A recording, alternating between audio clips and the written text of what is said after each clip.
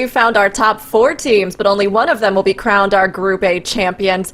It's our first group finals of the Mythic Dungeon International, The Great Push. I'm your host, Rook, and I'm kicking off our high-stakes third day with Nagura, Tettles, and Dratnos here on the desk. You know, Tettles yesterday brought us some really strong contenders who really showed that they were here to play. They were going to go big or they were going to go home.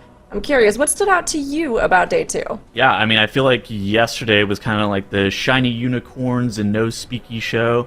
I thought that both of those teams looked excellent whenever they were playing. I think it's just kind of comes down to consistency at being able to do the highest level of keys.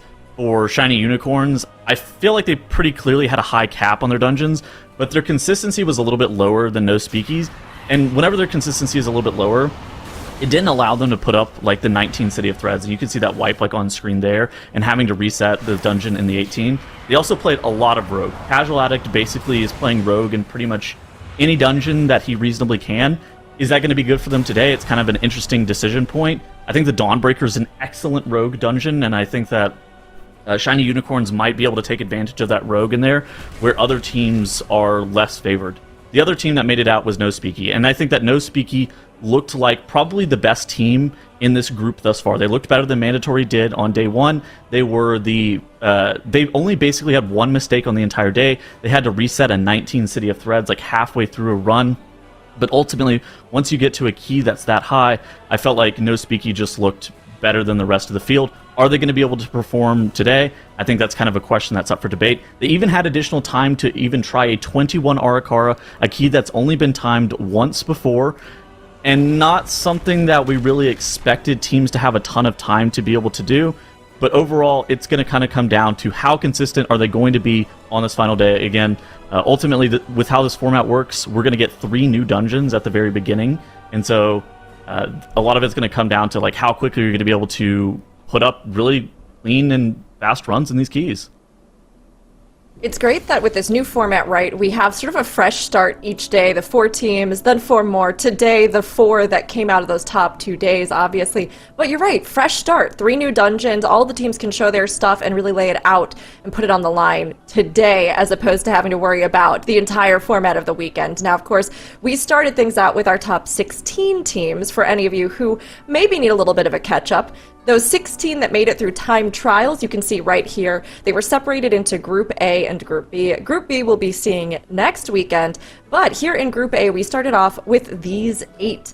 Now, if we focus in on who you're going to be seeing today, we have some down below, some in this mix here in our 8, but Mandatory, Firmawand, No Speaky, and Shiny Unicorns being those that made it to the final day here, and will be trying to see which 2 will make it to the global finals and who will be our champion from Group A. Nagura, give us a little bit more info on these 4. Yeah, of course. Mandatory, I do think everyone knows them. They are the overall number 1 seed coming into this TGP. They've won the last 2 MDIs, and on paper, they're for sure the favorites to win today and to make it into the globals. So we'll see what they have in store for us today. Then we do have Firmawand. Firmawand definitely struggled a little bit more than the other teams to make it to today. And they're also the least experienced team in a competition like this. So we'll see what they can do against the other teams today. But they definitely do have a really tough competition. So definitely have to make up some time and catch up to the other teams a little bit. Then we do, of course, have No Speaky, which I believe this is the team that surprised most of us, right? They performed so incredibly well. Like Tettles said earlier, they might even win against Mandatory. They might actually be better than them, at least from what we've seen from them. They were so consistent and they really just showed up yesterday. So super excited to see what they can show us today. And then we also have Shiny Unicorns. Shiny Unicorns, a lot of these names are very familiar to people that are watching, but they've never played in this constellation before. So they definitely maybe are lacking some synergy here and there, but they performed really well yesterday and also pretty easily made it into today. So they also have a chance into making it into the globals and making top 2 today. Girl, I always love how you call it like the constellation, because they're all stars shining, yes. But they're coming together here in Shiny Unicorns. Oh no. Did my host a break? She's back. Hello. But it's been great to see how these teams came together, how new teams have pulled together as well, and how old teams have returned to show that they, of course, are real powerhouses. But all of our teams are competing in a new format this go around. So, Dratnos, could you kind of break down what the new format this TGP was? Yeah, so basically we got our 16 best teams from our time trials, and then we split them in half into Group A and Group B. And then we split them in half again into Division 1 and Division 2 in each group. And we had those play on Friday and Saturday. And we split them in half again into the winning 2 teams and the losing 2 teams from each of those days. The winning 4 teams then from Division 1 of Group A and Division 2 of Group A have all made it here to Sunday. And we're going to split them in half again. 2 teams are going to get to the finals, and 2 teams will be going home at the end of the day. So a lot of splitting in half is what we're doing with this format. But the exciting thing is that each day is an entirely new day. It's a fresh reset. So we have our teams. No points have carried over from yesterday or the day before. They've made it here. It's a fresh start. All 4 of them are in with a shot, and they will be playing. Also, a cool thing about this format, we know and they know what dungeons it's going to be already. We know that it's going to be like Dawnbreaker, Wake, and one other dungeon that I've now forgotten. Siege is the other one, because we played the other dungeons yesterday and the day before. So that should be pretty exciting. The teams will have had some time to kind of prep and plan for this, but it also means that we haven't seen any of these teams in these dungeons yet. So it'll be entirely new. Can I just say real quick? Sorry. No, please. I just wanted to give a shout out to production and say that we can just stop making graphics from now on, because Stratnos has it down with the gestures. Like, we're good. Yeah, we don't need any more. Dratnos is literally creating the picture in front of us. So. Thank you. No, I love it. Dratnos, thank you both for your beautiful illustrative hand gestures and also your beautiful breakdown of this new format. I mean, this has introduced a bit of a change into the mix, but honestly, I think it's been really cool to see how each of these days has brought the stakes higher than ever for these teams, while also giving them a little bit of time to kind of plan and strategize in a different way, although of course they couldn't practice the dungeons because they were locked to them. Now they have an idea of what's on the table for today, and as they reset, start fresh, they can kind of come into it and go hard. But this has kind of led to some interesting decision making from the teams, right? Mandatory going 19 instead of 20 to play it safe, their day. And then, of course, no speaking going for that plus 21. Tuttles, do you think that the teams can kind of afford to play it safe at this point, or do they need to really go for it? I mean, I think that we were questioning mandatory playing it safe whenever it was happening, like in real time as well. I actually don't think that there's any point in playing it safe. You're going to have to put up that highest level of key anyways. I think that, we do have Firma 1 in this mix, but I think that most of us on the desk here at least believe that it's going to be some combination of Shiny Unicorns, No Speaking, and Mandatory, or the two of the 3 of those teams are going to be making it out into the Global Finals. And so I don't think that you can actually kind of just wait around. I think that there's also potential that you're going to have to put up a better time in some of the dungeons, maybe even a rerun. And so having really strong strats is, actually having strong strats is like a big difference. Something that we didn't know is this is going to be on a 17. So the Pool A and Pool B that Dratnos was talking about earlier, those were on 16. So we're actually starting a key level higher for the for day 3. Oh. That's actually very interesting, because we already started really high this TGP, right? Having the 16s. A lot of the teams didn't even manage to 2-chest the 16s, just going like 1 chest at a time. We did see some 2-chests here and there, and very rare 3 chests. The 4 teams that made it to today were 2-chesting the 16s, so can they 2-chest a 17 in these that's dungeons? The question. Is a big question. I think it's going to depend on the dungeon, because the timer in some of these dungeons is a lot more forgiving than in others. Yeah, it's been interesting seeing how that time limit, how the sort of scaling of different dungeons has affected it, but we're going to be going in today, and we'll be finding out very soon if those 2 chests are something they'll be going for. Dratnos, we'll say goodbye to you for now, but Nagura, would you like to kick us off in the action today? Yes, already from the get-go, we see teams having complete different ideas on how they're going to be approaching this day, as we have all 3 dungeons already on the screen. Mandatory top left decided to go to that Necrotic Wake immediately, playing that pretty standard comp that we have seen from the teams before. No Speaky bottom left decided to go to that Siege of Borealis, also sticking to that standard comp, also popping Bloodlust immediately on that first trash pull. And Firmawant on the bottom right, going to Dawnbreaker. Dawnbreaker is something that some teams have said might be one of the most difficult dungeons of TGP because of some RNG, some difficulties here and there, the mini bosses being very hard to deal with. Shiny Unicorns also deciding to go to Dawnbreaker. I think it's kind of interesting looking at the composition differences between Firmawand and Shiny Unicorns here. Firmawand actually playing a DK in this dungeon. Death Knight is actually very tanky against basically all of the damage that's occurring in here. You can pretty much AMS any of the dots from all of the mini-bosses, and that's actually a huge damage save. Like, you're not going to have to line of sight any of those casts or anything like that. I wonder if they're going to be able to play the DK as the key level gets higher. Once you get to that 19 level, is the DK going to kind of fall off?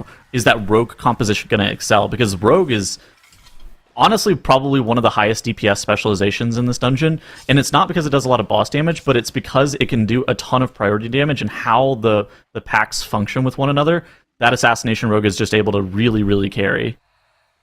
So definitely gonna have to keep an eye on the comp difference and see if they have certain pulls where maybe Firmawand has an easy time while Shiny Unicorns does not, or if Shiny Unicorns can utilize the Rogue's utility in some way throughout the dungeon. We'll check that out as they go through Dawnbreaker. In the meantime, we did have a death, unfortunately, for Mandatory on the top left side, as Moat did go down to a throw cleaver from one of those flash crafters that they had been utilizing to actually get that extra damage onto the gatekeeper. So we have seen a lot of flash crafter mind controlling and utilizing that friendly fire damage from the cleaver.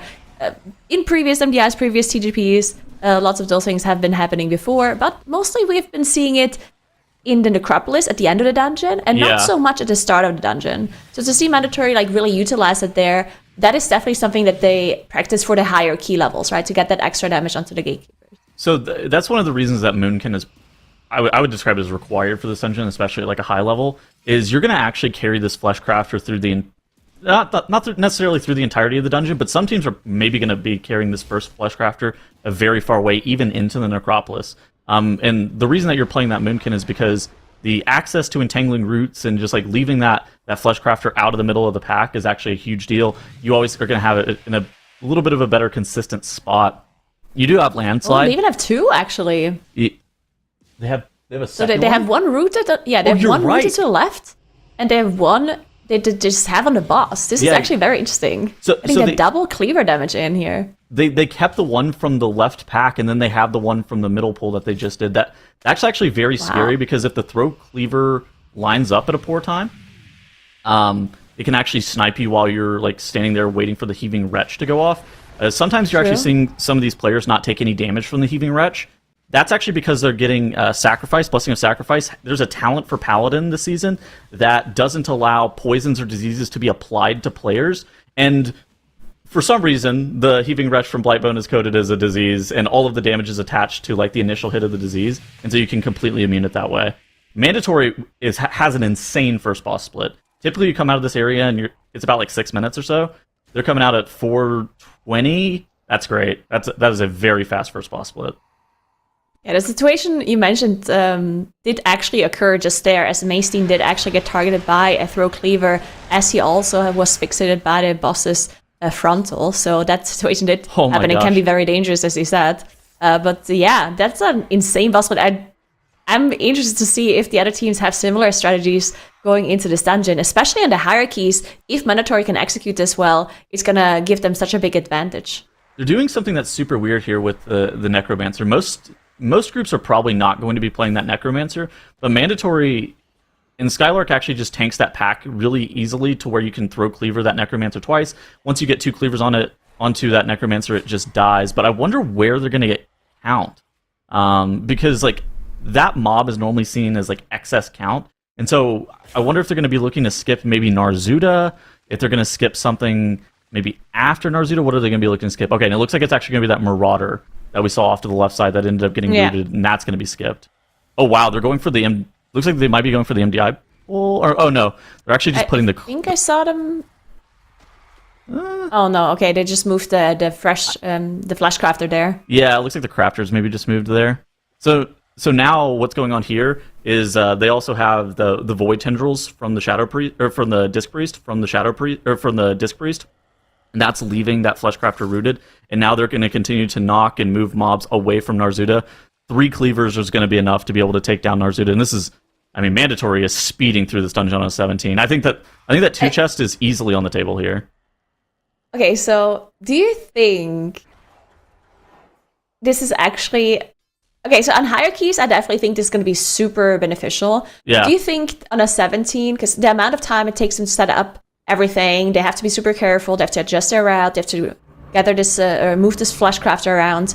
I think on lower key levels, this is definitely not as beneficial, so I wouldn't be surprised to see another team not do this and have similar times, personally. But we'll see what the other teams are doing, because on high keys, it's definitely very worth it, right? But this whole setup time, instead of just pressing W, basically, is what I mean. Yeah. We'll see. I mean, I don't know. That the Fleshcrafter, whenever you look at it in logs, maybe we can pull up some logs after the fact. That mob does basically more DPS than some of your damage dealers. Like, it is an insane amount of value over the course of the entire dungeon. It's definitely really good. It's just some of the DPS, if it's not perfect DPS, like if it's hitting random mobs that you don't care about, then it's bad DPS, right? Like you don't need them to finish off a low HP mob, right? So it has to be perfectly handled for it to be worth it. But they are doing a really good job so far. It looks like some of these throw cleavers did hit other mobs, but still incredibly well done by Mandatory, and it's really cool to see this kind of execution in a Necrotic Wake. But we talked about Mandatory and Necrotic Wake a lot. Let's make sure we also take a look at the other teams, as none of them actually had a death in their run. So still 0 deaths across the board. We do see Shiny Unicorns and Firmawant on the right side of the screen that are on the first boss in this Dawnbreaker. We can really have a side-by-side comparison here. Firmawant did start their key a little bit earlier, so we'll see what the boss split looks like, but I do think Shiny Unicorns is going to be a little bit faster here. No speaking in the bottom left, talking about the other team in the Siege of Borealis. We actually see them going a little bit too fast. I'm kind of interested in seeing what they're going to do into Dread Captain Lockwood. So what we've been seeing lately is the meta strat is actually you're going to press your lust on the Dread Captain Lockwood encounter and take all of the trash into that boss. But you can see the Bloodlust isn't going to be coming up for another probably like 2 minutes or so. And that kind of has me questioning, what are they going to do? Are they going to play some amended route? Because realistically, you're not going to be able to... I don't think you're going to be able to do that pull without lust. I mean, maybe there's a possibility. But I think that they might be having to play this a little bit slower just because they're too fast for a 17. Or maybe it's just like they know what their strat's going to be for the 17, and they're going to be looking towards that 19 key level in the future. I'm kind of interested in seeing what they're about to pull here, though. Yeah, we'll see. Being too fast is definitely a problem they like to have. Yeah. So I don't think that's going to be an issue for them. We'll see as they it looks like they're just going to do it. Are they gonna take it into the boss? Well, we'll see what happens. Also, something that I'm interested in is like how many of these keys are two chestable, right? Because of course we're starting on a 17. It looks like they are not immediately engaging the boss here on the bottom left side. They are certainly making sure that they're getting the trash a little bit lower before they engage the boss. It looks like. So yeah, playing a little bit safe, as you said, not having the Bloodlust available, a little bit scary to do this pull, and also maybe not required. The teams know from practice how close or not close they are to their 2 chest timer in any given like dungeon and key level, as they now actually do engage the boss. So sometimes they know, okay, we're actually like 4 minutes over the 2 chest timer, so there's absolutely no point in going like super fast, right? On a 17 potentially. I'm just like spitballing numbers here, right? But sometimes they might be like, okay, the 2 chest in this plus 17 is actually really close. Like if you play perfectly, it's like 20 seconds left. So then they actually have to do risky moves and stuff like this. So that is something that we'll see once those teams get closer to the end of these key levels. But of course, we haven't seen those dungeons played this weekend just yet. So I'm not really sure on those 2 chest timers and how easy or difficult it's going to be for these teams. 2 chest has been done a decent amount on live keys on the 17 for Borealis. So I kind of suspect that all 3 of the dungeons that we're going to be seeing today, all 4 of these teams are looking to 2 chest their key and then go and do it on a 19. All of these dungeons have also been done on 19 at minimum. I think that Wake has a possibility to go up to a 20 today. I maybe don't expect a 21, but it could be possible that a 21 is even in the bag for Necrotic Wake, just because that Fleshcrafter and that Throw Cleaver tech. Fleshcrafter strat, yeah. Yeah, I mean, it's just... Because I don't think that's really happening that much on live servers, right? That's definitely like a tournament realm practice kind of strategy. People start doing some nonsense on live. People are trying to do like some version of this. Nobody's taking double crafter into Blightbone. That's not something that you would be looking to do. That is almost certainly just like a Tournament Realm exclusive. But it's kind of like what Yips was saying yesterday in his interview. It's like once you start practicing this dungeon actually becomes a lot different than what you're doing on live. Yeah. I mean, you can really see, like, utilizing this Flash Crafter. It is crazy, like, the kind of micromanagement you have to do here, because not only do you have to play the dungeon, you also have to play Flash Crafter, you have to look at the position of the Flash Crafter, you always have to be aware where the Flash Crafter is in case you get targeted by the Cleaver. You have to move the mobs that shouldn't be hit by it away Absolutely. from that line of the Cleaver. You have to continue to use your CC on them, maybe delay some of the cast as well by hard CCing it with like Shackle or other abilities. So it's definitely crazy management that is required for these Flash Crafter strategies here. Looking at some of the Dawnbreakers, both on the right side of your screen, looks like Shiny Unicorns here. They are engaging the Orb mini-boss. They're going to be pressing their Bloodlust here just to make sure that they're going to be able to get another Bloodlust within the 2-chest timer. Firma Wand on the bottom right, probably going to be doing something very similar here. And this is kind of one of those pulls that this Assassination Rogue is going to be able to pop off on. And it might not be just in terms of like the overall damage that the Assassination Rogue is going to be doing, although they are going to be doing a lot of overall damage, but just the damage on this mini-boss. They are absolutely crushing this mini-boss with this composition. The Enhancement Shaman has great funnel as well, and only getting one orb on a 17 with that lust is incredible speed. It makes me wonder, are they going to only maybe get like 2 orbs even on the 19? Because if that's true, it's really difficult to die to that mini boss.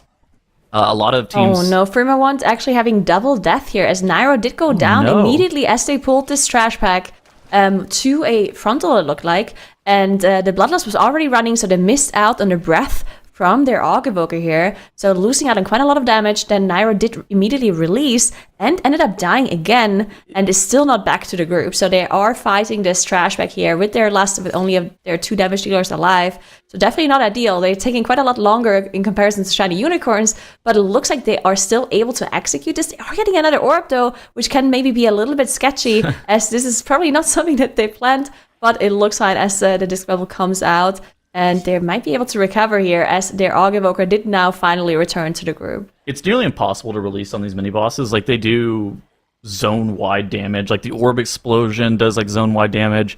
The Grandma's House AoE does zone-wide damage. And so it's one of those things that if you die on these mini-bosses, you more often than not want to burn a Battle Rest, because exactly like Nagura was saying, flying back, it's just so easy to die whenever you're flying back. Yeah, definitely not something that they like. They also had the Battle Rest available, so maybe it was just one of those like instant releases that happen that people even have weak RS against to stop that button from even working. Like, sometimes people just press that button immediately. But yeah, no Speaky on the bottom left. They are in that Siege of Borealis, and they're making way in that dungeon. They're already done with those first 2 bosses, and they got a lot of their enemy forces done with those 0 deaths as well. So no Speaky, again, keeping up with their consistency. Like they said, that they think that they're probably the most consistent, they're going to be the most consistent team in the whole TGP season here. So, I mean, they really are incredibly consistent. Also yesterday as well. I think we're all very impressed by their execution. So, yeah, it's really holding up to what they said they will do. I'm going to be kind of interested if Shiny Unicorns actually does this pull that you're seeing in the top right on a higher key level. It's basically double Shadow Walker, double Tactician, double Dark Caster into the mini-boss here. I have a suspicion that this isn't tankable once you get up to like a 19. The double Shadow Walker on top of the double Tactician, it just does so much damage to that Protection Paladin. I think this might be like a 17 special where they're playing for speed. And I mean, that's an incredibly efficient pull, but there's a lot of other, I would say, easier trash that you can get in other parts of the dungeon, particularly a bunch of that courtyard trash. That's pretty low difficulty to deal with, and it doesn't involve your tank having potential deaths. Because I think that Dawnbreaker is one of those dungeons this is probably one of, if not the hardest tank dungeon this season. I mean, you see Firma Wand also doing the exact same pull with double Shadow Walker, double Tactician, and like almost all of this difficulty is placed onto the tank here. Yeah, you can see Dutton actually taking a lot of damage. He's almost They need to down. make sure that this trash, they need to make sure this trash is dying as soon as possible to alleviate some of this pressure of Dutton. The bubble now being used, making sure that he can survive. Some of these mobs are really, really low HP, so maybe they're going to be going down until this bubble ends. But yeah, as you said, definitely lots of pressure on the tanks here. That then actually struggling a little bit as this trash still has some high HP here going through for Firmawand. Hopefully they can execute this very soon. No Speaky bottom left side is now fighting their way to Hadal Dark Fathom. They do some of these crazier pulls here where they have so many casters coming through, and it looks like they're doing a really good job though handling everything. They are just utilizing their AoE CC, their AoE silence coming through. And yeah, they're just doing a really nice job executing it so nicely. Again, I feel like No Speaky is like the anti-content team. You know, like every time you speak about them, it's like, oh, they just do everything perfectly. The anti-content team. Uh-huh. Yeah. They have a similar problem here that they had in going into the second boss, is they're too fast.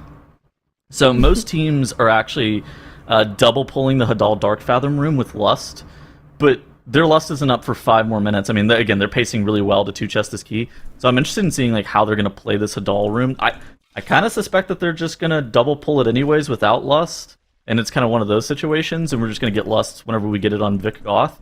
But I think in like a 19, they're going to need Lust for this pull that they're going to be looking to do here in just a couple of seconds. Yeah. I definitely think that they're going to be changing up their strategy and their cooldown lineup quite a bit in that 19. Just going for the 2-chest here, making sure they do have the most efficient like damage uses of their Bloodlust and of their cooldowns. Yeah. But on 19, they definitely have to focus a lot more on survivability on some of these pools. They are going to be a lot more sketchy on that higher key level. Mandatory though, on the top left side, they are now on Stitch Flash. They still are carrying through those Flash Crafters, as we talked about earlier. Continue to utilize them. Yeah. We would love to see the amount of damage the Throw Cleavers have done at the end of their run, if we can get that up, because I think they have done some crazy damage. Let me ping an admin and see if maybe we can get logs for that, just so we can see. Because I think this Fleshcrafter might be their top damage on the entirety of the dungeon, and just the way that they microed this Fleshcrafter is insane. They actually, if they got another Throw Cleaver there, it would have killed Sturgeon Stitch Flesh even, which is crazy to even think about. And so I mean, I like where they have this mob placed. More often than not, you actually plant that Fleshcrafter in like the back of the room, but actually, by planting in this front left corner here, it allows you to be able to have a better angle on Surgeon Stitch Flesh, and on top of that, you get a better hook angle whenever the creation is up.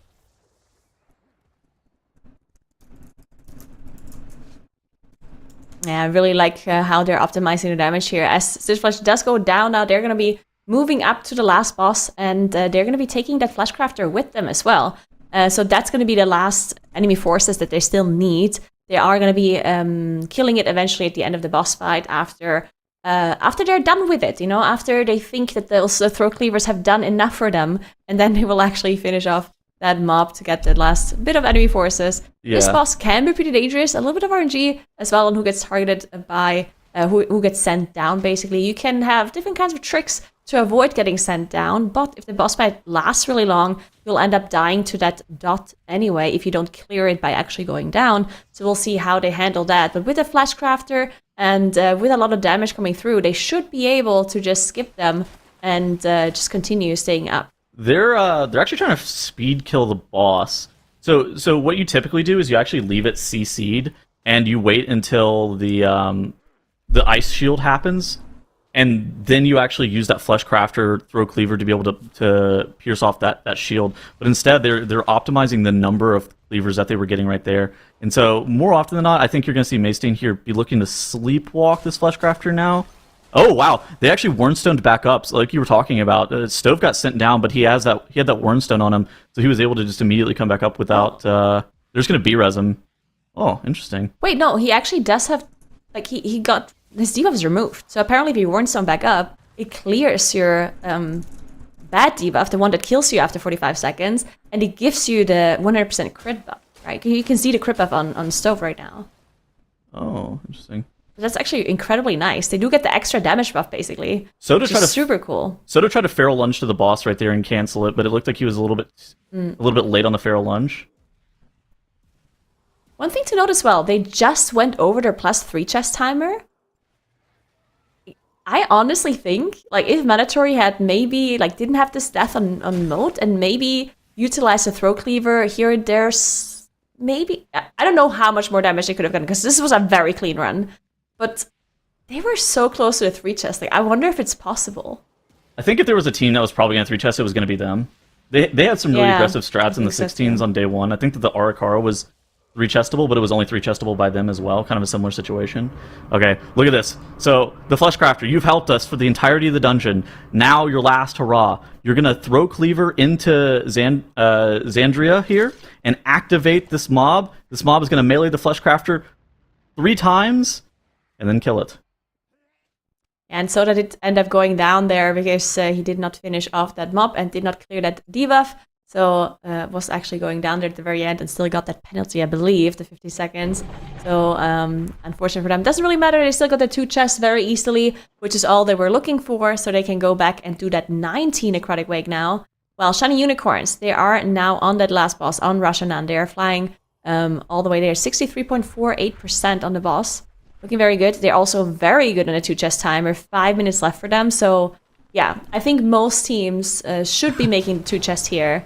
And if they're missing out on the 2 chest, that might be a pretty big disadvantage for any of the teams. So we'll see if Firma 1 can execute this 2 chest as well. So, apparently, Stove got spell warded whenever he was getting sent down, so he didn't get the debuff, and then he came back up with the Wernstone. Well, that's what happened. Because I didn't see the bad debuff, so I was like, huh. Exactly. It makes sense whenever we're thinking about it like that, because he had the debuff that he looked like he was going to drop the puddle, but he didn't have the debuff that kills you, like you were calling out. So, but it makes sense if it was spell warding that prevented that.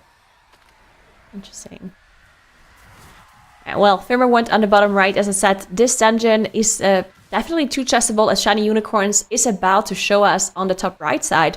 Firma 1, though, they are not as fast as Shiny Unicorns, and they only have 3 minutes left at this point. The boss is still on 81%. So I think it might actually be very close for them. They do have Bloodlust available that they can use in phase 2 of this boss. But with less than 3 minutes left, I think it's doable. But definitely a lot closer than it is for Shiny Unicorns. So we'll see if they can execute it. If not, they're going to have to do 1 whole extra dungeon compared to Shiny Unicorns, which definitely could be a pretty big downside for them. So we'll keep an eye on that timer. Well, no speaking on the bottom left, they are also on their last boss in their dungeon. They're at 17 Siege of Borealis, and they have 4 minutes 30 left, which also means they're also within that 2 chest timer in that siege as well. So all 3 dungeons that we have today are certainly 2 chestable on the 17. I mean, one of the big things about 2 chesting the 17s means that you're immediately going into that 19 right after, which is the highest key level that we've seen for most of these dungeons. How fast is it going to take for these teams to be able to down this dungeon on a 19? How much time is going to be available for pushing the world first level of some of these dungeons that we've seen? I think that that's kind of up for debate because, like you were saying, these teams are just absolutely blitzing through the 17s. Yeah, definitely gonna have to see. And Mandatory now on the top left, back into the plus 19 Necrotic Wake. Now we can see how they utilize the Fleshcrafters here. This is where they set them up on the very first pull as they get that Gatekeeper in, and you can see the double Fleshcrafters, one marked with star and one just now moving in that came from the left side. So making sure they get that double Cleaver in. They will be utilizing it for the first boss as well for Blightbone. So we'll see how to execute that. But yeah, again, this Fleshcrafter strategy, it's very difficult to execute, and if you make a mistake, people can die so easily. That's why they had that first death in their run earlier where Moat died to the Cleaver. So yeah, any mistakes there, and either your Fleshcrafter dies, or that Cleaver goes to the wrong target, or even a friendly player, and you end up losing somebody. Ooh, Firma having a death on their Shaman is actually a huge deal. He died during Lust in his Ascendance. I think that Firma 1's going to be missing the 2 chests. I already thought that the 2 chests was going to be a little bit tight, but losing all of your cooldowns, losing your Bloodlust effect, I think that that's going to be basically all she wrote for Firma 1's chances of 2 chesting the 17 Dawnbreaker. They are going to still time it, which is great. They're going to be able to get that +1, but now we saw Shiny Unicorns, they 2 chested it. They're going to be able to move on to that dungeon on a 19, and Firma 1's going to take a little bit more time to be able to push up to that level. Yeah, if they're not going to make it, they have 20 seconds left. I don't think it's quite going to be enough for them, unfortunately. And yeah, that's actually a pretty big downside for them already from the get-go. So they don't like to see this. They're obviously the underdogs coming into Sunday. They are a new team. They have new players as well. They're a lot more inexperienced compared to the other players and the other teams here. So I think they're happy to even make it to Sunday, honestly. Like they said in their pre-show interview that they're even excited to qualify for the tournament at all. So I do think that Firmament has been showing like a really, really good performance for our new team. That's absolutely incredible. But losing out this +2 chess, not an ideal start for them. Of course, there's still so much time left and they can, of course, still make up some time later on. But yeah, not a great start, in my opinion, to miss out on the 2 chess. And not by a lot either, right? Just a little bit of time, unfortunately. We'll see what the other teams are doing in this dungeon, though. Maybe one of the other teams is missing a 2 chess here as well. Looking in the bottom left here, looks like No Speaky going to be able to down the Siege of Borealis pretty quickly. They're just finishing off the final 2 tentacles. They're actually trying to optimize a little bit for speed as well. If you're trying to play as safe as possible, you're not actually targeting this Gripping Terror and doing any damage to it. But it looks like Cryptix is just like AoEing here and letting the rest of his group focus down that Demo Tentacle. And now it's just the Gripping Terror that separates them from being able to 2-chess this key. And it's actually a pretty tight 2-chess timer on the 17. I could see a world where...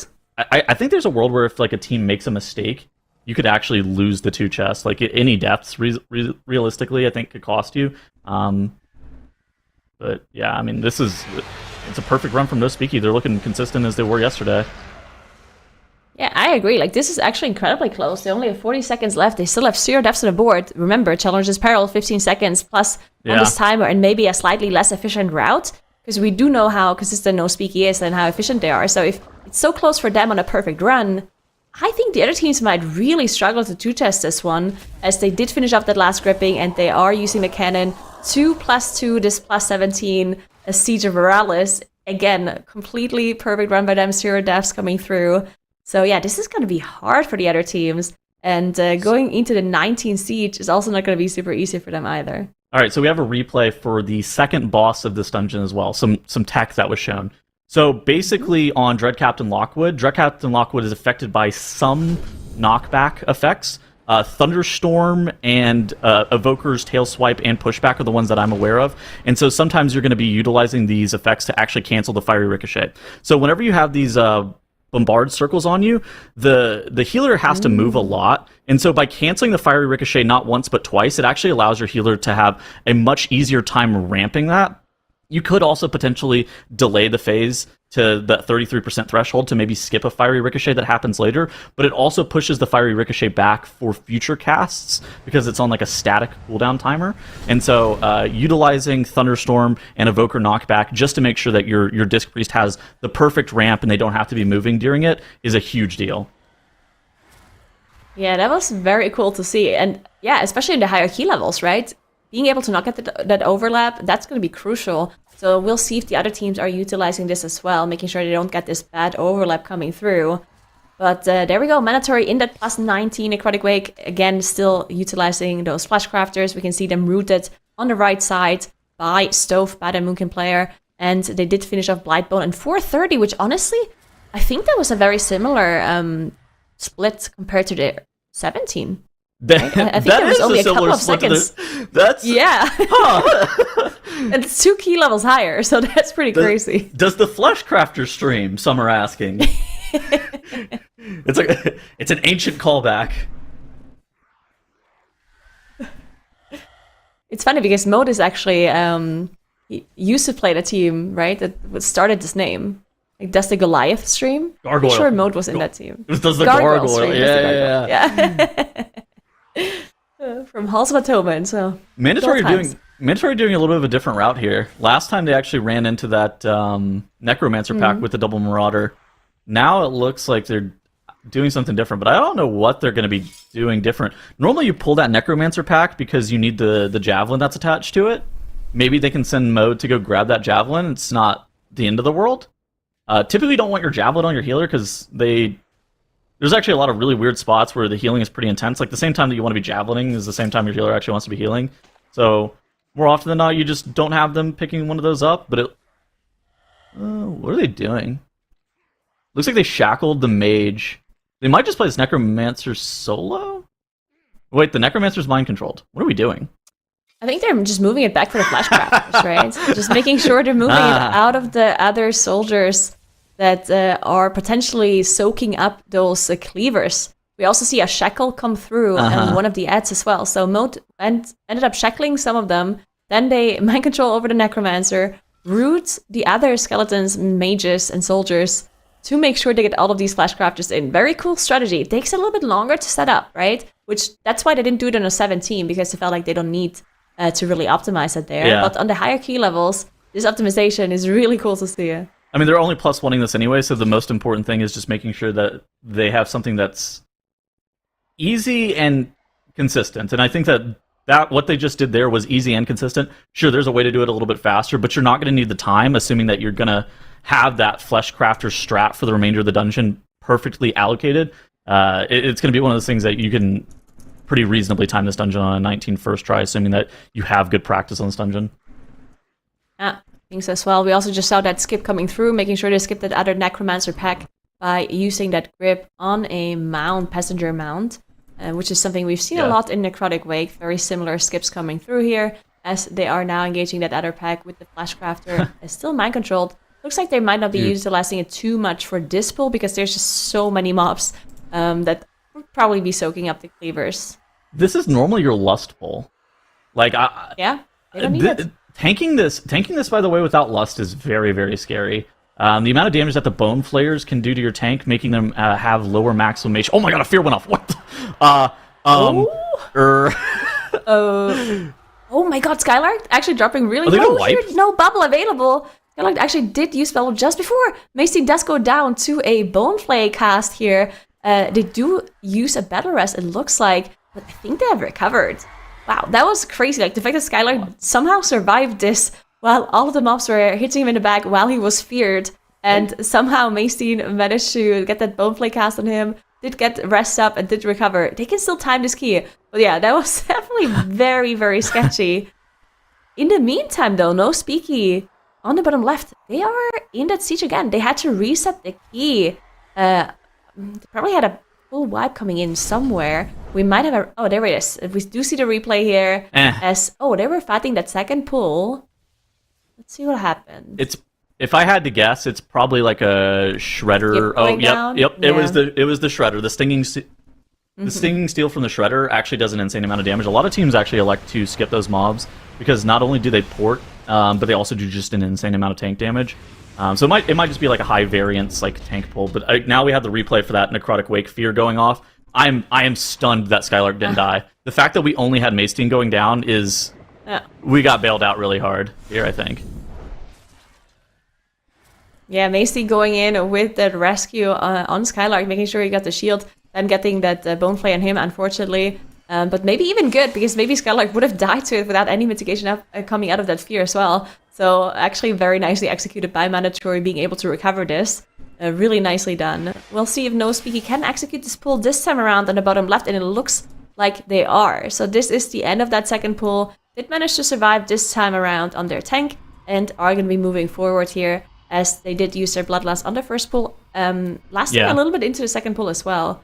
But yeah, this time executed a little bit better. Yip also using Bubble immediately here while gathering up that trash pull.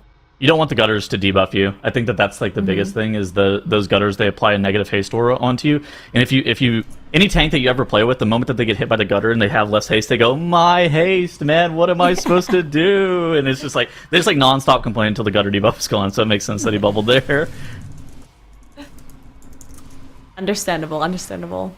No one likes their haste reduced. Shiny Unicorns on the top right, and Fervor Wand on the bottom right. Again, still in that Dawnbreaker. Shiny Unicorns 1 key level higher because of them two chesting their initial key. Yeah. And Fervor Wand unfortunately having to do that 18. So we'll see how they handle that. We can still compare the splits a little bit, and of course compensate for that time or for the extra HP that Shiny Unicorns will have to deal with. But Shiny Unicorns definitely looking really good. I do want to say that they look very consistent. Yesterday we did see them struggle a little bit at the start of the day, so maybe they just needed some time to warm up. You know, as I said earlier, they didn't play together before. They're all veteran players, and they all have competed before with different groups. But playing together for the first time definitely requires some time to get used to each other and figuring out who calls what, how to synergize, but they're definitely looking very strong. This is actually an incredibly scary pull that we're seeing in the top right for Shiny Unicorns.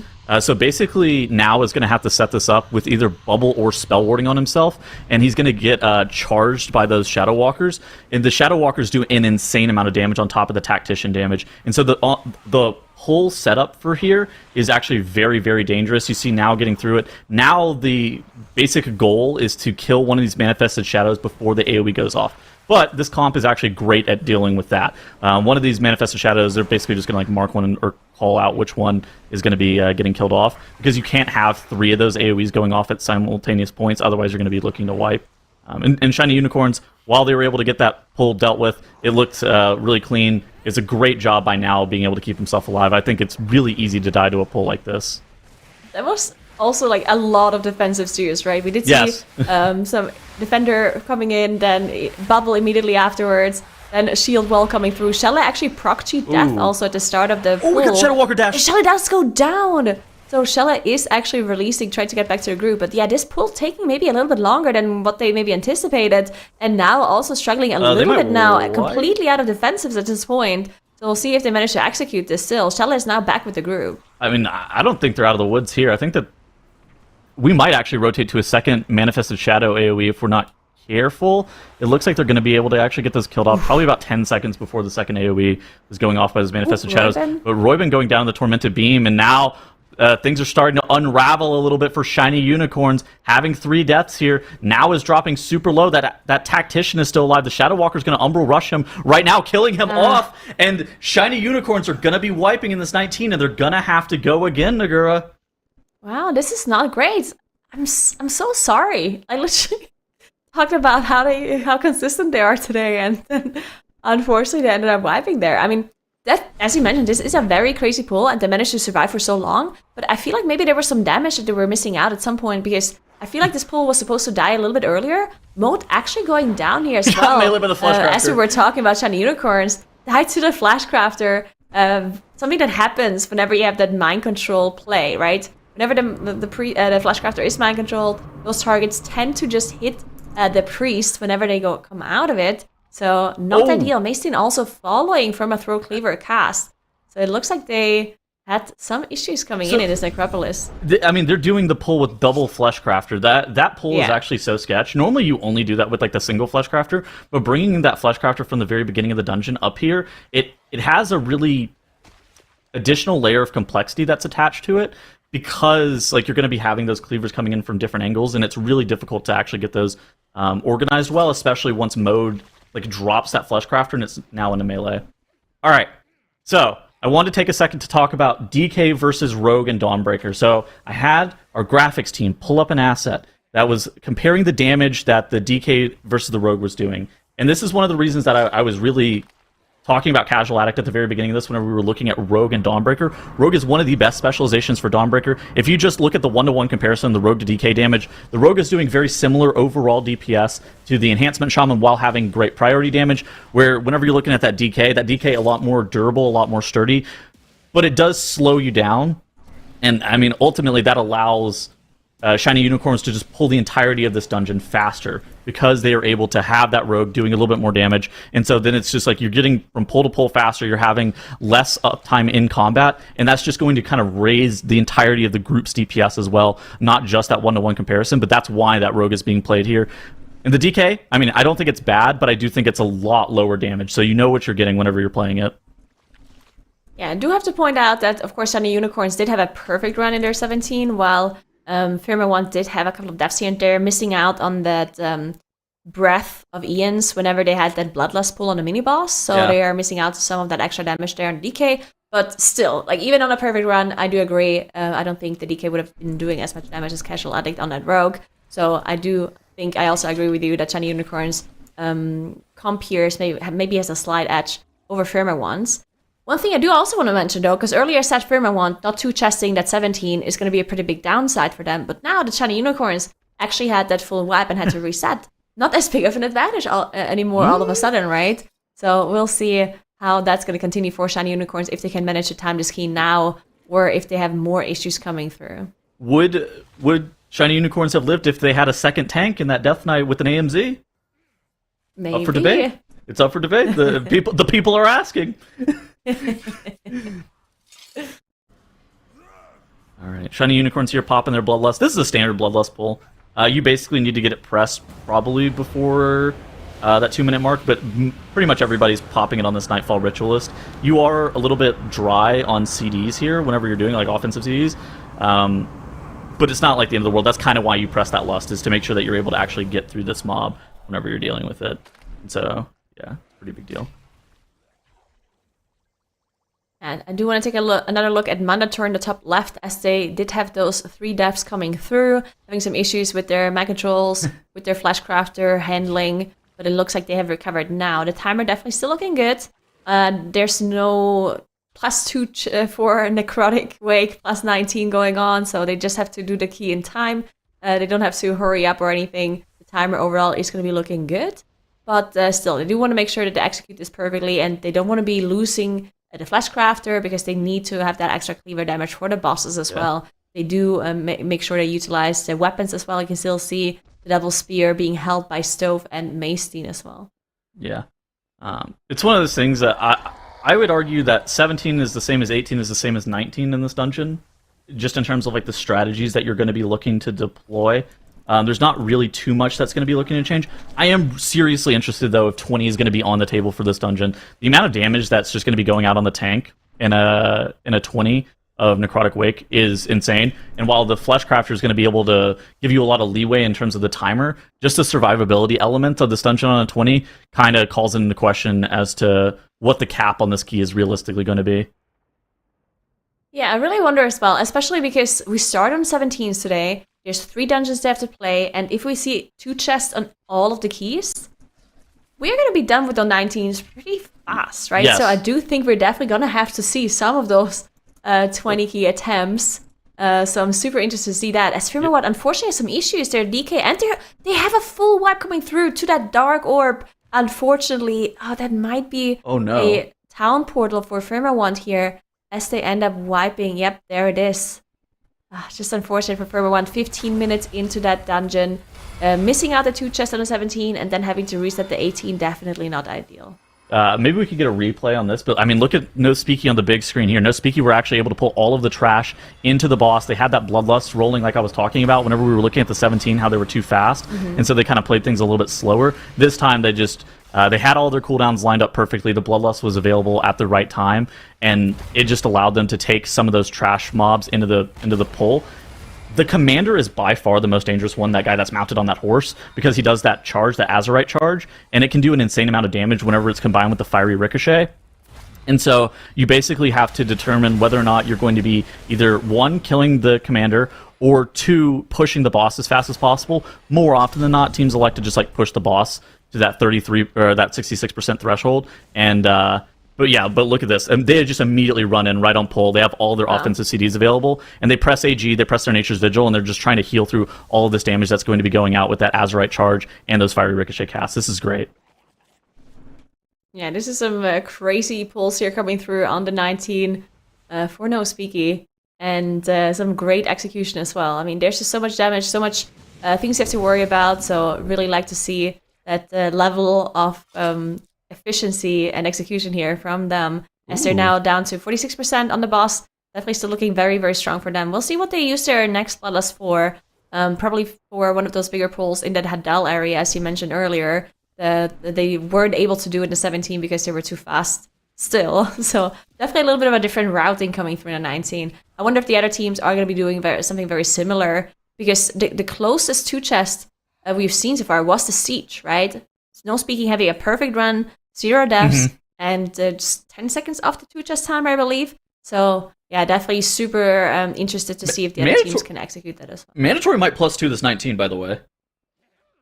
This is... Oh, wow. 3 minutes? Do you think so? Oh, this boss is like 2 minutes, yeah. It doesn't matter, though. It doesn't matter. Right? Like, it's not actually relevant. I mean, it'd be cool, though. It would be cool, though, definitely. And, Tettles, you'll have to keep an eye out, although I think you're going to be headed off the desk here, and we're going to be getting Makes in. So, Makes, hey, how's it going? Bye. It's been an exciting start to the day already, hasn't it? It absolutely has been. I mean, starting us off with some of these +2s and the 17s already, going into the day, I'm always a little bit worried because a 16 was already high, a 17 is even higher than that with the current season scaling, and these teams are they're playing out of their mind. It's so insane to watch them. I think my favorite thing in the past 45 minutes has to be that recovery from mandatory. There was just so much on a very small scale that played into them figuring it out, dipping out of the fear where the rest of the players weren't able to, re-CCing, being able to keep Skylark alive, and then Mace team coming in with that rescue and basically soaking the tank hit. It was just absolutely incredible. I've never seen something like this recovered. But yeah, obviously, we're also having some unfortunate situations already, notably for Firmawand, who just had to restart one of their dungeons and lost a lot of time.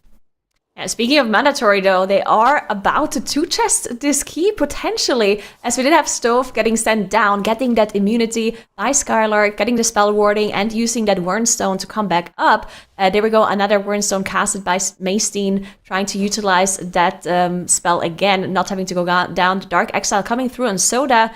Didn't quite manage to dodge it, but would be able to come back with the Wernstone. Actually, not having that spell warding available anymore means that he can't clear off that debuff, and he would eventually go down whenever that clears. So we'll see if they utilize it. The Flashcrafter, of course, still rooted in the corner, making sure that they do get those cleavers through. And maybe that's also why they make sure that they get the spell warding on Stove and the Wernstone initially, to make sure that the root can stay up on that Flashcrafter, and he doesn't start running around throwing cleavers from different kinds of locations.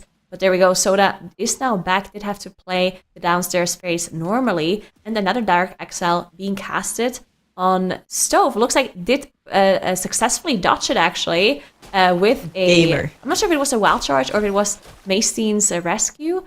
I think it was a wild charge. So Stove is going to go down in 45 seconds, but that might not actually matter because they're probably going to be killing the boss before then. But I think they're maybe missing out on the two-chest timer by a little bit. Would have been impressive, but wouldn't actually have mattered because they cannot they wouldn't do the 21 immediately, right?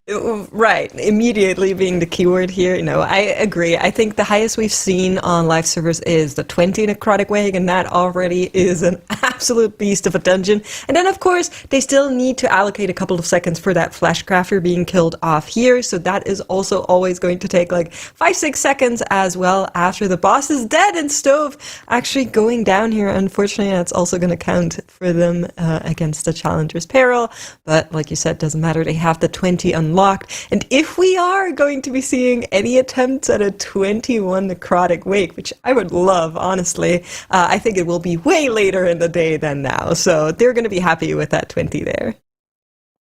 Yes, and also one of the questions is going to be, are they going to do the 20 immediately? I don't think so, because as we talked about earlier, the 20 is definitely a super high key level for the Necrotic Wake, and we weren't even sure if we'll see it today. Probably will see attempts on it for sure, considering that they started on the 17, and otherwise they're going to be running out of dungeons to do once they have all of those 19s done. But yeah, 20 and 21 Necrotic Wake are going to be super hard. With the Flashcraft execution, though, definitely something that I think is doable on the higher key levels for sure. Necrotic Wake probably going to be the highest key level we'll see today, in my opinion. Shiny Unicorns now in that +9, or back in the 19. They did unfortunately have to reset the dungeon earlier, as they did have a wipe on this pull, in fact. So we'll see if they can execute it now. Definitely looking a lot better, and the mobs are lower and lower. We do see now is slowly running out of their defenses, but this time a lot better. I think the last time there was really something that was missing. Like there was some damage that they were missing or lacking, or some of the cooldowns were maybe used the wrong way, because it looked like now used everything correctly, and he just ran out of CDs eventually, right? So I think there was just some lack of damage going on in the previous 19 attempt. And mandatory is 20. Wow, yeah, we're going to get a glimpse of that 20 Necrotic Wake right here. It's not even been 1 hour of our Championship Sunday today, and we're already getting these high keys. Highest key that has been done on live in the Necrotic Wake is that 20, and we are going to be watching Mandatory do their attempt on it. We'll see if they can actually pull it off in a one-shot, or if they're going to be struggling a little bit. It is a very, very hard dungeon. It is super difficult. We're going to see how much damage the trash, and the bosses are going to be doing just a moment. You can see how everyone's dropping low from that gatekeeper AoE that they have to go through as they have their bloodlust running as well. They're going to be setting up their flashcrafters in just a moment. One of them already up, and the other one they're going to get from the left side. No speaky. That second gatekeeper. Uh-oh. Oh no! So This is actually a pretty big problem for them. They have a full wipe coming through 20 minutes into the dungeon. Immediate town portal coming out. They don't think they can continue from here. Wow. And that's so interesting to me because we know that they're incredibly fast in the siege. They put out a +2 in the 17, which I wasn't even sure it was going to be possible.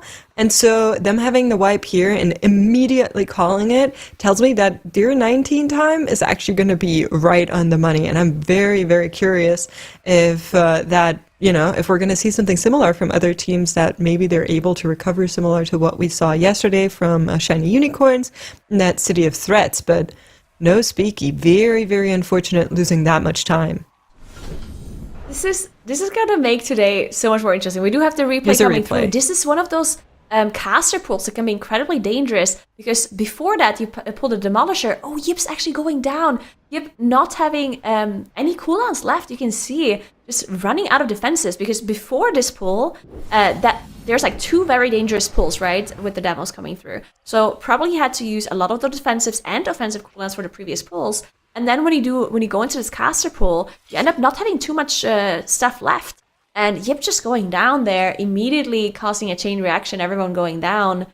Just disaster for No Speaky. And just as I wanted to say earlier, this is actually opening up today so much. Because coming into today, we were saying that No Speaky, or maybe even the favorites to win the whole thing and be better than mandatory even from the performance that we've seen yesterday. Now, with No Speaky having a wipe there so late into the dungeon, this really opens up the opportunity for the other teams to really catch up here. And maybe No Speaky not actually having such a good time today. Well, listen, I know what was wrong because Yips was with us yesterday night, talking a little bit about the day and the competition, as we do have another death on mandatory mode. Did go down previously. Soda now also dying. That's 2 deaths for them in the 20 already. Coming back to what I was saying, Yips actually stated that he loves seeing tanks die because that happens to him all of the time, and he feels much more, relatable to other tanks when that happens. And I think that probably was one of the moments where Anarchy maybe smiled. So hopefully Yip still got what he wanted. But we are getting more deaths across the team. Shala going down now in a little bit of trouble. Top right corner there for the Unicorns. Seems like they are able to recover this one though.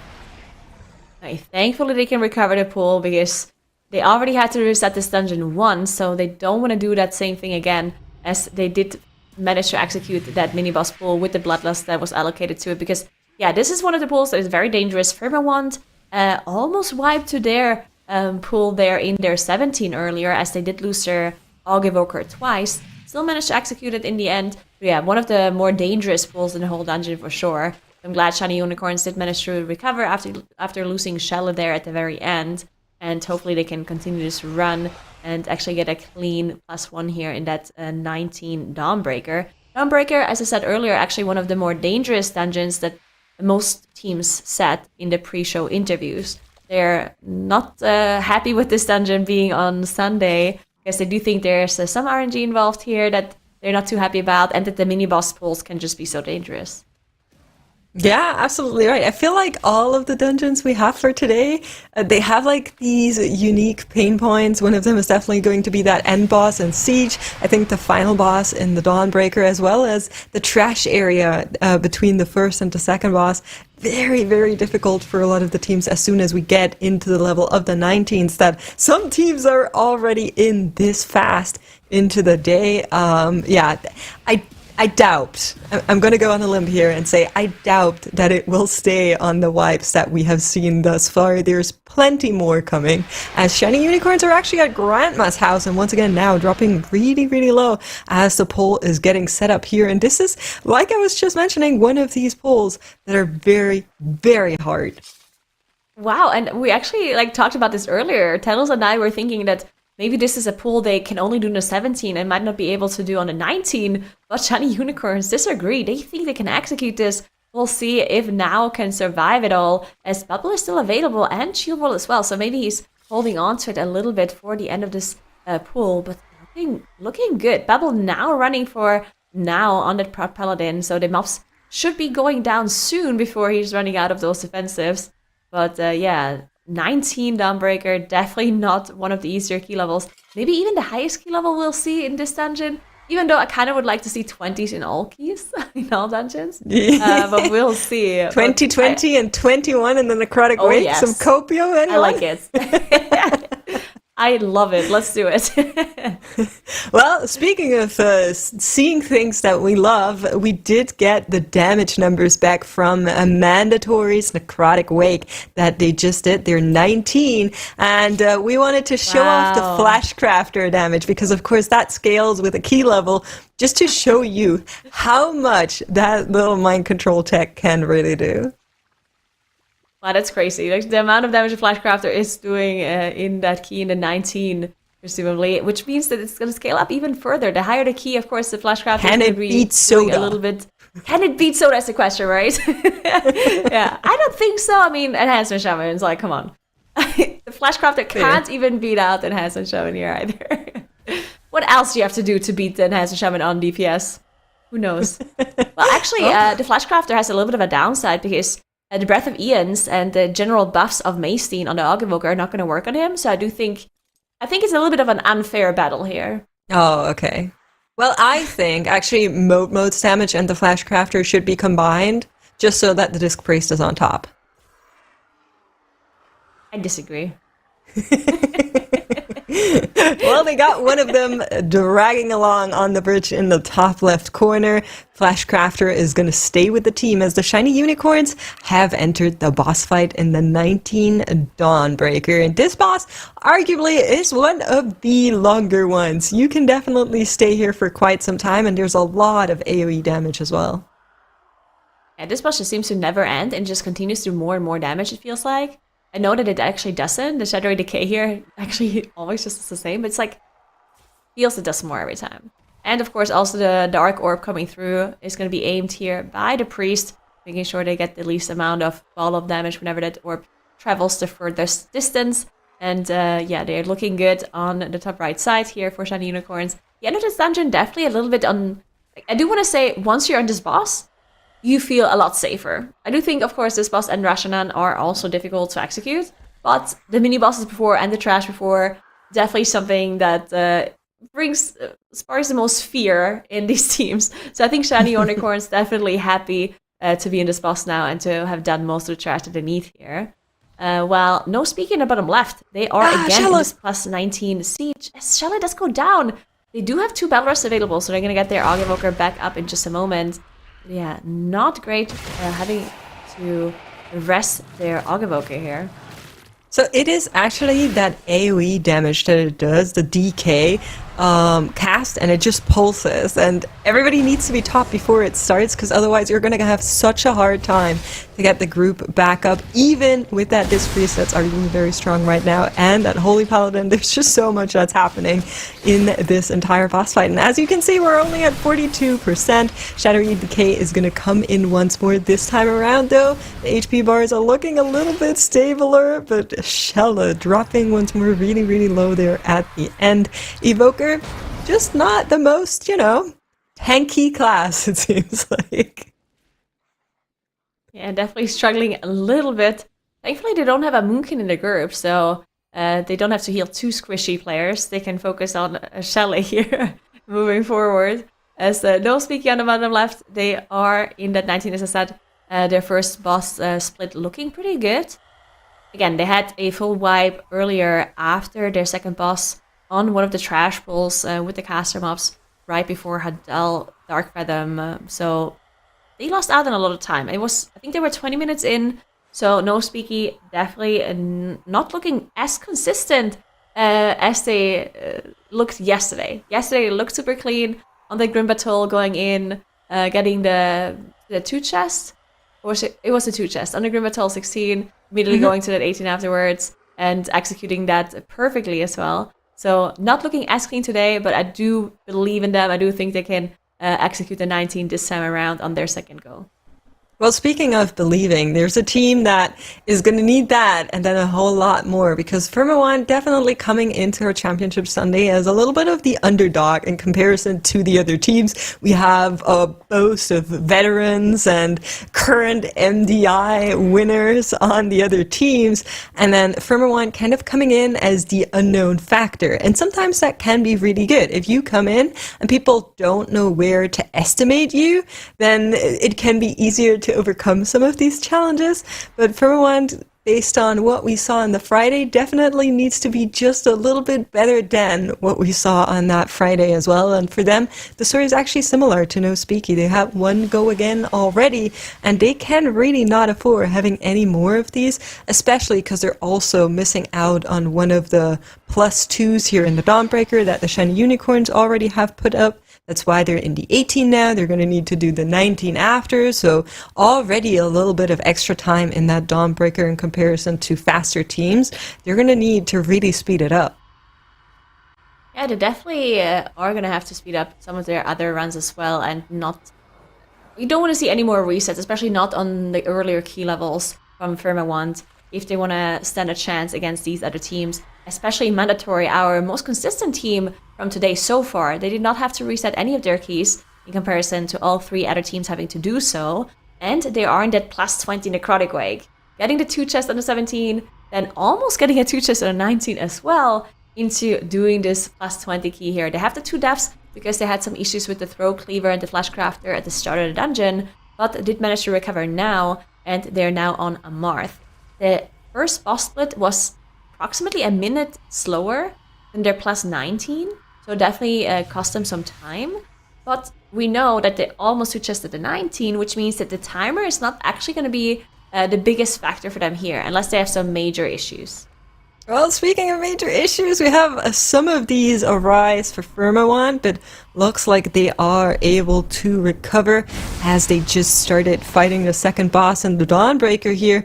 But there's definitely a lot of damage going out onto the team. Everybody's so low as the Shadowy DK does come in. Thankfully enough, your DK is able to heal himself, so taking some of that pressure off of the healer.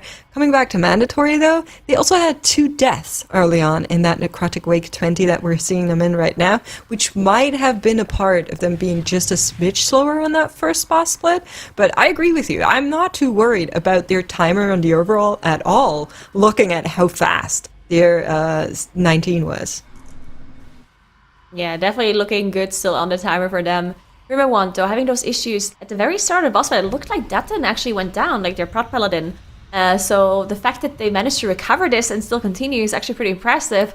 Losing your tank and then also losing your shaman immediately afterwards from aggro, of course, after the tank goes down. Royben also dying here to the Lingering Erosion Dot, actually. They do still have Battle Rusts available, but this is not something you want to see. Battle Rust did come up. It looks like they are able to recover, as now is actually pretty low on mana at this point.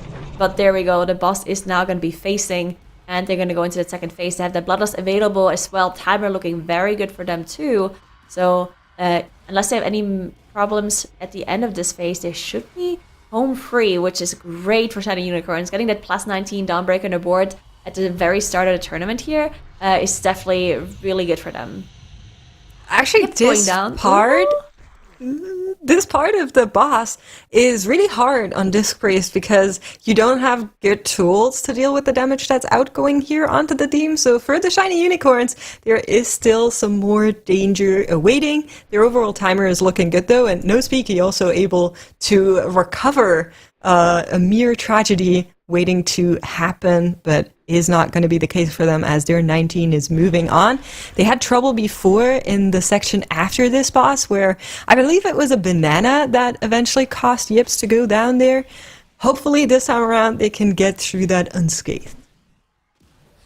Yeah, let's hope so. Being able to recover from a tank death after Firma One just did so on their side. No Speaky doing the same thing.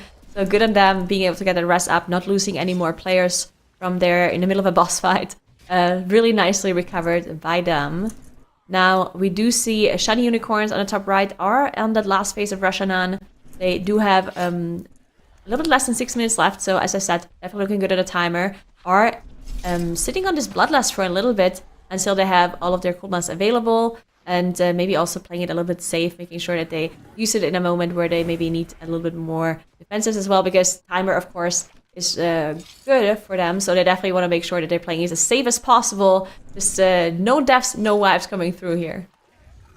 Yeah, that is exactly what we're hoping to see, as Firmawand able to finish out the boss fight and move on through their Dawnbreaker. Shiny Unicorns are also progressing. A Skylark does go down for mandatory. They're still in fight with this pull. They do have the battle res come right out, and Skylark is back with the team. Recovery was able to come in here, but once again, these teams are cutting it so close. Ooh, Soda also going down to Bone Claw. Unfortunately, not having aggro here on Skylark because of the death from the tank there.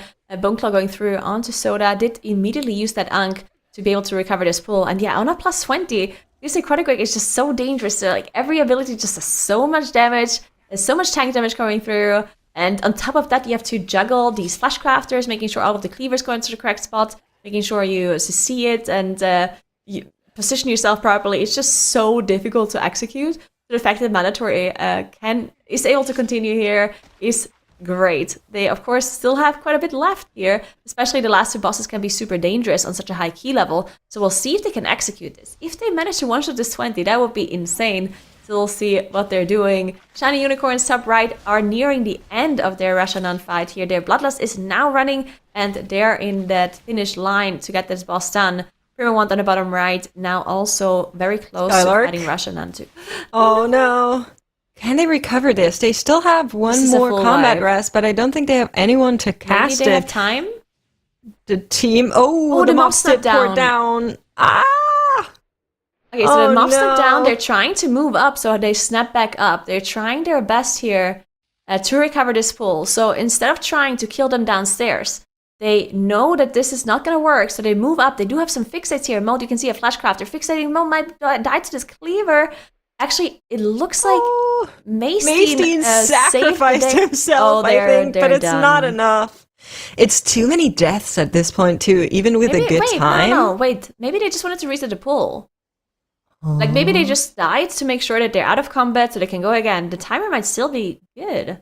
You're telling me that with 11 deaths, they're still fine on the timer? That would be incredible. They almost two-chested 19. They did. But we already had some trouble here in the early. It looks like Mandatory says, we don't care, we're going to move on. But more trouble potentially awaiting in the banana part of the dungeon. No Speaky moving through it thus far. A little bit of very low HP bars there, but yeah, Mandatory pressing onwards. Yeah, so as we talked about, like, the timer not necessarily the biggest issue in this dungeon. So unfortunately, the mob stepping down, they tried to recover, but realized, you know what, this is not going to work. Let's just reset the pool. The people that were still in combat and that didn't have Shadow Melt available just ended up dying. Everyone moved back up, and they're going to continue. This means the timer is going to be a lot closer for them now. So we will see if they can execute it. Of course, any more mistakes, and this is going to be a talent portal. But they're so late into the dungeon, maybe they're thinking, you know what, we're 21 minutes into this dungeon now, let's just give this a shot. Maybe we can execute this. No Speaky in the bottom left, though, as you mentioned. They are now in Banana Land, and they did lose Boomy on that Shaman to a crushing slam, actually, from one of those Demolishers. Did manage to recover, and they're about to do the same pull that Yip died to earlier, so we'll see if they manage to execute it this time in that 19. Yeah, especially watch your feet. Don't step into any of these bananas. They can be so mean. As No Speaky are rounding up the pool, you can see extreme amounts of AoE damage coming out onto the group. We're going to zoom in here. War coming in. Nobody's standing that. Yip's dropping really low here for a little bit, and that is kind of where the trouble is, because you dodge out of the fear, you need to make sure you're not turning your back to the mobs, and sometimes there's a banana behind you, so it just happens. I think we've all been there. More rampages are coming in as the team is making great progress throughout this pull, but the danger is not over yet.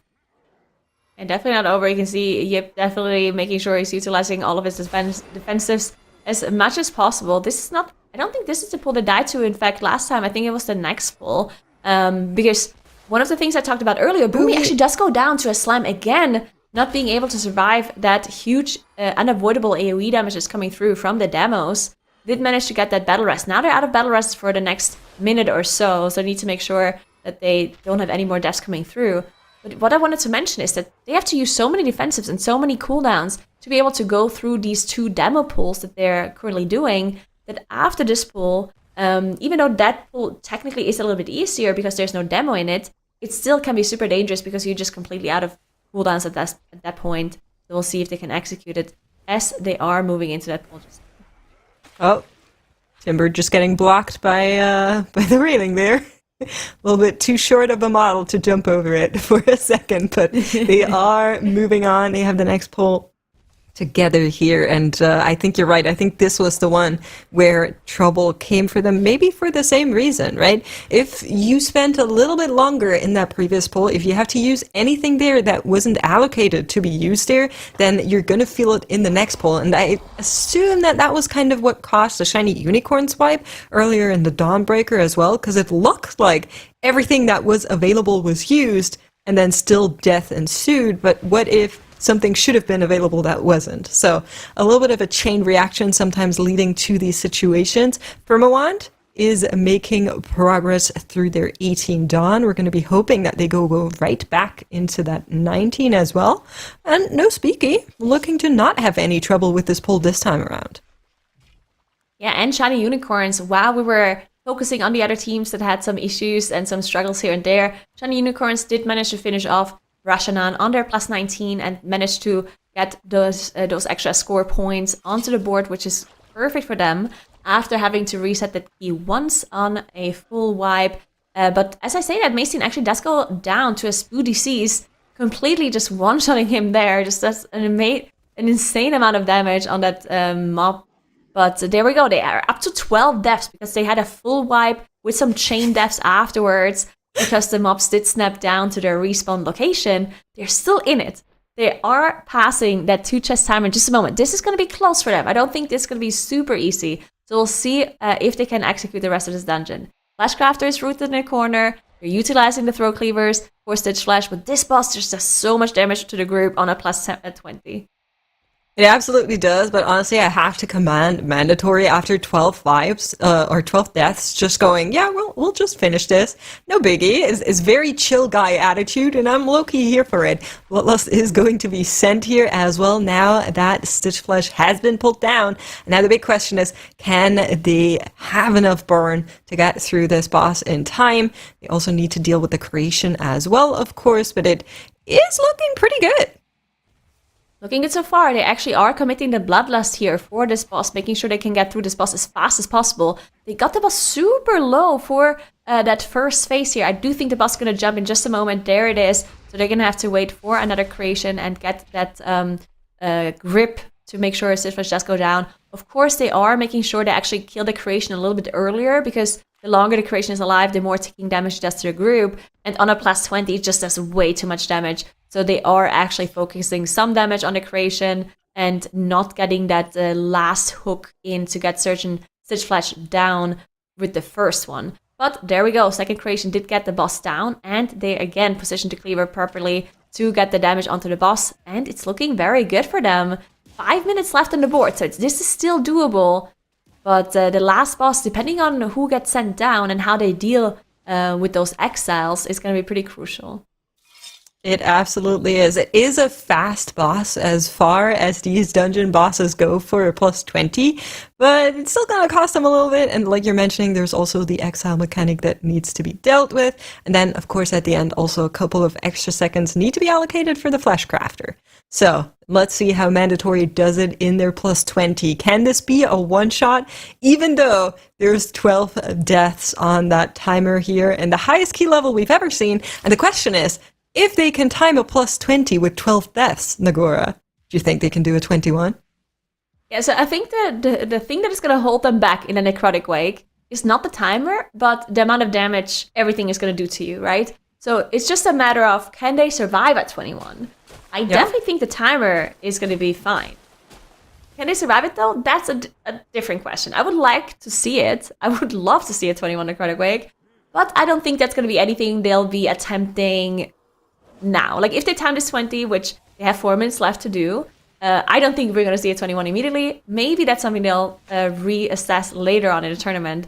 But yeah, there we go. Nelthor down to 63%. We did see some exiles already being dodged here by using that spell warding again on Stove, getting the Wernstone back up. We do see the roots coming through as well on the Flashcrafter, making sure they use... Oh, and they're actually utilizing the mind control here, making sure that they get it on the shields. Because as we talked about on the high keys, it's not necessarily about the timer, it's about the damage. Can you survive the bosses? So now they're utilizing the Flashcrafters to get the throw cleavers into the shields to reduce the incoming damage in the group, rather than maximizing the damage on the boss by just letting it constantly cast throw cleavers without interrupting the use with those mind control.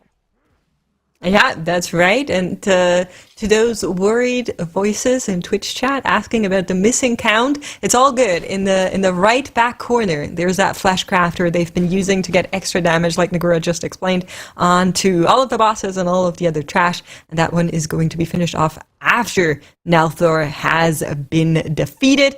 But it is going to be Stove going down here into the exile, not able to avoid this one. Actually, it looked like they were trying to dodge it with either a rescue or a wild charge. Didn't quite manage to do so, but they should be fine. That means they're not going to have the Entangling Roots for a little while, so they have to make sure to see the Flashcrafter in some other way so it doesn't start running around or maybe even mailing. It looks like Mold is actually as far away as possible to make sure he doesn't get any of those melee attacks in case that root breaks. But yeah, there we go. The Flashcrafter now starts moving and throwing some more cleavers in. The shield coming up. Perfect cleaver timing again for them, really making sure they utilize that timer perfectly. Sleepwalk coming in as well by Maystein, making sure they get the CC in and only start breaking the CC whenever their shield is about to come up. 2 minutes left, so timer's still fine. Again, they have to finish off the Flashcrafter afterwards, but they're looking good. And yeah, I mean, that perfect management on the shields to get the throw cleaver in perfectly every time, really making this boss fight a lot easier for them, really reducing the incoming damage. All right, and let's check it out here. 5% to go on to Nelthor. The RCC here of the Flashcrafter, making sure it doesn't actually take someone out by accident for a couple of seconds. And now it is here. Is it going to be enough? Yeah, it will spawn. It takes a little bit. That's why Stove went down in the 19 as well. So this is how it works. They're angling it at the NPC. So the NPC does pull aggro, and then the NPC defeats that Flashcrafter for you a little bit faster than you would be able to. They're missing trash. Yeah, so I was wondering about this when they went up to Stitch Flash, because they had carried over the Flashcrafter from this area, and then they had the full team wipe, right? And I thought maybe they were able to just toggle it between them, but unfortunately that wasn't the case. So the second Flashcrafter was the one that's missing, but they just got ported down here, have the Corpse Harvester, and that is going to be enough. A little bit unfortunate there, but part of the wipes that happened, and they're still going to be within the time limit, left. And that's all that matters for now. Now, question. We know there's tiebreakers in this tournament. The first tiebreaker is highest key. The second tiebreaker is how fast are you in your dungeons. And this by no means is the fastest 20 Mandatory is able to do with all of these deaths and a little bit of mishap. Yeah, so if they are not going to do the 21, which I honestly believe is possible after what I've just seen from them, it depends, right? I don't know just how much damage the 21 does. I've never attempted it, weirdly enough. So I actually don't know how doable the 21 is. If it's doable, and if it's a push key that they're going to be attempting at the end of the day, again, at that point, it doesn't matter how fast they did the 20, right? But if they think a 21 is not actually something they can do, then they will probably revisit the 20 and do it a faster way, right? Because it is a very real possibility that we see tiebreakers at the end of the day, because at some point, you just can't go any higher, right? And I do think it's very possible that some of the teams are going to be on a similar score or the same score at the end of the day. So I wouldn't be surprised if we see some of the teams reattempt some of the highest keys to make sure they get a faster timer in. But before we talk about tiebreakers, we are not there just yet. Let's focus on No Speaky on the top left side of the screen. They are now on the last boss in their plus 19 siege. They had the 4 deaths, and this dungeon is not super lenient on a timer like we see in Necrotic Wake. So those 4 deaths might actually cause some issues for them. They also have no battle rests available for a little while. So they need to make sure they play really clean here, and they need to be fast. This boss can take a really long time on such a high key level.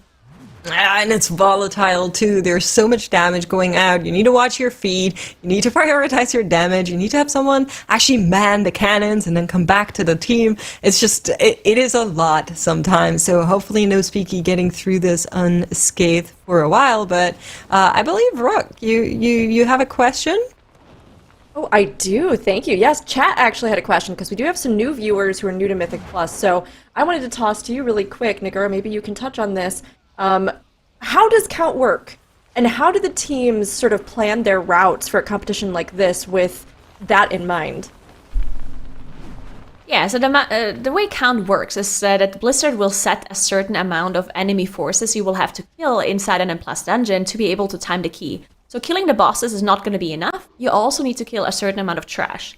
The amount of trash you have to kill and the amount of count each trash mob gives is set by Blizzard. Sometimes they will change it throughout a season, but usually it is a set amount of trash. Of course, dependent on the amount of HP the mob has and dependent how difficult the mob is going to be for you to kill. Usually there's, it's not always like a perfect, it's not always perfectly even, right? Sometimes you have more efficient trash that you want to focus on, and trash that is less efficient. Because if something takes you a really long time to kill, and it only gives, let's say, 10 count, and another thing you can kill much faster and gives 10 count as well, then you want to focus on the things that you can kill quicker, right? So these teams, whenever they come up with those strategies, they make sure they try different kinds of routes, different kinds of combinations of enemy forces that they can finish off to get the dungeon done, and see whichever combination is the most efficient for them, that takes the least amount of time to get your 100% count. Yeah, that's right. It's honestly a question of how much resources are you willing to put in for how much percentage you're getting back. And then, like Nagura is saying, sometimes more mobs can be better, sometimes less mobs can be better, depending on what they do, how challenging it is to actually work through them, and how fast you are and where you have those resources available. There's not really a whole lot of point to do a big pull when you just sent your cooldowns into the boss right before, so it always depends a little bit on the overall dungeon pacing, and that can change with what classes you're bringing too. Awesome. Yeah, Thanks definitely. so much. Yeah, there you go. Take us into the action. Keep going back at it. Yeah, and also, I mean, the amount of utility that you have, depending on the classes you have. Oh, we do see Anarchy actually proccing that cheat death for no speaking on the top left side. They do have their last battle rest available now, so in case something does go wrong, they could still possibly recover this. But yeah, we're getting closer and closer to the end of their run here as they have that second tentacle down, the gripping tentacle, so they can shoot the cannon here. And they're going to be moving to this last platform. 2 minutes left. The timer is looking good as they drop so low. Oh, Boomy Boomy actually does go down to Putrid Waters, immediately using that Ankh to get back up. Yeah, this Diva's just doing so much damage. I hope Timber doesn't die to the shark here. As Timber you is just taking need a little to bit of a keep on swim, jumping. But looks good as they're now on the last platform. Bloodlust is running. They have to recover a little bit as the Divas are coming through. And everyone was so low HP. They thankfully managed to get everyone back up with that Bloodlust and with some good usage of their defensives here. Yeah, this was really scary. Now everyone is full HP and they should be able to survive the next application of those debuffs. But Putrid Waters just doing so much damage. 1 minute 20. I'm actually not 100% sure if they're home free with that timer here, as the demo is still alive. They have to finish that one off first before they move on to the gripping. And they're running out of cooldowns now. Their Bloodlust is about to run out. And someone looking at their offensive cooldowns, they don't have much left. Okay, listen. They have 1 minute and they are dealing with the gripper already. Bloodlust is still running.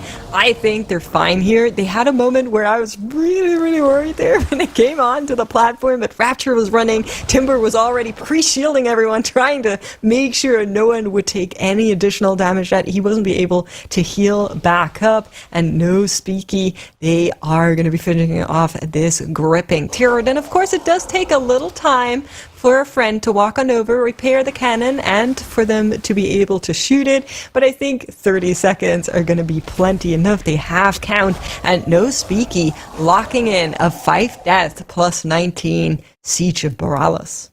This was definitely closer than what they wanted this to be with those 5 deaths on the board, but thankfully they managed to execute it after having a pretty late full wipe in their previous 19 attempt, losing out on 20 minutes of their time of today's 5 hours that they have in total here. So really good on them that they can execute this and get the 19 on the board. Mandatory in the meantime, after getting their 20 necrotic wake done with, I think it was 14 deaths, they are now on their 10-minute first break. We again, of course, still have the 20-minute mandatory break timer that all of the teams have to take eventually. They are not allowed to take it within the first or the last hour of the day, but we are already past that. So any of the teams can decide to take their first break now. Maybe discuss what their course of action is going to be for the next 2 hours or so before they take the next break.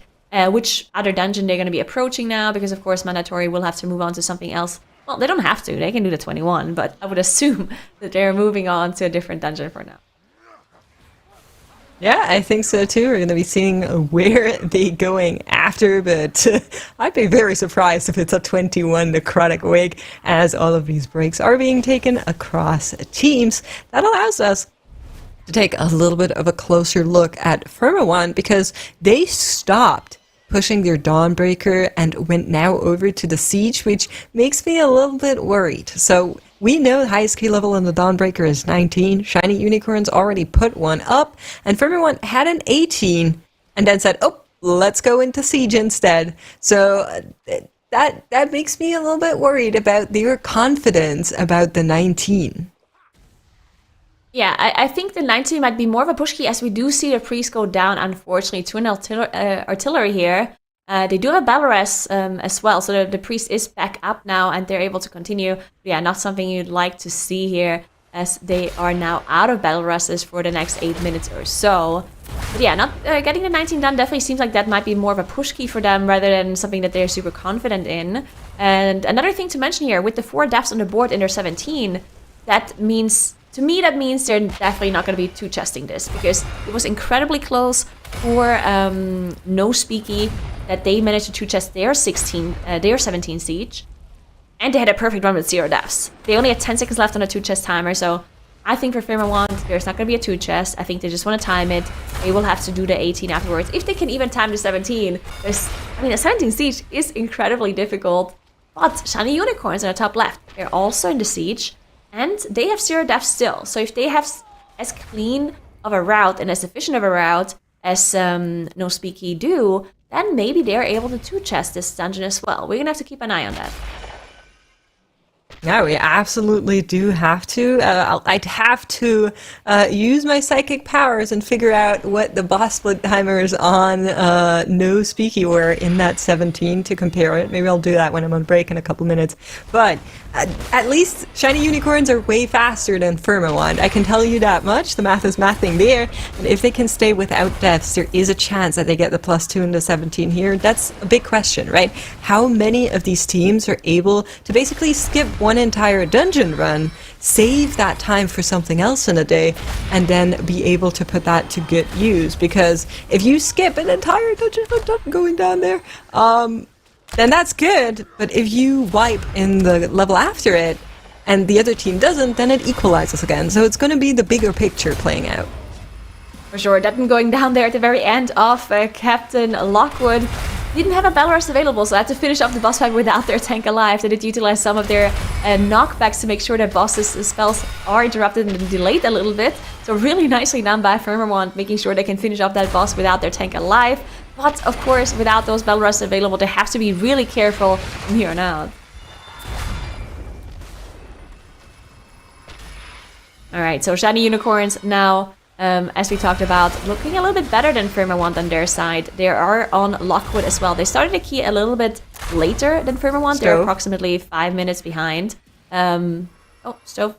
Yeah, this is just a reset. So I think Mandatory came back from the break, decided to have Stove go down on that first pull and just go again. Or maybe they don't. Yeah, I think they will. You want to set yourself up for success, and that 1 minute 30 does not matter. Even though you're probably going to be spending a little bit more than at 1:30 to let your shaman stack up, and so on and so forth. It makes more sense like this. Just go again, wipe it clean. I'm wondering a little bit. So, Mandatory, for those of you that don't know, they have a new player in their team constellation. Soda joined the team after their MDI win with Hopeful. The rest of the players have been playing together for a while longer. And something with Mandatory that I, in the many years of casting this team, have witnessed is that they're sometimes a little bit, susceptible to some tilting. So it's very good when they have a dungeon run that's unoptimal, they go on break, and usually they come back and they shrug it off and then they move on, which is why it's very good that we have this break system for them. Now, coming back from the break that they just took and having a little bit of a suboptimal start like this one, they need to be careful now to not get tilted. Yeah, they definitely have to be careful, and as I just explained about that 17 siege, it was incredibly close to 2 chests for no speaking. So I think Mandatory have to play this dungeon super clean. They cannot afford any deaths, especially not on a big Bloodlust cooldown pool. So I do think this is going to be super difficult. They actually already pressed Bloodlust here before the trash is gathered up. So it looks like they have a very specific Bloodlust timing here.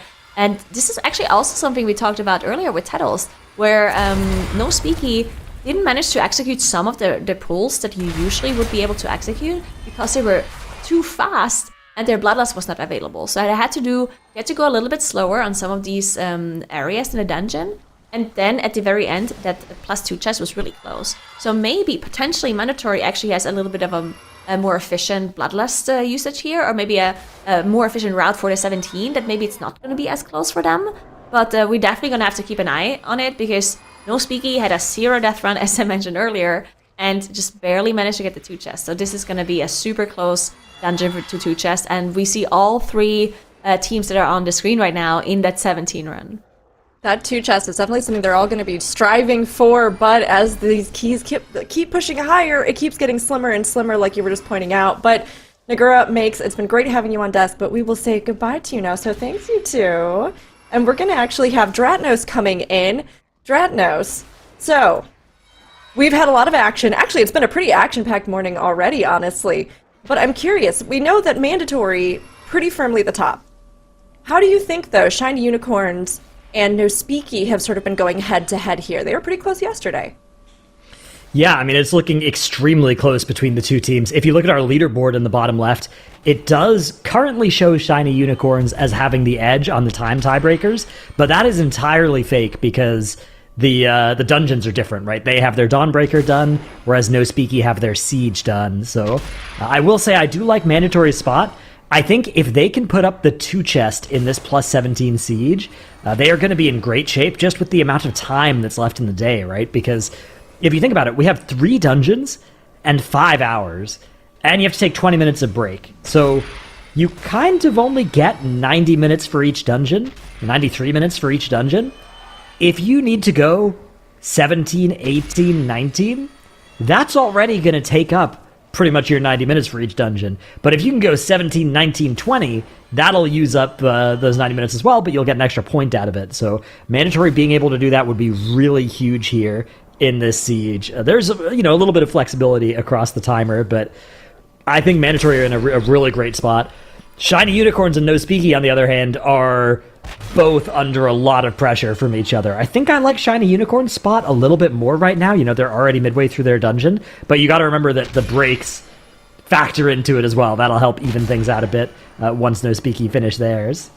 It's been great that everybody, it seems like today, have been very conscious of those breaks, because we've seen in the past that sometimes when you're just so in it, you're in the zone, you wait to do those breaks until the very end, and in, past competition's not going to point anything out about anybody.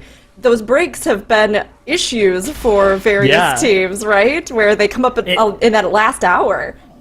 So that's actually, there's a little bit of history there. Mandatory are the team that have been most bitten by the break rule. So again, our rule is you have to take 20 minutes of breaks, and you have to take those breaks before the last hour of the day.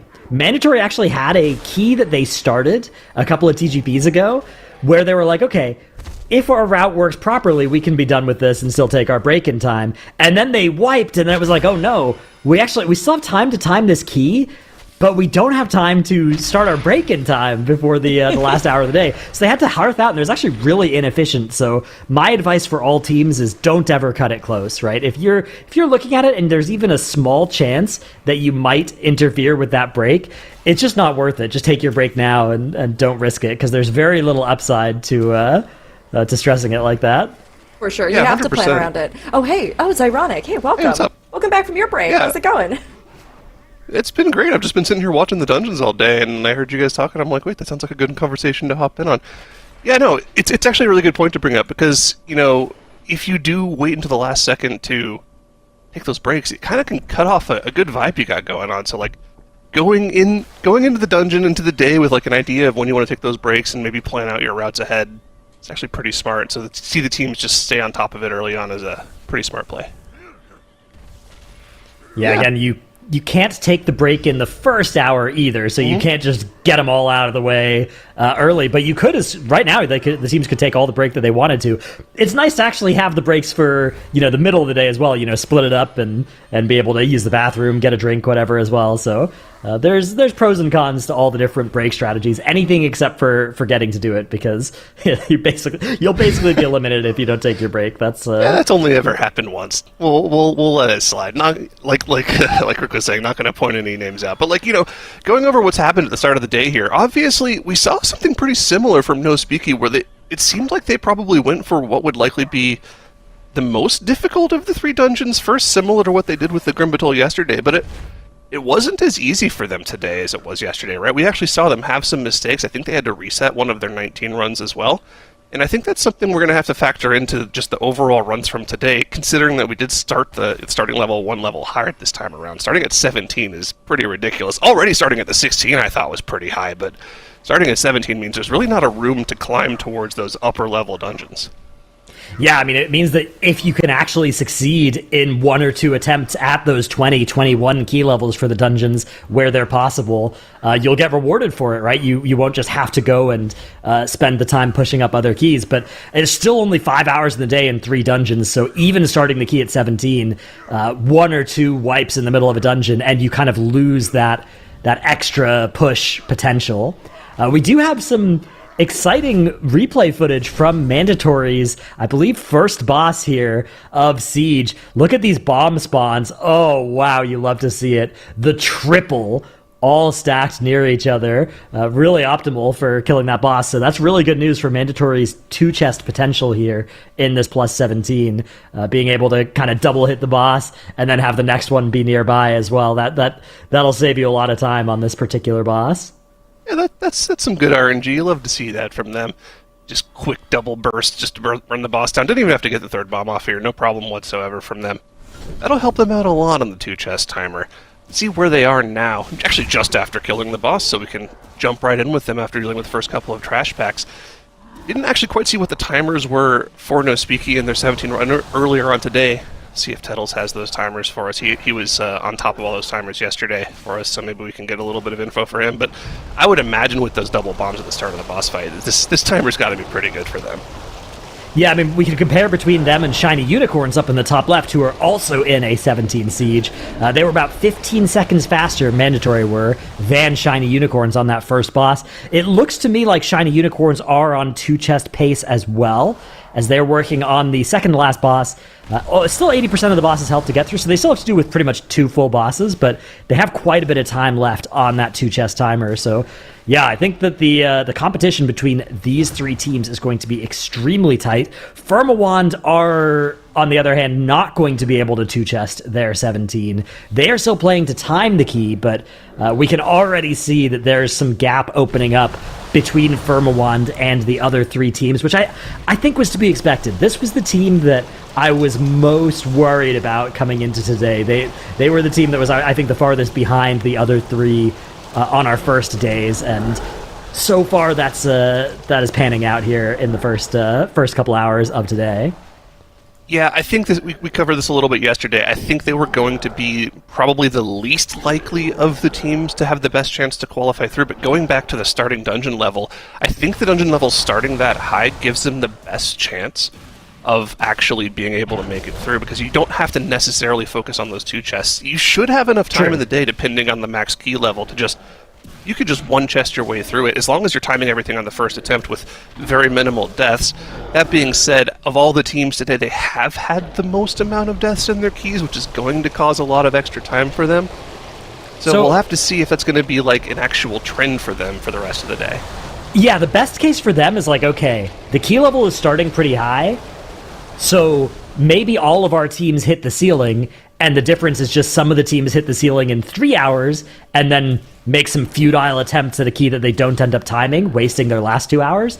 And Firmawan's win condition then would be, okay, it takes us a little bit longer to actually hit the ceiling on all these keys, but if in those runs we have some nice clean runs at the highest levels of these keys, and we put up better timers, then we can win on the time tiebreaker while the other teams are sort of losing that advantage they earned attempting keys that they don't end up timing. I don't think that the chances of that are particularly high, but they're certainly not zero. Firmawan very much still in it with a chance here. We do have some info from Tettles on those 2 chest timers we were looking at from No Speaky. So No Speaky had that first boss down in 5:45. A little bit slower, actually, than both Mandatory and Shiny Unicorns' 17s that are currently underway. 12:27 on the second boss, which Shiny Unicorns were faster than. Mandatory are certainly looking like they're going to be faster than as well. 22:07 on the third boss, which, yeah, Shiny Unicorns are going to be just about on pace with that. Actually, maybe a tiny bit slower, so maybe losing a little bit of time on that split. And, of course, Mandatory pretty far from that spot. And then, yeah, 27:25, just 15 seconds under the 2-chest timer. So definitely a tight 2-chest that we are looking at in this 17. It is going to be very important for both the Unicorns and Mandatory to put this on the board. If we extrapolate forward from that 22:07 timer, Shiny Unicorns are just barely on pace for the 2-chest right now. If they can do the last boss exactly as quickly as No Speaky, they'll actually be a couple of seconds behind the 2-chest timer as it stands right now, but maybe they can do that last boss faster than No Speaky did. Yeah, we'll have to see. It's going to be tight here, especially with that timer being a little bit slower, but we'll have to keep an eye on Shiny Unicorn, see if they're able to secure that 2-chest and give themselves a better chance at being one of our top 2 teams, because you have to remember, that is the main goal for the day. Be one of the top 2 teams, qualify for the Global Finals later this month. Looking at the dungeon pool for today, Dodratnos, obviously we have completely different dungeons from days 1 and 2 with Dawnbreaker, Necrotic Wake, and of course Siege of Borealis that most of our teams are working on. In day 1 and day 2, we kind of had a clear outlier dungeon that was probably more difficult than the rest, with, I believe, Stone Vault for day 1, Grim Batol for day 2, and of course we had one of the time trial dungeons each of those. There's no time trial dungeon this time around in our set of 3 dungeons. Do we think that maybe factors in a little more into like when these teams are going to maybe take their break timers or maybe change how they plan out their day? Yeah, no Arakara being present, representing that sort of obvious highest level key of the day, right? That I there's obviously difference in which of these keys can go up higher, but Arakara I think was especially an outlier in that way as well. Definitely interesting. I mean, we saw from the start of the day the teams all basically entered different dungeons from each other. All 3 of the dungeons were entered right away at the start of the day. So, yeah, I mean, it's definitely a different texture here. I'm not sure if there's much you can do in a 10 or 20 minute break, though. I think that a lot of this is going to come down to what you have practiced over the past few weeks, as Shiny Unicorns having a death here on Vikgoth. That is tremendously bad news when it comes to an extremely tight 2-chest timer that they are chasing. Is it still possible? Maybe. 3 minutes and 20 seconds as they are on the second platform here, but Zyro on a plus 17 key level, these platforms take ages. They take a long time, a lot of debuffs going out there, of course a lot of damage coming out from these AoE slams as these Demolishing Terrors last forever. That Disc Priest is going to have to do a lot of damage, and if I'm not mistaken, I think I'm actually seeing the mana bar going down a little bit for Roybin. That's not something I'm used to seeing on a Disc Priest, just because to show you how healing intensive this fight can actually be, having to top each other, all their players off for each of those debuffs. But yeah, I mean, 15 seconds off the board from that death. We were already talking about how tight the timer would be for Shiny Unicorns, with their third boss split being even slower than what we saw from No Speaky. That death is going to play a factor. They're going to have to get a move on here quickly. They've already expended their Bloodlust too. I think they spent it right at the start of the second platform, so it's really just going to be that one final press of cooldowns on the third platform that's going to be the last thing that they have to potentially two-chest this key, and you can see timer ticking down here, just over 2 minutes left on that potential +2. Yeah, I think they're toast. I don't think they can get this done in the next 2 minutes. It's going to be extremely tight. Like you said, one more press of cooldowns if they want to get through this with that two-chest timer intact. And I don't know if it's going to be possible with that death, because again, the death not only interrupts your cooldowns, your damage, all that stuff, right? Your Ebon Mites and Presciences fall off, all that kind of stuff. But it also costs 15 seconds. And I don't think they had 15 seconds to give. I'm not sure, though, as they are on that last platform, trying to survive while also doing top damage here. That's the other thing, right? Like, this isn't one of those fights where you can just purely focus on offense. You have to be thinking about defense as well, and sometimes committing some globals to those defensive abilities, right? Those rescues, those Zephyrs, those Barkskins, even those Bear forms potentially. Ooh. So very time intensive here as we are nearing the final minute of this two-chest timer. Demolishing Terror still at 50% health, and they have to get through that whole Gripping Terror's health bar as well. Good targets for the debuffs here. The Shaman's going to have at least one of their defenses available. Oh, okay, keep him up alive. That's a nasty overlap of the AoE damage on top of the debuff, but they're able to get it dispelled. And remember, the dungeon's not over when you finish off these terrorists, too. There's like a solid 10 seconds of RP time. If you have to wait for the dwarf to come down, fix the cannon, and then you have to fire off the cannon to finish off the boss. So they need to kill these terrors off in the next, 30 seconds, or that's going to be all she wrote for the +2 timer. I think they're toast. Yeah, I just don't think there's time. They haven't really been splitting their damage either. Something we've seen some teams do, especially in the MDI at the lower keystone level, is split their DPS so that they're kind of even and cleaving between these two, keeping two targets alive for longer, which can be good for some specs like Moonkin overall damage. But it's not something that the teams like to do in these super high keys, right? Because it's just so lethal. Close. 24 seconds. They are bursting down the Gripping Terror. I think they've actually got it. They've really found some damage here. That last press of cooldowns maybe getting them over the finish line. Brutal Swirlies here, zoning them off of that broken cannon. Shelly hopping into the cannon with 10 seconds to go. Shiny Unicorn are going to do it. Wow. Despite the adversity at the end there, they've managed somehow to claw back that time, despite my pessimism. And that's going to be a two-chest for the Unicorns, keeping them in the hunt here for first and second place. I think that two-chest was absolutely vital for them, keeping them ahead, I think, of No Speaky as it stands right now. That is very clutch, and I actually noticed at the last second there, I noticed there were abnormally large amount of lightning dogs on the screen as that last Gripping Terror went down, so maybe a little bit of favorable RNG helping on top of that final press of Ascendance there, helping out the Unicorns as they're able to get that two-chest and unlock the 19, but we know that 19's definitely no pushover. We saw No Speaky, which has been probably the most consistent team all weekend, spending a lot of time getting that key down. No Speaky, though, are on to their second dungeon there, making good progress in this Necrotic Wake, already onto a Marth. I don't think their timer is as good as what we saw from Mandatory. The Blightbone split's definitely pretty much right there at the 430. I want to go back and look at what the Marth split was, but still, I mean, only the one death. They're sticking to their consistent ways that we saw from yesterday. Yeah, No Speaky, I mean, they've had a little bit of a rougher start to the day than they did yesterday, but still a lot of day ahead of them.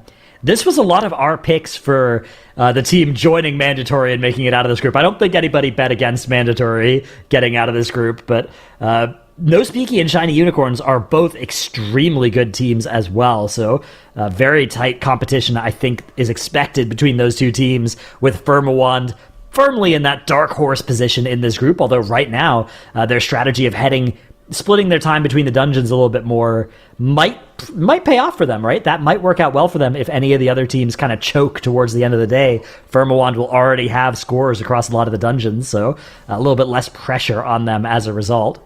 Setting up a solid foundation to work on, right? That's always pretty smart to do overall, just to make sure you're not just sort of toiling to get the last key done by the end of the day. But again, it's really going to come down to whether or not these other teams are going to be able to capitalize on the +2 chests they've amassed for themselves in the keys. Shiny Unicorns getting that second one is massive, especially if they're able to do the 19 directly after in a relatively quick amount of time. Went back and looked at the 17 splits from Mandatory's Necrotic Wake here. Their Blightbone was pretty similar at about a 430, almost dead on for No Speaky. But the Amar split for Mandatory was incredibly fast, 1153.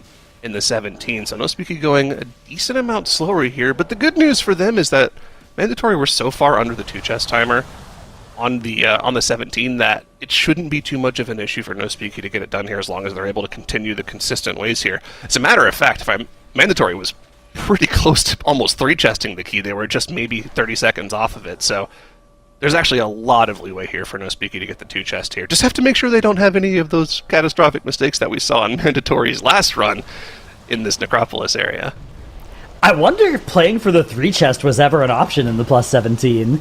Like you said, it sort of feels like it's maybe possible. That would be a time save, right? Like, the difference between a 2-chest and 3-chest, that saves you 30 minutes on your day, not having to run that 19. But, of course, I think even with just the one death, that is off the table for no speaky probably here.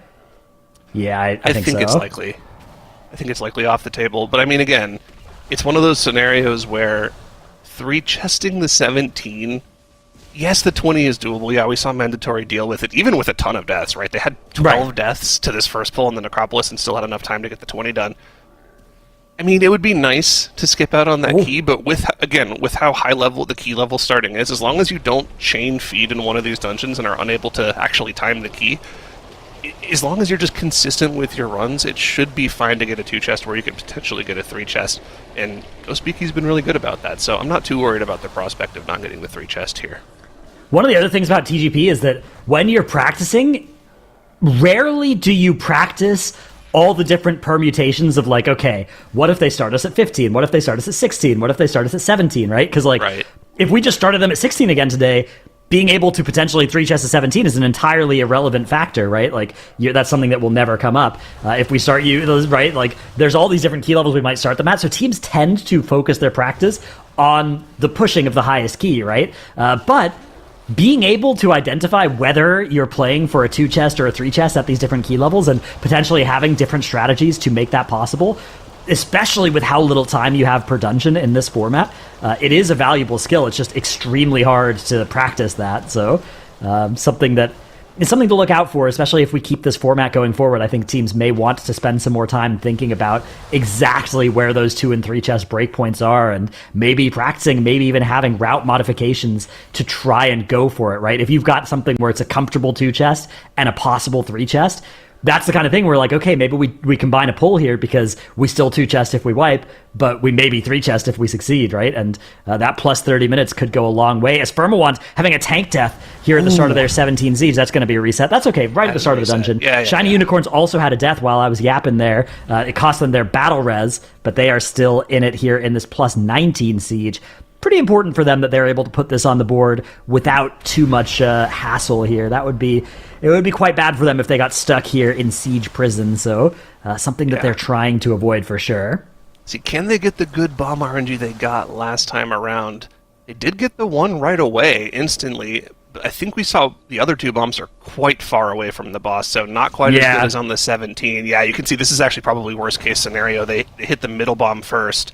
See them all prepping to go for this second bomb, but it might be this might be the bomb setup to where you actually won't be able to hit the third bomb. If you do, it'll be like very last second. And of course, you don't really get to chain your cooldowns into the double damage amp this time around as well. Definitely will have no cooldowns available for the third amp, so a little unfortunate for Shiny Unicorns. But of course, on the 19, you're not really looking to one-phase this boss so much so as you were on the 17, so it's going to take a while for them to get through this boss anyways.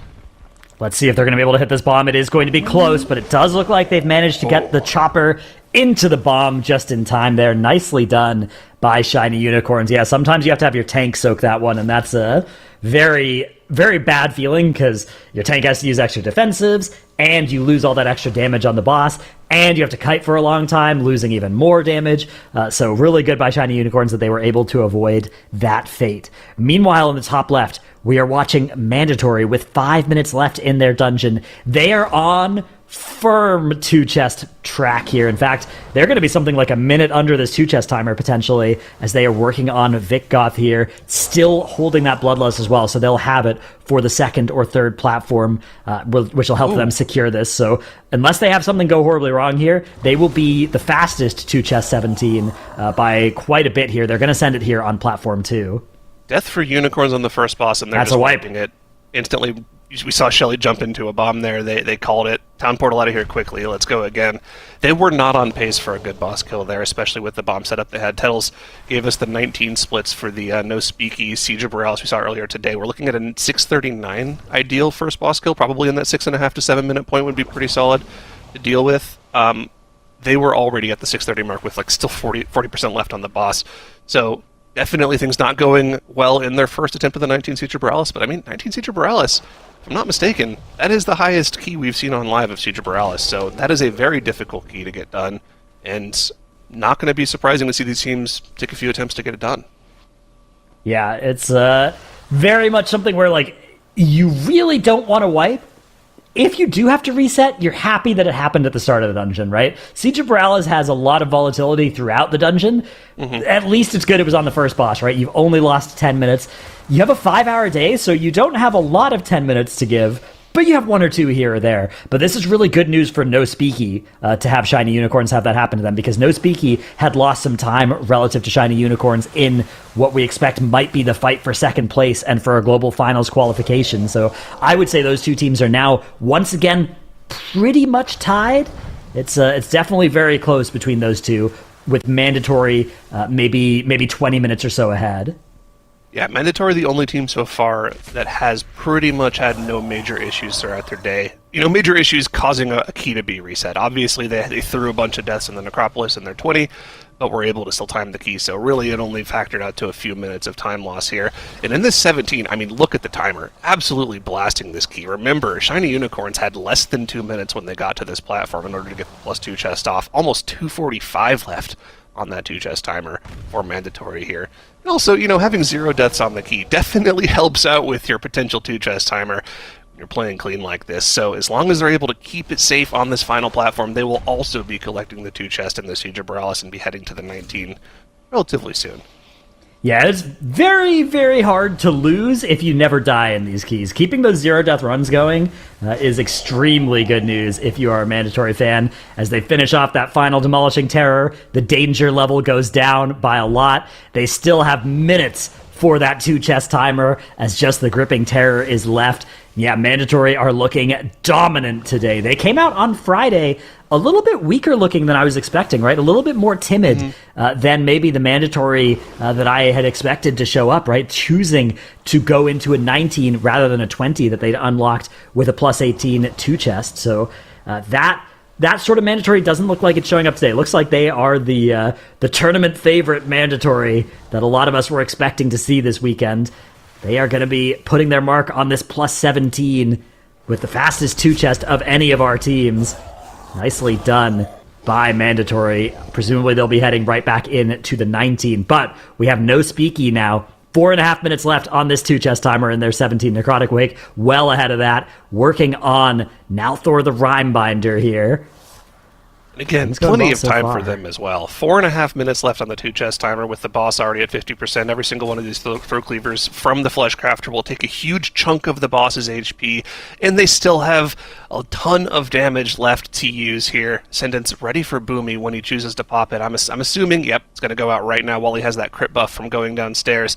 And this boss is going to absolutely melt. Here comes the throw cleaver also once more, just chunking through the HP of Nalthor the Rhymebinder. 5% of his HP every time one of those goes off, and I mean, look at the health bar just absolutely melt for No Speaky here. This boss is going to be dead very soon, and of course, oh, they've already got their count too. Normally we see teams have to actually finish off the Fleshcrafter as well with the help of that angel, but no, that's just going to be the dungeon over for No Speaky. Nice, quick, clean 2 chest there for them.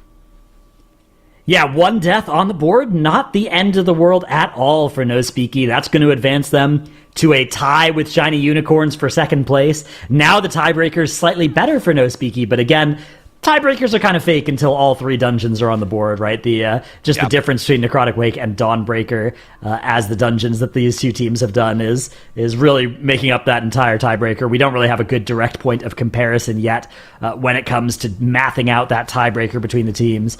Meanwhile, we have Firmawand working on a +18 siege. They're going to be the only team that will do this dungeon at this key level today. All of the other teams were able to skip the +18 level entirely with those some safe and some less safe 2 chests of the 17. But Firmawand with the wipe in their 17, having to now do this 18. so far the run looking clean for them, as they have reasonably good bomb sets on their Chopper Red Hook. Yeah. Something that I think is really interesting to talk about overall is the dungeons that the teams have left to complete for the day, and potentially how they feel about those dungeons. Looking in the bottom left corner there, you can see both Mandatory and No Speaky still have left to go to Dawnbreaker, and then of course Shiny Unicorns and Firmawand still have left Necrotic Wake. But one of the things I wanted to cover was that, you know, before each weekend we send out these... Oh, sorry, Shiny Unicorns in the top right. What happened there? That was a pull-in from Was the that a Reaver grip into the cannons? into a cannon barrage. Yeah, that was just a one-shot. That's a wombo combo there. Meanwhile, we have a tank death happening for Firmawand. So, yeah, what happens there is if you pull that trash into the boss, you can get the grips from the Reaver, right? And that can line up with boss mechanics very unfairly. So it's important to kill that mob as quickly as possible. You can see, yeah, the cleaver here, the on-the-hook finishing... Oh, it was the boss pulling. Okay, that wasn't even unfair. That was just the boss. They didn't get it into the bomb. They didn't get into the bomb. Okay, okay. That'll be a wipe. Yeah, unfortunate for them. You can just get owned by the boss if you're not careful. Which, that's tough for Shiny Unicorns again. Good news that it happened on the first boss. Bad news that that's happened twice now. They are losing time. No Speaky now actually slightly ahead, I would say, of Shiny Unicorns after those 20 minutes have been spent without any result at the start of the siege. Shiny Unicorns really hoping to succeed this time. Mandatory also in a 19 siege now, hoping to one-shot this key as well. No Speaky, the only team with a 19 siege yet. Has a 20 siege been done? Is that possible? 20 siege has not been done on live. 19 is the cap of what we've seen on live. And you have to remember as well, a lot of these live key records have been set using extra buffs that they don't have active on the tournament realm. Got to hold on to that thought, though, here is Firmawand having issues in the top left. Once again in their 18, they got the boss down this time, but it's going to be another town portal for them. So this Siege of Borealis 18 just really costing Firmawand a lot of times. But yeah, no, 19 is the cap for Siege of Borealis on live right now. Yeah, so if we were to see a 20, it would be a end-of-day, Hail Mary world first type situation attempt by one of these teams. So, yeah, being able to get in and get out of this 19 would be really big for the Unicorns and for Mandatory. Each time a team wipes in Siege, it is getting better and better for No Speaky as well. No Speaky, having already put that Siege on the board, they are just hoping that the Siege is increasingly difficult for these teams, right? And that their 19 is more and more impressive as a result by comparison. Taking no time to go back into the 19 as expected from two-chesting the 17. Makes perfect sense. But back to the point I was making before we were interrupted by that wipe on Chopper Red Hook. In spectacular fashion, I might add. The dungeons left in the day for No Speaky. They have Dawnbreaker left to go to after this Necrotic Wake. And in the survey we sent them, asking them about what their thoughts were on the dungeon, they were one of the only teams to say that they think the Dawnbreaker is actually one of the hardest keys. That they don't like doing that much, purely because of the volatility of the mini-bosses. And we saw that happen to our teams earlier today. We saw a ton of deaths and a ton of wipes to the orb mini-boss, as well as just the overall just general amount of AoE damage that goes out in those pulls in the middle of the dungeon. So it'll be interesting to see if that's something that they just think is hard but they can do, and is like something they think is going to be a problem for other teams, or if it's actually just going to be a problem for them specifically. Yeah, absolutely here. So we do have Firmawand about to restart that 18 down in the bottom left. Mandatory and Shiny Unicorns both having had a death already in their 19 sieges. Neither team committing a battle res, though, an important resource that they'll both still have access to. As this is a dungeon where if you have a battle res, you can recover from a lot of things on these bosses. If you don't have one, it's very dangerous. There's a lot of different ways that people can get randomly murdered on these boss fights that you want that battle res to be able to recover from. Yeah, exactly. Just got to keep it clean. I mean, obviously, we've seen some pretty insane recoveries.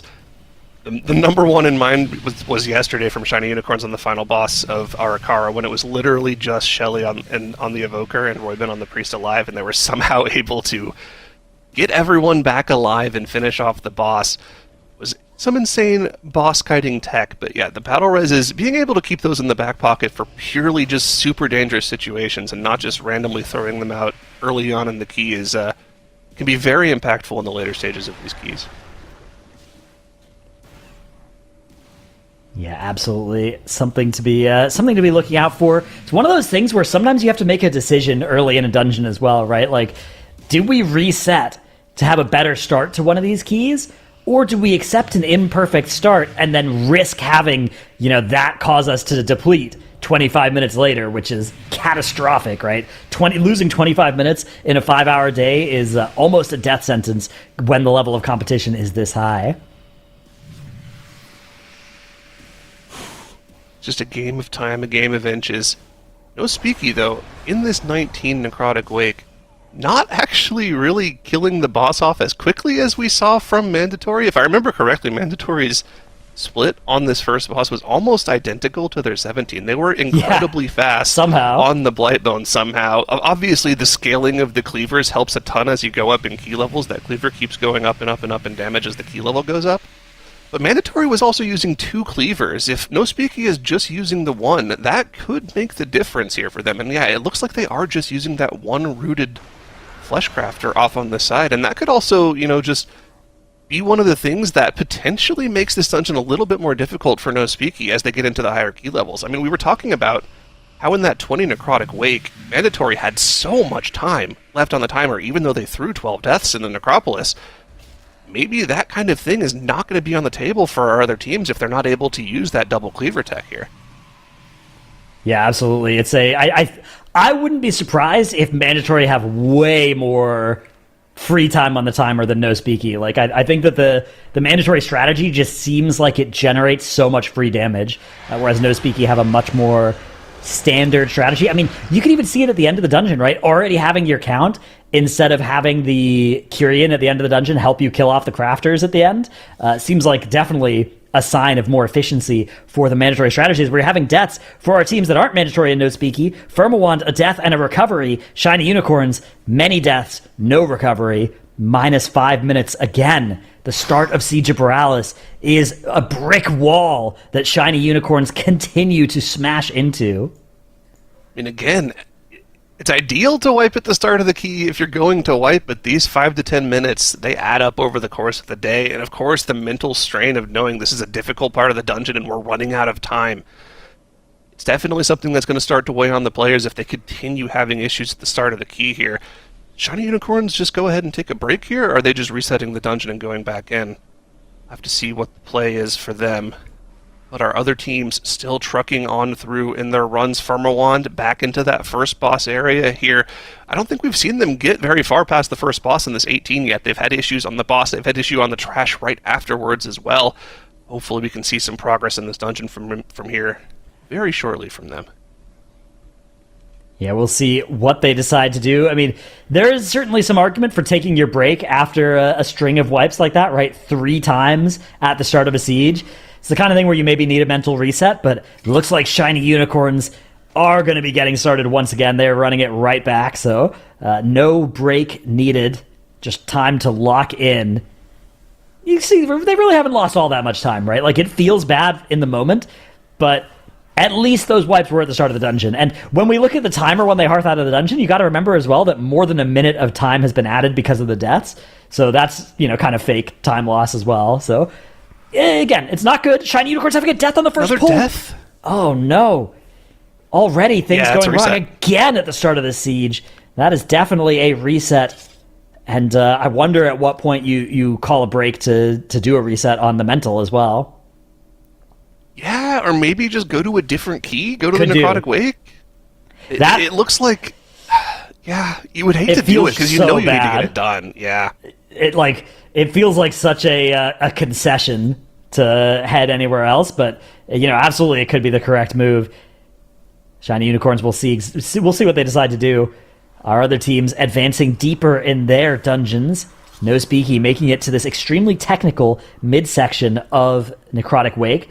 They have that root polymorph combo getting them a bunch of free damage from those cleavers. Love to see that. Yeah, not having to deal with a Necromancer, quite nice. And of course you deal with it in 3 or 4 of those cleaver casts, so definitely very nice to not have to deal with an AoE damage coming out of that. And of course in the meantime they can cleave down these 2 Marauders as well, which pretty annoying to deal with if you have a bunch of other mobs casting on you, AoEing you, frostbolt volleys you have to kick, so Very nice, clean tech here out of No Speaky. While it might not be the fastest overall strategy, it does seem like it's very consistent. And as we covered yesterday, that is kind of the main objective of this team. Cryptix was I think it was Cryptix that was talking to Tettles about this and saying that they just want to be the most consistent team, not necessarily the fastest team, but we have to hold that thought as once again, this 18 Siege of Borealis just proving to be an extremely difficult dungeon for Firmawand to deal with, man. Yeah, Chopper Red Hook here showing us how he got the red on his hook. It's getting brutal here for Firmawand. Can they finish it off though? 4%? I don't think you can. Yeah. I think Town Portal, yeah, the Bubble Portal. Oh, a classic. And that's going to keep the rest of the group in combat actually here for a little while. So our Paladin has portaled out, but Body is still going to be present in the dungeon for a little bit until loading in. That's always a fun thing to do to your group. Could cost a couple seconds though. Maybe it would have been faster to die. Hey guys, there. watch this. Yeah. You know there's a glyph you can get as a Paladin where when you're bubbled, your Hearthstone is 50% faster as well? I have that feel on like my I knew Paladin. that at some point, but you just Yeah. reminded me of its existence. It doesn't work with these Town Portal scrolls though, so it's a little bit less powerful. Nerfed on the tournament realm, the Bubble Heart strategy. Unfortunate. Shiny Unicorn's resetting again here. Something must have gone wrong at the start of the key. Everyone was alive. They didn't have any deaths, and Shelly just turned around and flew away. So it looks like the call was made to reset once again in that Siege of Borealis. We'll check back in with them once they've gotten back to the first boss. It's really unfortunate to see them have this many mistakes. But here we go for No Speaky here. Now, through that first Necromancer, they've gotten their extra spear onto the second Lust Pull of the dungeon, doing a massive pull. Pretty much every single trash mob in this section of the dungeon here. And just going to be cleaving it down with the cooldowns here. This is one of those moments where boomies just get to shine. Look at Cryptix doing 20 million overall damage, almost certainly using the Spymaster's Trinket here just to do a massive amount of burst AoE damage. I love how our team has a Moonkin and then a character called Boomy that is not on the Moonkin. That's very good, as they've managed to interrupt that fear that we haven't always seen get interrupted, but No Speaky able to get that done. Finishing off these Marauders, pretty dangerous enemies. The tank damage they put out alone is quite formidable. And the non-tank damage for anybody else ever caught by those frontals is absolutely lethal. The remind control on the Fleshcrafter as they work their way forward. Meanwhile, Shiny Unicorns starting up another attempt at this plus 19 siege, while Mandatory still in their run. That run does have one death on it, but they are making still good time through this 19 siege, working on Dread Captain Lockwood. Interrupting some of those ricochets. Again, those knockups, extremely nice to help delay those fiery ricochets, let you avoid some of the nastier overlaps and get a little bit more of a ramp against that damage on the whole group.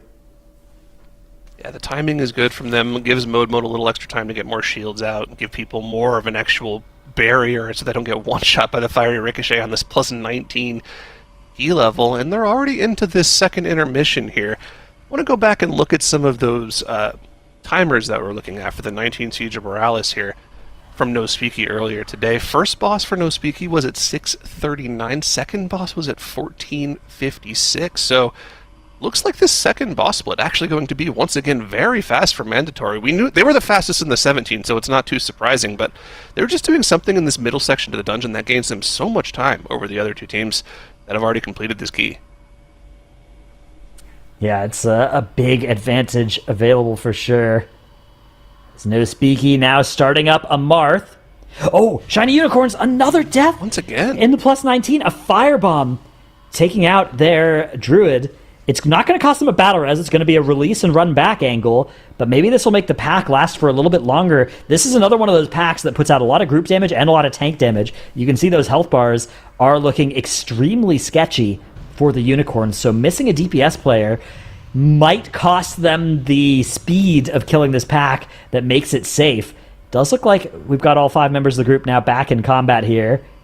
But yeah, Shiny Unicorns already another run, not starting out perfectly. They're not deciding to reset it just yet, though. Not too catastrophic of a start. Yeah, it makes sense to actually just continue this run, because now they've had like 4 runs in a row that have been cut short by an early death, and they've had to reset. You lose some consistency, you lose some fluidity to the key. It makes sense to just keep playing this key, get more used to, the cadence of the key, get more familiarity with it. Maybe this won't be the best run for them, but all you got to do is just time this key. We're not expecting a 2-chest in this 19. We just want to keep it clean. And being able to refamiliarize yourself with the way these trash packs are going to go, who needs to kick what, when CC needs to be used, when DPS cooldowns need to be used, it's going to help them with consistency over time here. So yeah, just the one death, run back, keep going. We'll see what we can do in this key for them. Obviously, their splits are going to be a lot shorter, a lot slower than what we're seeing from Mandatory and No Speaky. So we'll have to keep an eye on that and see if that'll actually be something that prevents them from timing this run. Yeah, absolutely. Something to keep an eye on, especially as we start getting more of these runs that other teams have completed the same levels as well. We can get more of those direct comparison between the timers. Right now, though, No Speaky have finished off a Marth. Doing some damage to that Fleshcrafter. Looks like Redominate minding it, though, as they will be bringing it with them up into the Necropolis. Shiny Unicorns working on that pre-boss pull. Health bars dropping low, but it looks like they've stabilized for now. This is the part of the dungeon that they've been having the most trouble with, so we'll be paying a lot of attention to Shiny Unicorns, seeing if they can actually get through that boss. We'll be keeping an eye up there on them, so everybody make sure to. But we're going to have a swap in, a fresh perspective. So maybe, Nagura, you can turn your attention up there. Nagura's coming in, Zyronic is heading out. But Nagura, looking at Shiny Unicorn's run, how's this one looking for them?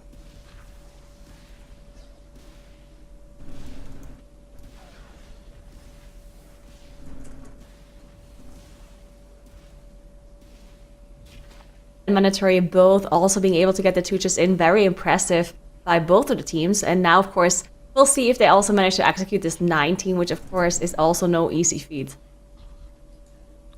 Absolutely, yeah. The 19s having proven to be much more difficult than you may have expected just from watching No Speaky put it up on the board with relative ease, right? But Mandatory are looking pretty good in their run, at least, which is good news for them. Shiny Unicorns, on the other hand, really need to get this done this time. I think if they fail to put this 19 on the board again, they will be firmly in that kind of underdog position against No Speaky in the fight to qualify to Global Finals. Again, for those unfamiliar with our format, these 4 teams have already made it through one day of eliminations, but they are now facing another. The 2 teams that are at the bottom of the leaderboard will not make it to Global Finals at the end of the day, whereas the top 2 teams will. So a extremely high stakes day of the Great Push here that we are watching. And 3 dungeons, 5 hours means that every single minute is precious.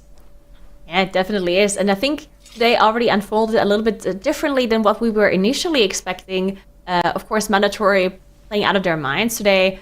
With that plus 20 necrotic wake that they put on the board immediately at the start of the day, one-shotting all of their keys before they went into the siege where they had a little bit more issues compared to what we've seen by No Speaky. Of course, No Speaky having to reset that 19 siege once after 20 minutes, definitely costing them quite some time as well. But now they're also looking really strong in this necrotic wake. But I do think that, of course, Shiny Unicorns, even though I personally thought that No Speaky is going to just play super consistent today and just potentially even make the number 1 spot, and Mandatory, of course, being the overall number 1 seed coming in, I also thought they're gonna make 2nd or 1st pretty easily. But Shiny Unicorns definitely contenders here if they manage to get this 19 done very soon. Firmawant, on the other hand, did miss out on some of those 2 chests compared to the other teams in that Dawnbreaker and also in that Siege. So they have quite a bit of score to make up within the last couple of hours of this tournament day.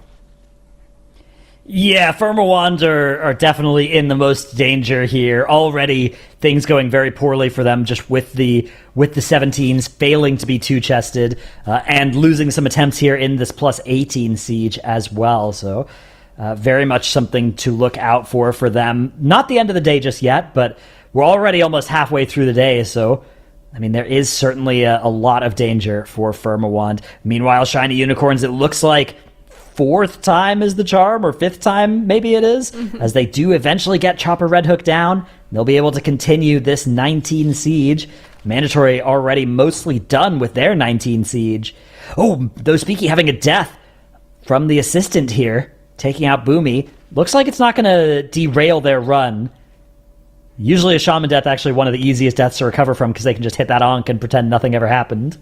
Yeah, and this, even though this looks like one of the easier pulls, and it is, but it can be incredibly confusing when you utilize the Flashcrafter here to get that extra cleaver damage in, because both of these assistants, of course, also cast the same ability with the arrow, indicated with the arrow above your head. So sometimes you're not quite sure which one of these is actually targeting you, and you might get hit by one of those cleavers on accident. But, of course, No Speaking doing a really good job, making sure they do realize who the correct target is from those cleavers and who the correct mob is that they have to aim it towards. So good on them of being able to finish that one, even though they did lose Boomy. And they do have to finish off 2 more of these trash packs that are going to be spawning one after the other, while they utilize the mind control of their priest to have these packs spawn. That is something that I personally haven't mentioned yet, as we were talking a lot about this Necrotic Wake and a lot about how they utilize the Flashcrafters, but we haven't quite explained how they actually can carry the Flashcrafters through, because usually you have to finish off all of the mobs for the next trash pack to spawn in this Necropolis. But if they mind control it with their priest, then the dungeon thinks that there's no more enemies, therefore you finished off all of the trash, and that's why the new trash pack will spawn, even though that Flashcrafter is still alive. Yeah, very powerful strategy that we see. It's one of the reasons why, even when Priest hasn't been one of the meta specs, which it currently is, but even when it wasn't, we would often see teams find a way to bring one in this dungeon in particular, right? Because it just saves so much time to be able to preserve that Fleshcrafter, and because you don't have to actually kill it, you can MC it and start the next section of the trash. It's a lot more efficient as well, like you said. So yeah, No Speaky already nearing the end of this dungeon. They've got one more trash pack, and then we're going to have 2 bosses. Alarmingly close to a 2 chest for No Speaky. I don't think it's possible, but it is extremely... Yeah, the last boss is just going to take too long here on plus 19 for a 2 chest to really be possible, but it's going to be close. Really nice run from No Speaky that we are seeing happen up in the top left. Great news for them as they battle against Mandatory and Shiny Unicorns for a spot out of this group. No Speaky looked so good yesterday. I think their performance yesterday made many of us into believers in them today. And the start of the day was a little bit shakier for them, but they've done a good job of recovering, and the past hour has gone very well for them. Yeah, and mentioning the close 2 chest, I mean, Mandatory almost 2 chested their plus 19 as well when they were in this Necrotic Wake. And initially I was saying, you know what, it doesn't really matter if they 2 chest, they're not going to do the 21 anyway. But now, after seeing their plus 20 run, being able to finish it with so many deaths still on the board, I believe in the 21, right? So maybe if you somehow would be able to 2 chest at 19, maybe even for Shiny Unicorns or Firma Wand, maybe it would be like a potential to catch up to the other teams if you are behind at the end. Just try and do the 21 if you get the 2 chest. Of course, the 2 chest is very difficult to actually achieve, but both No Speaky and Mandatory earlier were really close to getting it. Yeah, exactly. It's one of those things where it's like, you know, if you really practiced it and tried for it, I think it'd be possible, but the teams do not spend that much time trying to practice their, 2 chest strats in the lower level keys. For the most part, they're just practicing those really high-end push keys, because at the end of the day, being able to do one of those, especially being able to do one of those in 1 attempt versus 2 or 3, is a really, really big deal, and that will matter more in this format, even than the 2 chests. Although the 2 chests are super important, super valuable to give you more attempts at these super high-end push keys that we are seeing already the teams starting to put up on the board in some of these dungeons. Yeah, we do see Mandatory at the bottom right now did finish off all of the enemy forces in this Hadal room, did commit that Bloodlust on one of those trash pulls. That is one of the more dangerous ones with these commanders casting these asteroid charges, utilizing some abilities that they have available to themselves to maybe skip some of the charges by using something like Shadow Melt that they have on their druid, but not running too many Night Elves actually, so don't have that many Shadow Melts available in case they do end up being in a dangerous situation where an overlap might be happening with those charges. But now they are on Hadal, and that AoE damage is just so much damage. A Stove in bear form there, still dropping to like 10% HP from full, so definitely have to be very careful with those AoEs coming through on that 19 key. The timer definitely looking very good for Mandatory, so they're going to be able to finish this key if they don't have any major mistakes. But the last boss, just so difficult, so dangerous. There's just so much damage coming through with those debuffs and those overlaps. So we'll see how they're doing, but this is definitely a really good run for Mandatory. Dretnos, I have a silly question for you to interject here really fast, and then we can do a more serious question maybe after some of these runs finish up. But the silly question is, do you still have your dinosaur pillow? I do, yeah. Okay. It's out of frame now. I moved up my setup, so it's gone now, yeah. Okay, great. Chat, it's all right. The dinosaur pillow's still alive. Dretnos didn't throw them away. Everything's good. Now, of course, we've got these bosses happening here, so, if you think we should hold off on the serious question, maybe we wait until Nalthor, Dretnos? Yeah, I mean, this boss is going to take a little while. Okay, all right. So Okay, well, I then think let's there's do it. time if you got a serious question as well. Sure, serious question coming at you. How do you feel about the new tournament format compared to the old one, with regards to how hype kind of sustains over the weekend, about whether or not we'll see higher keys from it or lower keys? What are your sort of feelings on it? Yeah, I mean, I think it's pretty exciting that we basically get some of the best parts of the day 1 and day 3 feeling on all 3 days, right? Like, you get a fresh set of dungeons, a lot of different dungeons to push up, which was always a fun part about the first day of the previous format. And you get teams being eliminated at the end of the day, and teams advancing at the end of the day, which was always, at the end of the tournament, of course, figuring out who the winners and losers are is an exciting part too. So I don't know. I think it's definitely got some strengths to it. I'm curious to see how it feels over the next couple of weeks because, of course, there were things I liked about the old format too. But as of right now, I'm pretty excited about this format, as we do have a death actually coming out for No Speaky, as the Comet Storm is going to claim Anarchy here. It looks like on the return. As they are, again, somewhat close to that 2-chest timer here. This time around, unlike in their plus 17, they actually do need the count from that Flesh Crafter. And yeah, the boss still has so much health. The 2-chest, I don't think, is possible here. But maybe it was kind of close. If they didn't have these 2 deaths, I think it was, maybe possible. I'm not sure it's that big of a deal because I'm not sure any of these teams will be doing a plus 21 of Necrotic Wake anyways. So 2-chesting or 1-chesting the 19 doesn't change anything if you're not going to be able to do the 21 anyways. But yeah, definitely a nice run coming up here for No Speaky, even with the death on this boss. They still have 2 battle reses as well. This is one of those bosses where there are a lot of possibilities for random one-off deaths. In fact, you can avoid getting sent down at the cost of dying a little bit later if you time certain abilities correctly, and often that's a good trade to make as well. No Speaky landing another cleaver here. This should pretty much finish off the boss. Yeah, 3% now, as they will then just have to kill off the Flesh Crafter, which again, they use this cool strategy that really helps speed up killing that Flesh Crafter because it has a lot of health. But at the end of the dungeon here, you get this Kyrian coming to help you take you back down to the start of the dungeon, and you can hit it with this throw cleaver and aggro it onto the Flesh Crafter, which helps do a bunch of damage and end the timer here much sooner than otherwise would be possible here. Shiny Unicorns having a death on now in their plus 19 siege. Looks like they're going to be able to recover and keep this going. It looked like it was maybe to the gauntlet here. What happened to him? So while you were yapping for the last hour or so, I did actually pay attention to what was going on the dungeons. And Firmawant did unfortunately lose their shaman at the very end of Lockwood. They decided to not unk and to not use anything as the boss is really low. So now actually does go down here again, as they did already gather up a demo pool here. So they need to make sure they can somehow recover. No, Or they're actually wiping. I think they're just going to wipe here. I think this is a...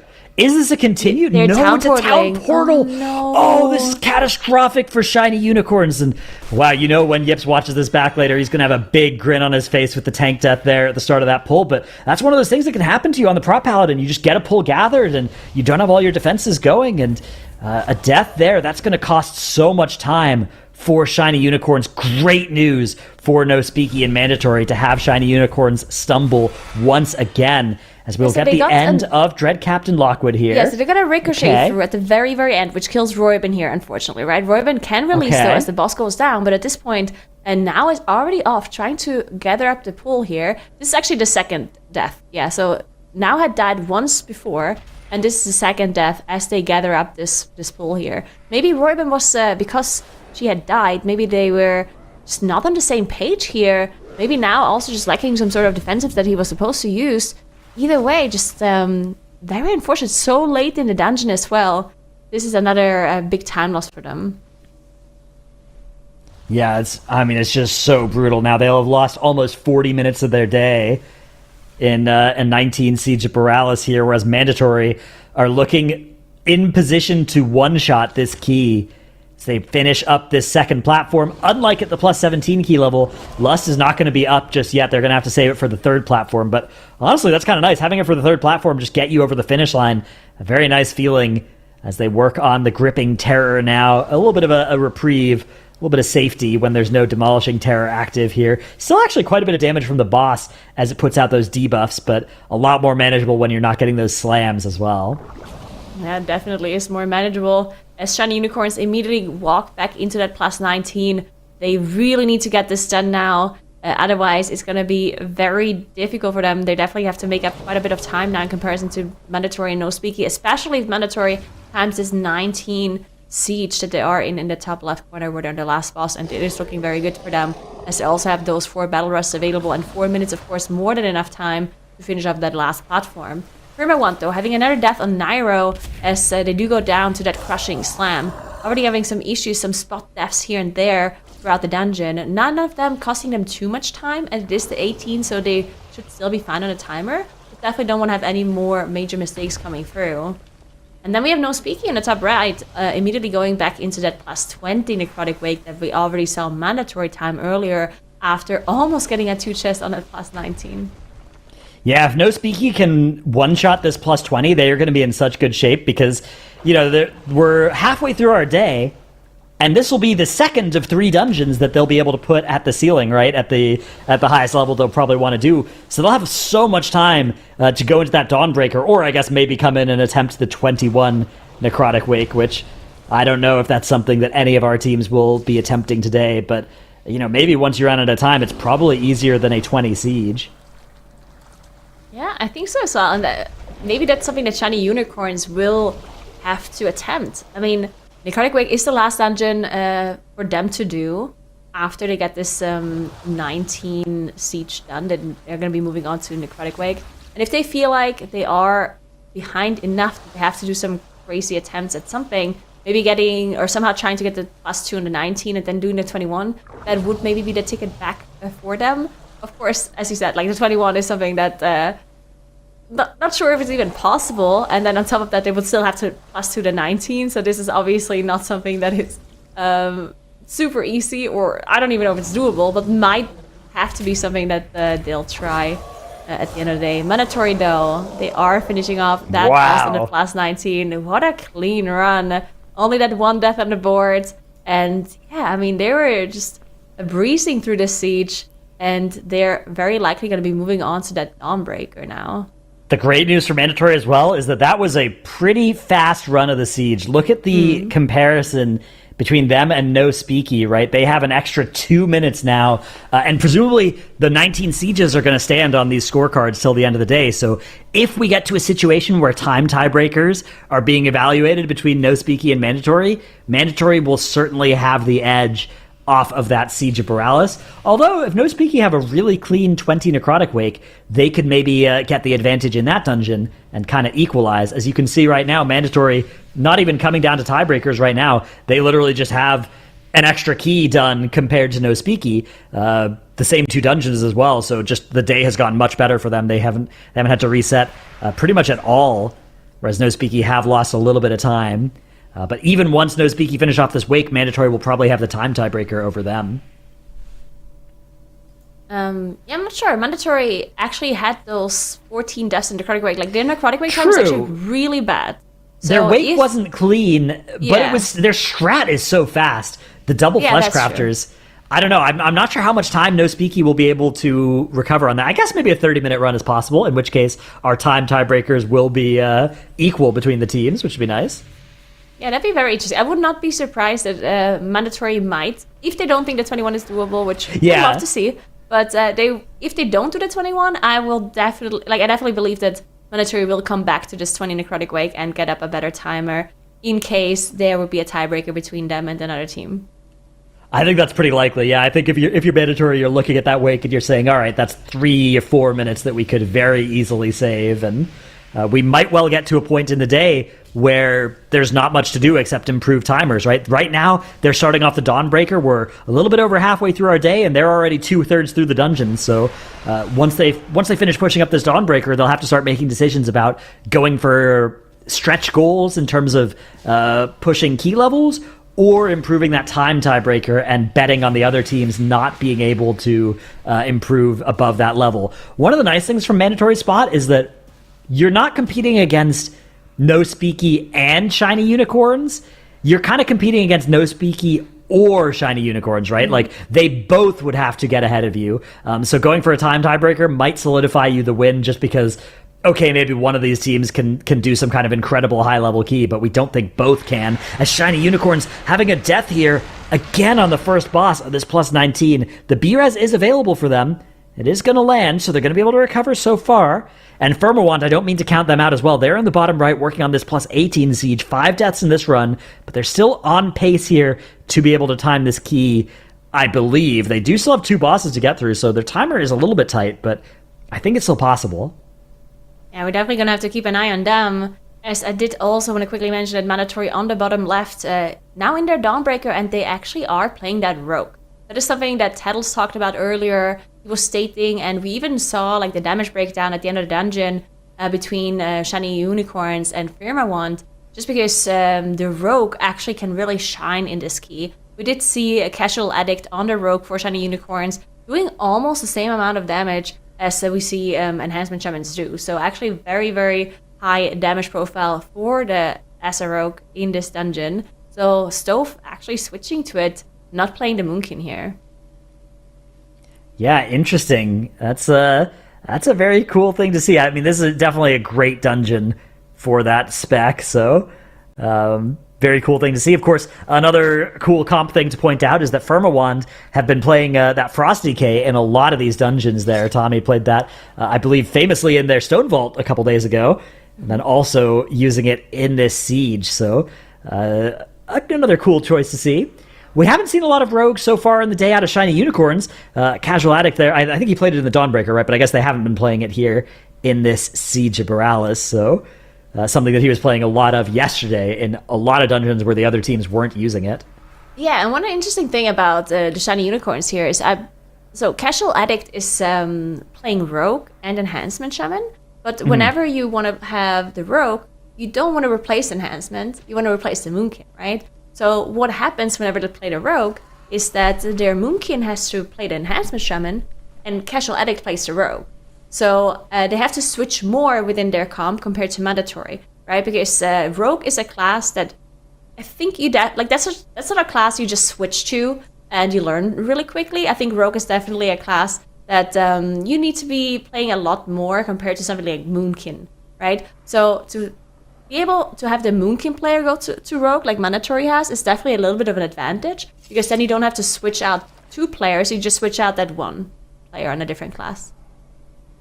Yeah, it's definitely each season kind of has its different main characters, right? And this season the Enhancement Shaman is definitely the main character, so it would be best to have that person be just always the main of it, but it doesn't always work out like that. And these players are often very proficient multi-classers, so it is a little bit weird though to be swapping between, having multiple different people playing the same spec over the course of the day can be a little bit of a weird feeling. Yeah, definitely. As a Mandatory now in that Dawnbreaker, of course, very start of the dungeon. Not too many dangers there. We do start seeing very dangerous pulls after the first boss, where we've seen multiple full wipes on that very first trash pull immediately after this. And then also the mini-bosses following can be super deadly. So we'll see how Mandatory is going to be handling those. Of course, on a plus 17, it shouldn't be the most dangerous to them. They should be able to handle it. Another thing we also need to watch out for here in Mandatory is the 2 chests. We've seen all teams 2 chest this except Firmawand. So Mandatory, in theory, should be able to follow on that one as well and get the 2 chests in. But we're going to keep an eye on it. As No Speaky in that 20 Necrotic Wake, top left side of the screen. This is a very, very difficult key for them. The timer, maybe not something they worry about too much, except for a tiebreaker scenario possibly. But the timer shouldn't be something that is holding them back from timing this key. It's rather just not being able to finish off some of the pulls or some of the bosses because of the insane amount of damage that's going to come through, and also the insane amount of managing that is going on here with all of these flash crafters and whatnot. Which of the bosses do you think is most likely to be kind of the brick wall here in this dungeon? Honestly, I'm impressed that they managed to pretty consistently do Blightbone. I think if you look at all the bosses individually, I think Blightbone might actually be the most difficult one with the Flashcrafters as well, especially when you play double Flashcrafter like mandatory. But because of the position of the boss being at the start of the dungeon, I think they have a lot more practice on this fight. Because whenever you go in tournament realms, you can just continue to do Blightbone over and over and over. While the other bosses maybe not as easy to practice, especially because you're utilizing weapons for them. And on tournament realm, if you try and do Stitch Flash and you use your weapons and then you wipe, you can't just go again. You actually have to do the whole dungeon again. Same with the last boss as well. So practicing the last two bosses actually a lot harder for these teams on Tournament Realm compared to the first one. So in theory, Blightbone, but I think in reality, from a practice point of view, I think the most difficult one is probably Nalthor, getting the perfect timing on the cleavers for the shields. What do you think?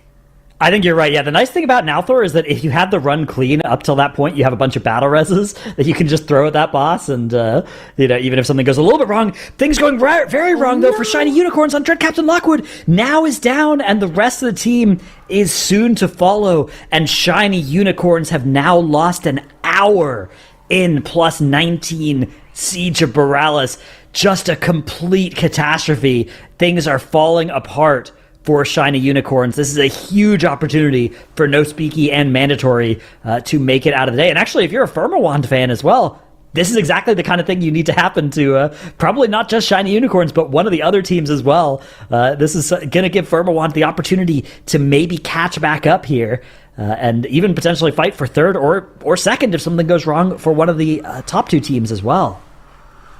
Yeah, this is actually exactly what Firmawand needs here, as they're also about to finish off this plus 18 siege on their side as well. Looking at the timer, 350, they are going to be fine. But yeah, as you said, this is the first platform, and the timer not looking that clean for them. They do have this one Battle Rush available in case something does go wrong, but they do have to maybe hurry up a little, not too much, as they still have those two platforms left. Now, Mandatory did finish off that first boss in their plus 17 Dawnbreaker. So let's take a quick look at their first trash pull here that we've seen some teams struggle with. Let's see if they do anything different, potentially, if the Rogue is going to be shining for them here, and if they can execute this, because there's just going to be a lot of damage coming through, especially on their tank. Yeah, you have to be really careful as you gather this pull as well, because a lot of those mobs will charge the first person they see, so you need to make sure that it is your tank that is getting in combat with a lot of these enemies. Looks like Mandatory have got them grouped up reasonably well. Things going okay at the start of this pull. Defensives not even needing to be committed all that many. The Bubble Taunt got a lot of value there. Actually, it wasn't even Bubble Taunt, it looks like. Yeah, Skylark doing a great job of getting this pull all situated. And yeah, Mandatory they're making short work of this. Still a lot of health to get through, though, on these manifested shadows. Actually, taking so much taking damage as Pain Sup is coming out from mode, and also barrier. the Disc Bubble as well. Just everything being used here, and the second set of AoEs coming through on top of the debuffs that are also out as well. So this at the very end of this fight, also very difficult. Not just the initial. It's always the overlap with that AoE that's coming through, but I think they're in the clear now, as they did manage to survive that second overlap, and now they're going to be able to move on. But yeah, you can see how dangerous and how scary this is.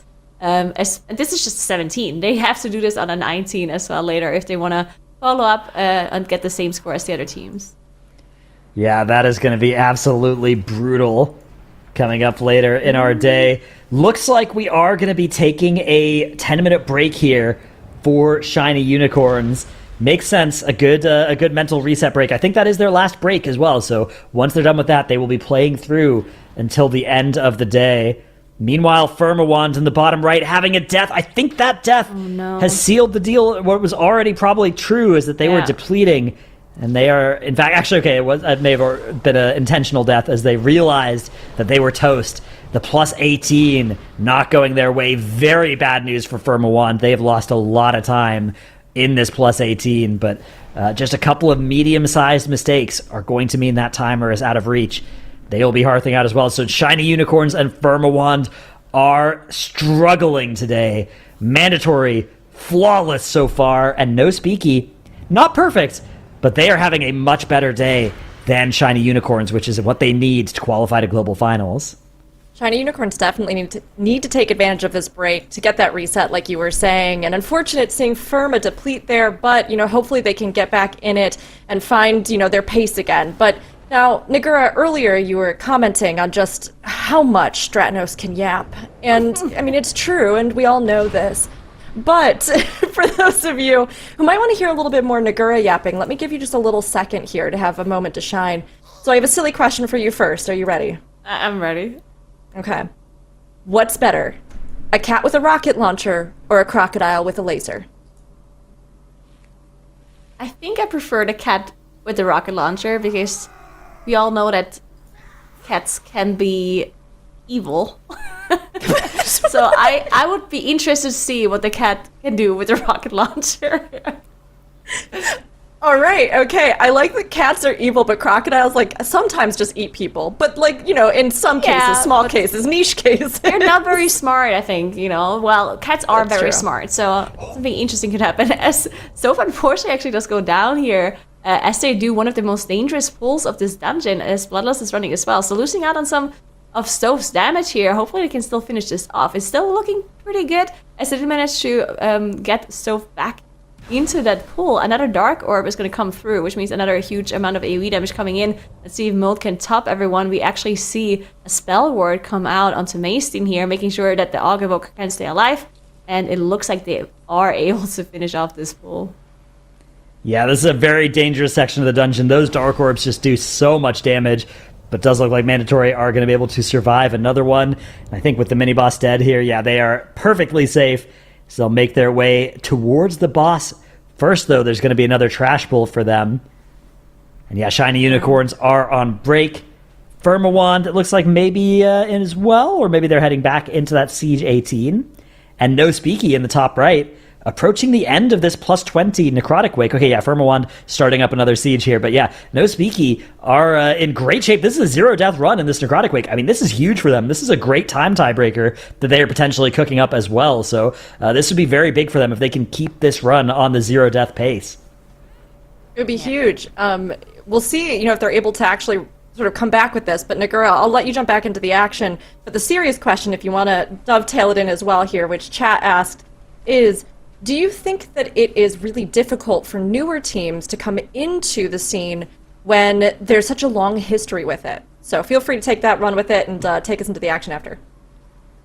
Yes, I definitely think that the barrier of entry for something like TGP and MDI can be pretty high for some of the newer teams against these veteran teams. But I do think that there are quite a lot of teams that are coming in. And as I say that, Mandatory actually does lose Skylarked on one of their pulls here immediately as they're Put that in gathering the Tank up. Death compilation. Yes, Yep. but actually, does this mean they can't do justice anymore? This is one of the first major issues that we see from Mandatory here. They are continuing. The timer of this dungeon is definitely not over. But at this point, not 100% sure if they can get the 2 chests in, which honestly, if they can't get the 2 chests, it might maybe be should better reset. to just Town Portal. Yeah, it And might I better. think after another death here, I think that might indeed be their play. Yeah, it looks bad, but as long as you can 2 chests, it's good. What you'd really hate to do, staying in that dungeon and 1-chesting it and then having to do the 18, that's much more costly in terms of time. As long as you can actually 2-chest it, which I have full faith that Mandatory can do it, hopefully on their next attempt. Or maybe they'll keep that one going, and maybe it's still possible with their timer. But yeah, No Speaky working on the end of the dungeon. There's an interesting question, though. We do see a lot of new teams entering the MDI or TGP, and often what happens is they don't win their first time together as a team, right? But often we'll see a team have kind of a surprisingly good performance for their first time as a team, and then they're in it on the next tournament, right? The next season, they're playing to win. They're at the top of the leaderboard. So a lot of our best teams started off that way, right? Their first attempt together was a lot more sketchy, right? A lot more. They're still working out all of their team dynamics and stuff, but the best way to do it is to play. And oftentimes, we have 16 teams that qualify through time trials. Being one of those 16 teams is very impressive, but it's also approachable. If you're a good team, you can definitely make that happen if you play and if you go for it. So if that sounds fun, if you've got 4 people to play with, I would encourage everybody to give it a try. Yeah, I think you made a really good point. Just getting into the tournament is not going to be the biggest hurdle. It's winning the tournament against some of these veteran teams.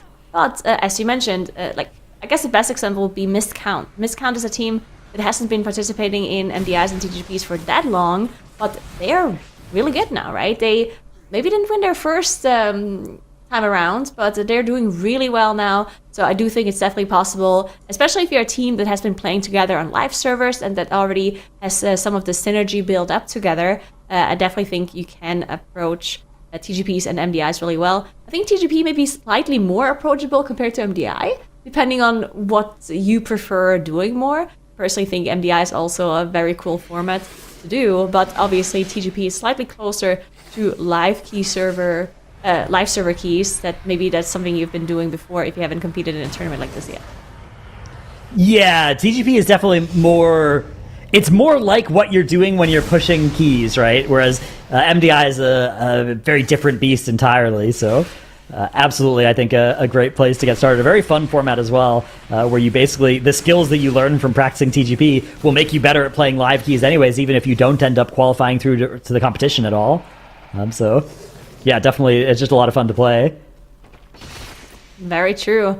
And Mandatory on the top left, they decided to not reset the key. So we were thinking maybe resetting would be a good idea, just because the 2 chests might not really be possible for them anymore.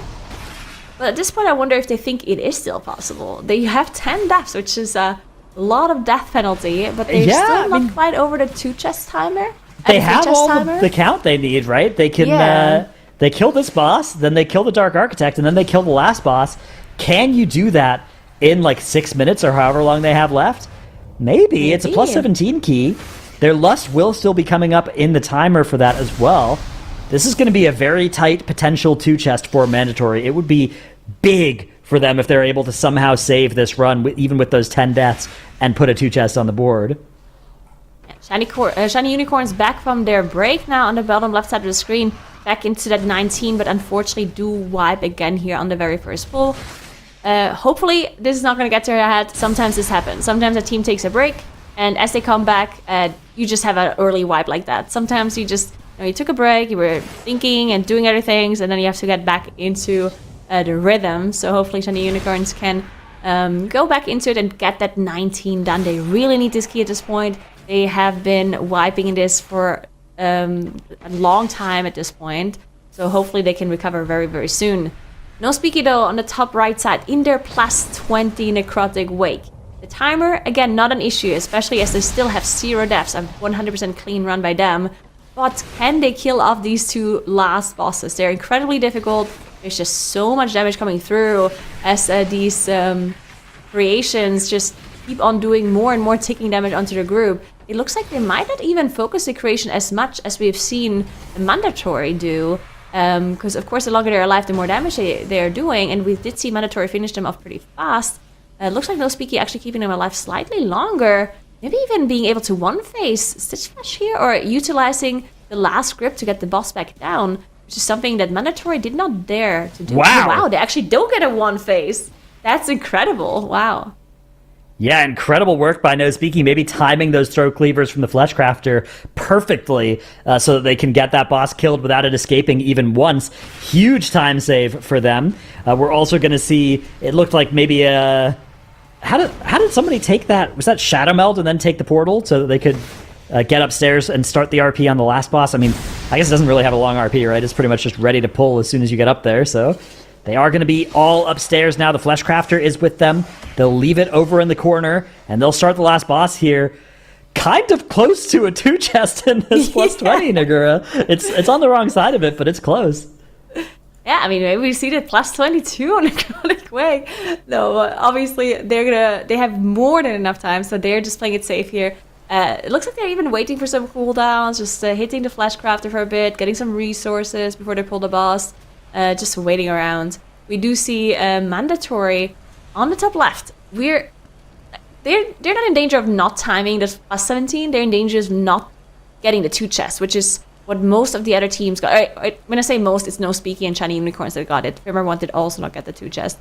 Mandatory definitely wants the 2 chests, but less than 4 minutes left now. and it's going to be a little bit difficult for them to do so. Shiny Unicorns having another wipe, unfortunately, on their first pull. We've seen this happen multiple times to them, unfortunately. Still not being able to get their head back into the game at the moment.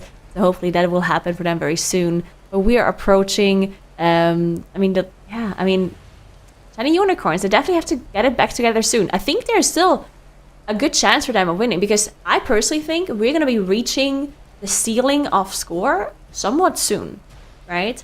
So even if Shiny Unicorns is wasting quite a lot of time in this siege, I think if they get it back together and time it now, I think there is potential for them to gain the same score as Mandatory and No Speaky are at, just because at some point, what are they going to do, right? No Speaky is going to time this plus 20 now, and then obviously they still have this one dungeon left to do, but at some point, it's going to be very hard for either of these two teams to get more score in some of these keys.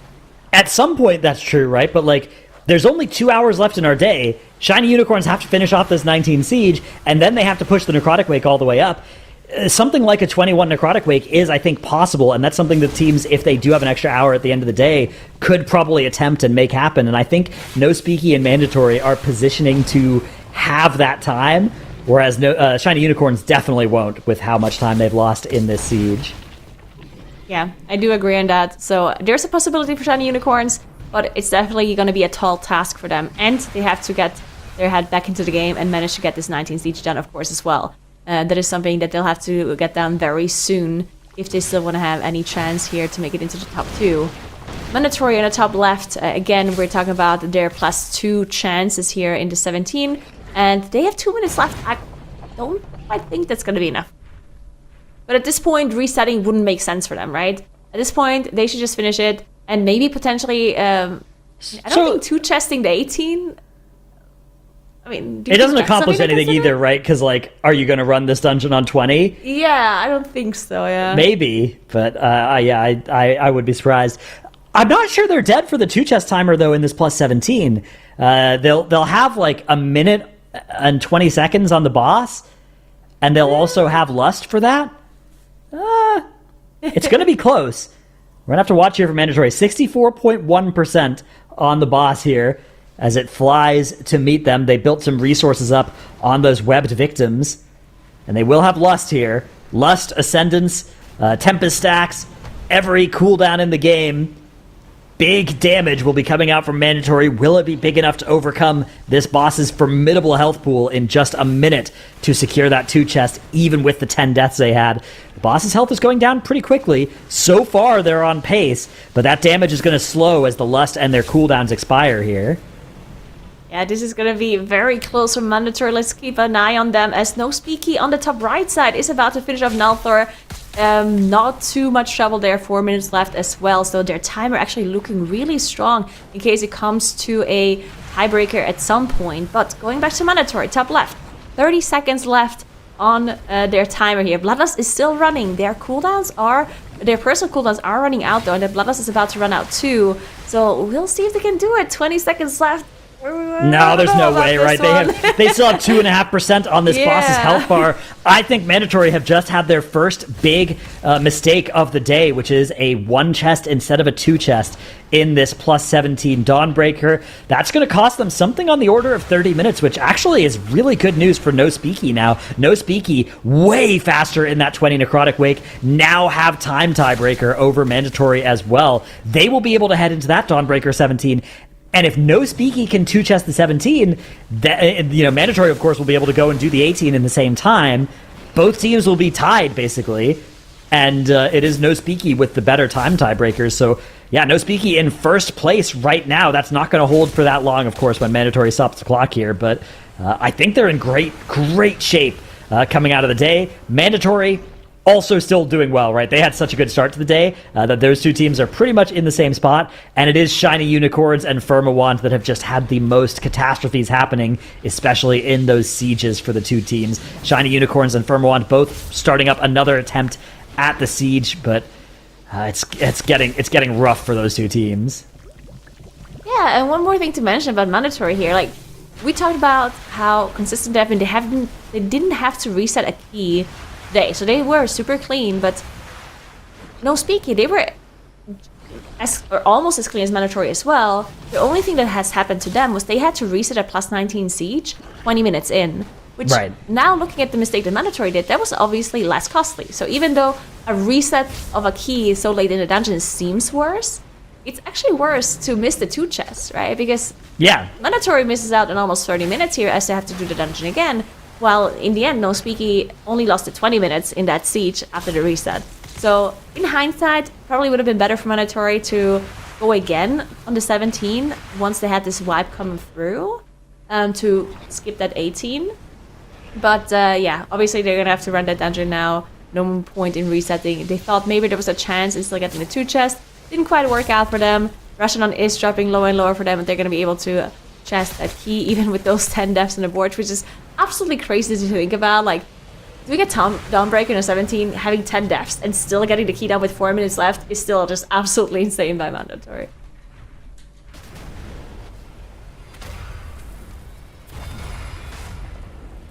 All right, Rashanan goes down.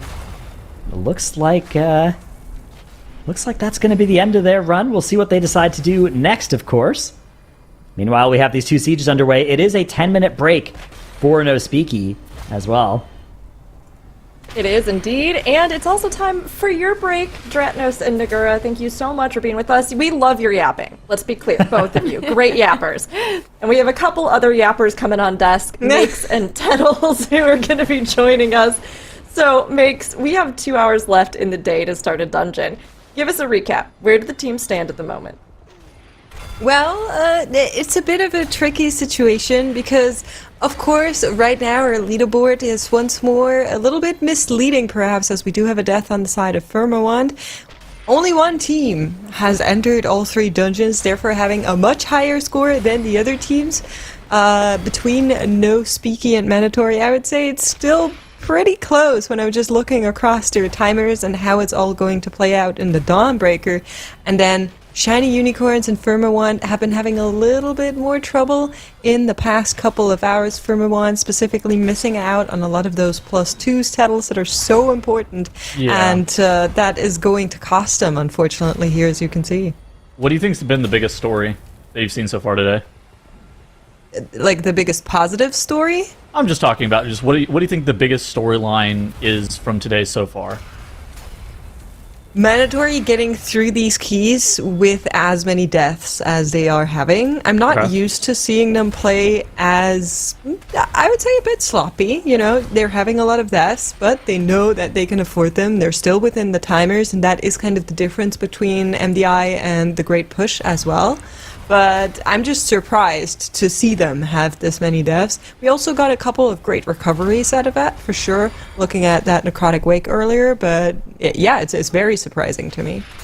To me, honestly, the most interesting one is just how inconsistent Shiny Unicorns have looked. They clearly can time this 19 Siege of Borealis. I mean, you're watching their gameplay right now, and it's pretty clear that if everything goes according to plan, they can absolutely time this. They could be multiple minutes under. But having everything go according to plan just seems like something that they just haven't been able to have today. And we kind of talked about it a little bit yesterday, Makes, and it's like, can this team be consistent? We obviously know their max cap is really high, but I feel like the depletes in the Siege of Borealis are setting themselves up to not be able to make it to the Global Finals. I mean, I think that's something they're, for better or for worse, are painfully aware of. If you look at Now's stream, he even wrote into his stream title praying for consistency today. So I think that's something that if the team knows about it, they will at least try to get there. But at the same time, you know, it's a busy time in WoW. There's a lot going on, especially for some of these higher raters. A lot of retesting has been happening in the past days. So I think it might just also be a part of all of these new team constellations and teams having to really, really be careful with their scheduling, their resources, and how much prac they can put in. Yeah, I think that makes sense. I mean, for No Speaky, Mandatory, I thought, has been having the best day 3 so far. However, by one-chesting that Dawnbreaker, No Speaky and Mandatory, assuming that No Speaky can two-chest the Dawnbreaker 17, are going to be virtually the same spot. That's kind of assuming that the 20 isn't going to be done today. That's kind of assuming that the cap is going to be the 19 on the Dawnbreaker. But assuming that the cap is the 19 on the Dawnbreaker, basically no speaking and mandatory are completely tied up with where they are progression-wise throughout the day, which I think is going to make for a very interesting, I would say, final hour of the day, whether that be, are we going to see a 21 Necrotic Wake be attempted? Are we going to see a 20 Dawnbreaker be attempted? Are we going to see teams try to rerun some of their dungeons and get better times? Because I think no speaking can probably shave 1.5 minutes off their siege. I think that mandatory can probably shave 2.5 to 3 minutes off their Necrotic Wake. So those are also possible options. But I think we're shaping up for a very interesting final hour, depending on how the next run to 2 runs of Dawnbreaker goes for both of these teams. Oh, Roy been going down on Shiny Unicorns. Yeah, a bit of an unfortunate melee there from the commander, probably a bit too close there, but they're going to be able to use a normal rest to get her back up and with the team. But let's talk about that a little bit, because of course on the live servers, highest keys in these dungeons are 19 in the Siege and the Dawn and the 20 in the Necrotic Wake. You already brought up the perspective of the 21 in the Necrotic Wake, or maybe even a 20 in the Dawnbreaker. I think we're both in agreement that the 20 Siege seems a bit unlikely on the overall perspective. No, nobody's living that. Like, your Augovoker, I'm pretty sure. I actually don't think Augovoker can live a 20 Borealis. I'm surprised they're living 19. This dungeon is crazy. Do you think they can live a 20 Dawn? Because that also looks very scary, especially like some of these, like the second boss. I'm fearing for the Vokers. Yeah, I think the +1 on all 3 of the keys on the Borealis, like Borealis 20, probably not livable. Dawn 20, like you're saying, I don't know. The dots from the mini bosses is just going to hit your group for so much, and while the timer is, fairly lenient in some of these spots, at some point as well, your tank is actually just going to get meleeed to death by the tacticians, and the Umbral Rushes are just going to kill your tank. And kind of a similar thing for Necrotic Wake. It's kind of like the same texture. It's just, I would argue tank survivability in Necrotic Wake. It's like, can these tanks, can Skylark, can Yips, can Now be able to fully tank and live a 21 Necrotic Wake? I don't know. I feel like the answer might be no, but it's something that, like, obviously these are the caliber of tanks that are required to be able to live something of that level. Yeah, I agree. I'm really curious on whether or not any of these teams, they practice, of course, in secret. So sometimes they have timed keys that no one knows about. This time around, I didn't hear any whispers of any keys being timed that we don't know about. Sometimes, through the grapevine, it kind of happens, and they're like, oh, this team, they're timed a +22 or something.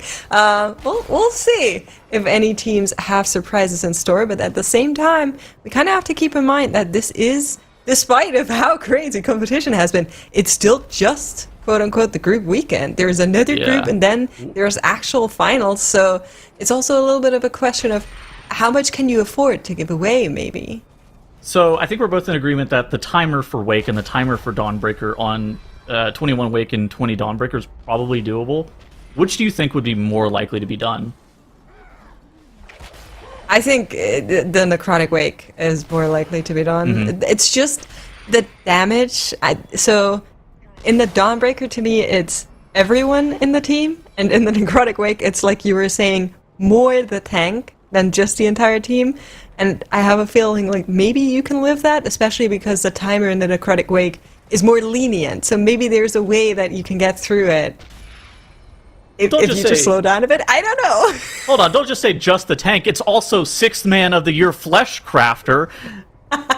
we got the 6th Man of the Year on deck. Like, he's doing big damn too. Listen, as somebody who played Disc Priest for quite some time, to me, the Flesh Crafter is part of the Disc Priest. You cannot split them off. Yeah. Some would say it's part of the Augovoker, but it's some nonsense. Again. That's the 19. Yeah, I mean, that mechanic is actually so hard to deal with. I do not envy these players having to juggle the Fleshcrafter. I mean, look at that; it did more damage than Moonkin. That guy's coming off. That guy's coming off the bench. The Moonkin is the bar. The Fleshcrafter's coming off the bench and top and damn, like we're back.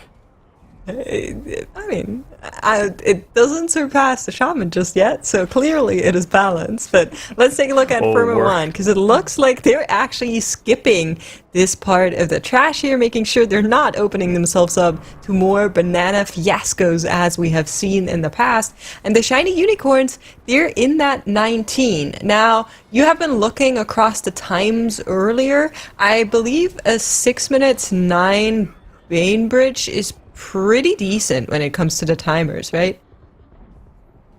Yeah, that was a good first boss, but I'm scrolling up. Let me see. I had the 19s from No Speaky posted somewhere. Yeah, so No Speaky had a 1456 on Dread Captain Lockwood, and we're able to time the dungeon still with 5 deaths.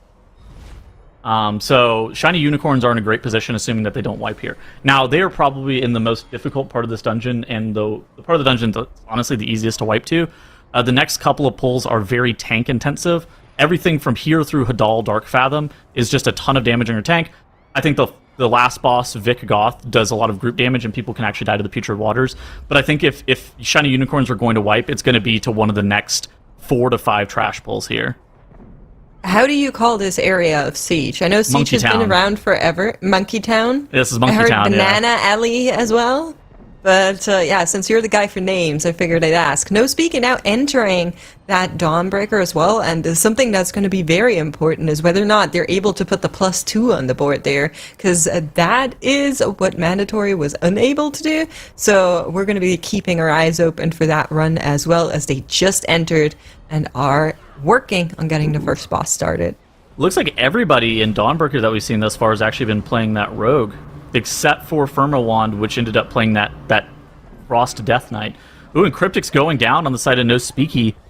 Very unfortunate death. He is going to release, and he's going to be able to fly back.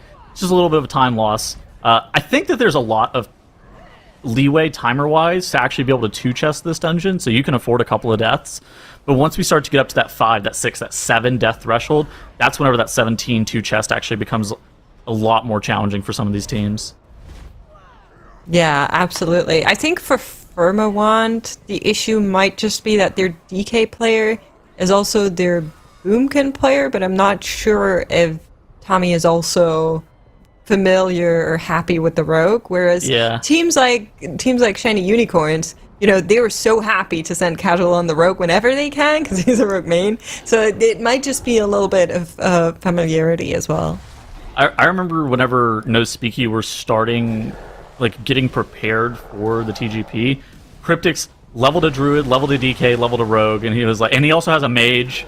It's like he has one of pretty much everything. He also has elemental shaman as well. He has basically one of everything on live. That way he could actually start to get practice early on all these specializations. I think that rogue is actually pretty difficult to learn in some of these dungeons. You have to really make sure that you are really aware of your Kingsbane timing, your Deathmark timing, and honestly, the big thing isn't necessarily AoE, but it's a lot of single target damage. It's like really tough to do good single target on rogue.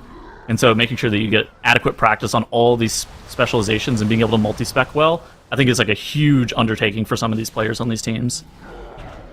Yeah, I agree, especially those teams that aren't as experienced with formats like the MDI, like the TGP, that haven't even entered this field of competition before, like Firma Wand. This is their first time here, and they already made it to the Championship Sunday. I personally love seeing them, and, well, you know, who knows? Maybe next time they have the Rogue in shop as well. I think Firma Wand looked really good during day one, and they actually were like pretty clutch, I think is what I would identify them as a pretty clutch team. And it seems like today, those clutch moments that they had that allowed them to get to day 3 haven't necessarily been there. And I think that's what's kind of been hurting them a little bit. Again, though, this is a brand new team.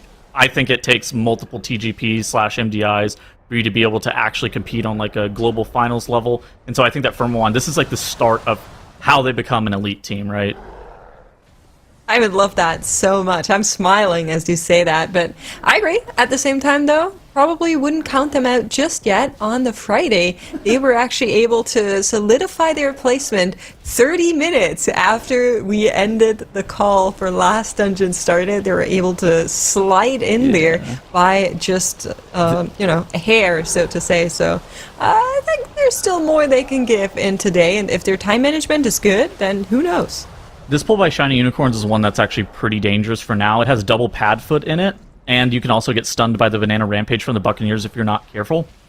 The pad foots put a heal taken reduction on you, and if it stacks up to 2 times, it is of course attached to its Z, so you can get it dispelled off by the priest or by the paladin, so it's fine. But those mobs also hitting you, like the Padfoot Disease cast itself, also does an insane amount of damage. That's why you're seeing them rotate through all of their CCs. Basically, they went through Deep Breath Stun. They're running double cap, and now goes down to the Rotting Wounds from the Cutthroat that I was talking about. Those Padfoot mobs putting that Rotting Wounds on them. That application, it does end up killing them off. I think that Shiny Unicorns, if they're able to not wipe here, they're still going to be fine timer-wise, but the important thing is to make sure that they are able to kite out this trash pack and not have that full wipe. Now did end up releasing, so he's running back and trying to get threat on everything.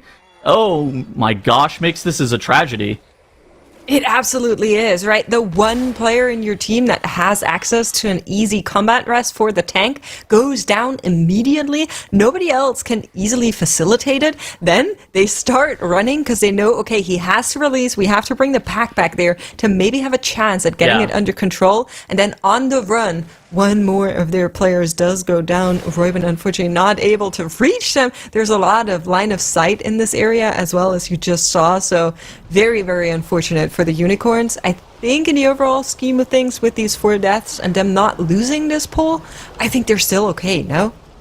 I think they're also fine. They're going to need like a 28-minute Hadal Dark Fathom split, which is definitely possible. But I don't think that they can afford any more mistakes here. They do have their Bloodlust available. They are going to have their Ascendants on time. They're going to have their Incarn for this next pull. This next pull is probably the final hard trash pack.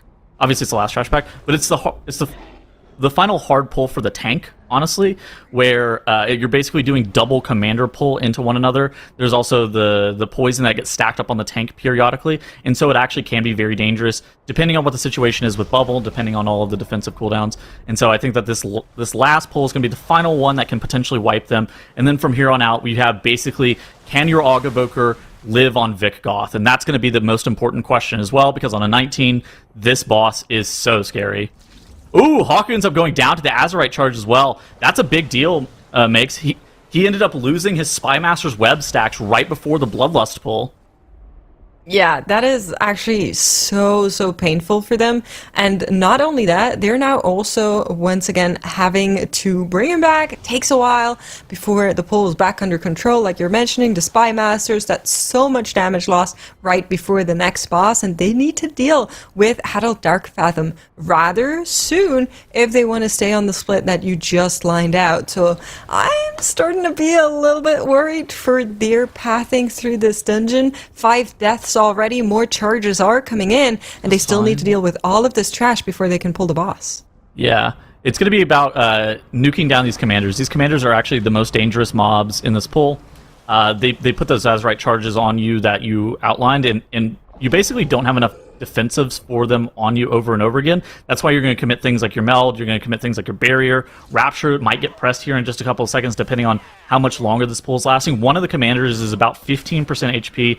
If they can skip the Azerite charge from that one, it would be great, but it looks like that one's also gonna... Okay, they actually get it killed off right before it ends up going off, which is a great thing for Royben. Saves her a little bit of healing. She ended up having to Rapture anyways, so maybe didn't do too much. But looks like Shiny Unicorns are in an okay spot. Again, the timer that we're looking at to kill Hadal Dark Fathom at is 28 minutes even. I think that Shiny Unicorns are going to be able to do that. So they're pacing to be able to time the dungeon, but they're going to be so close to the end. Basically, any death on Vic Goth, any death on Hadal is probably going to set them back to the point where they're not going to be able to time it. But if they play perfectly from here on out, I think that they're okay. See, this boss takes a while, and I think you're right. I think it's going to come down right to that marker as we just entered the boss fight for them. We are also getting a glimpse of mandatory No Speaky and their Dawnbreakers, of course, different key levels. But for No Speaky, it's very important. I would say the most important thing right now is that they're able to get the +2 here, because that would put them a little bit ahead of mandatory. So we're going to be checking in with their splits once we have the comparable numbers, as Firmawand are already at the part that Shiny Unicorns will be dealing with in a little bit. So once again, +18, not as lethal as the 19, but still plenty of damage going out onto the group there for Firmawand. Yeah, I mean, Firmawand here, they are playing a DK comp, so they have access to the anti-magic zone, which is actually good for the Putrid Waters cast. In addition to that, the DK is basically immune to dying on this boss, which does end up helping a lot over the course of the entirety of the fight. But the DK notably pretty slow at actually killing this boss. A little bit, I would say maybe a little bit slower than the Moon King comp, not like that much slower, but it's not like a specialization that's going to add a lot of speed to this kind of boss. It does just add that defensive flexibility because they basically require no healing. They don't require any defensive help or anything like that. Well, AMS once again very nice on this boss as well. It's so OP. It's a great spell that is perfectly balanced as all DK things are. Tells, come on. Yeah. 20% health and a magic damage immunity on a 30-second cooldown. Me too, man. That's very balanced. Well, we do have numbers. Thank you so much to Zyra for putting that into our talent chat. So the 17 plus 2 that we saw earlier, the first boss split in the Dawnbreaker 17 was 734. No Speaky actually a substantial bit behind that. Let's see whether or not they can beat the next one. Is 1745 that they want to have the second boss down.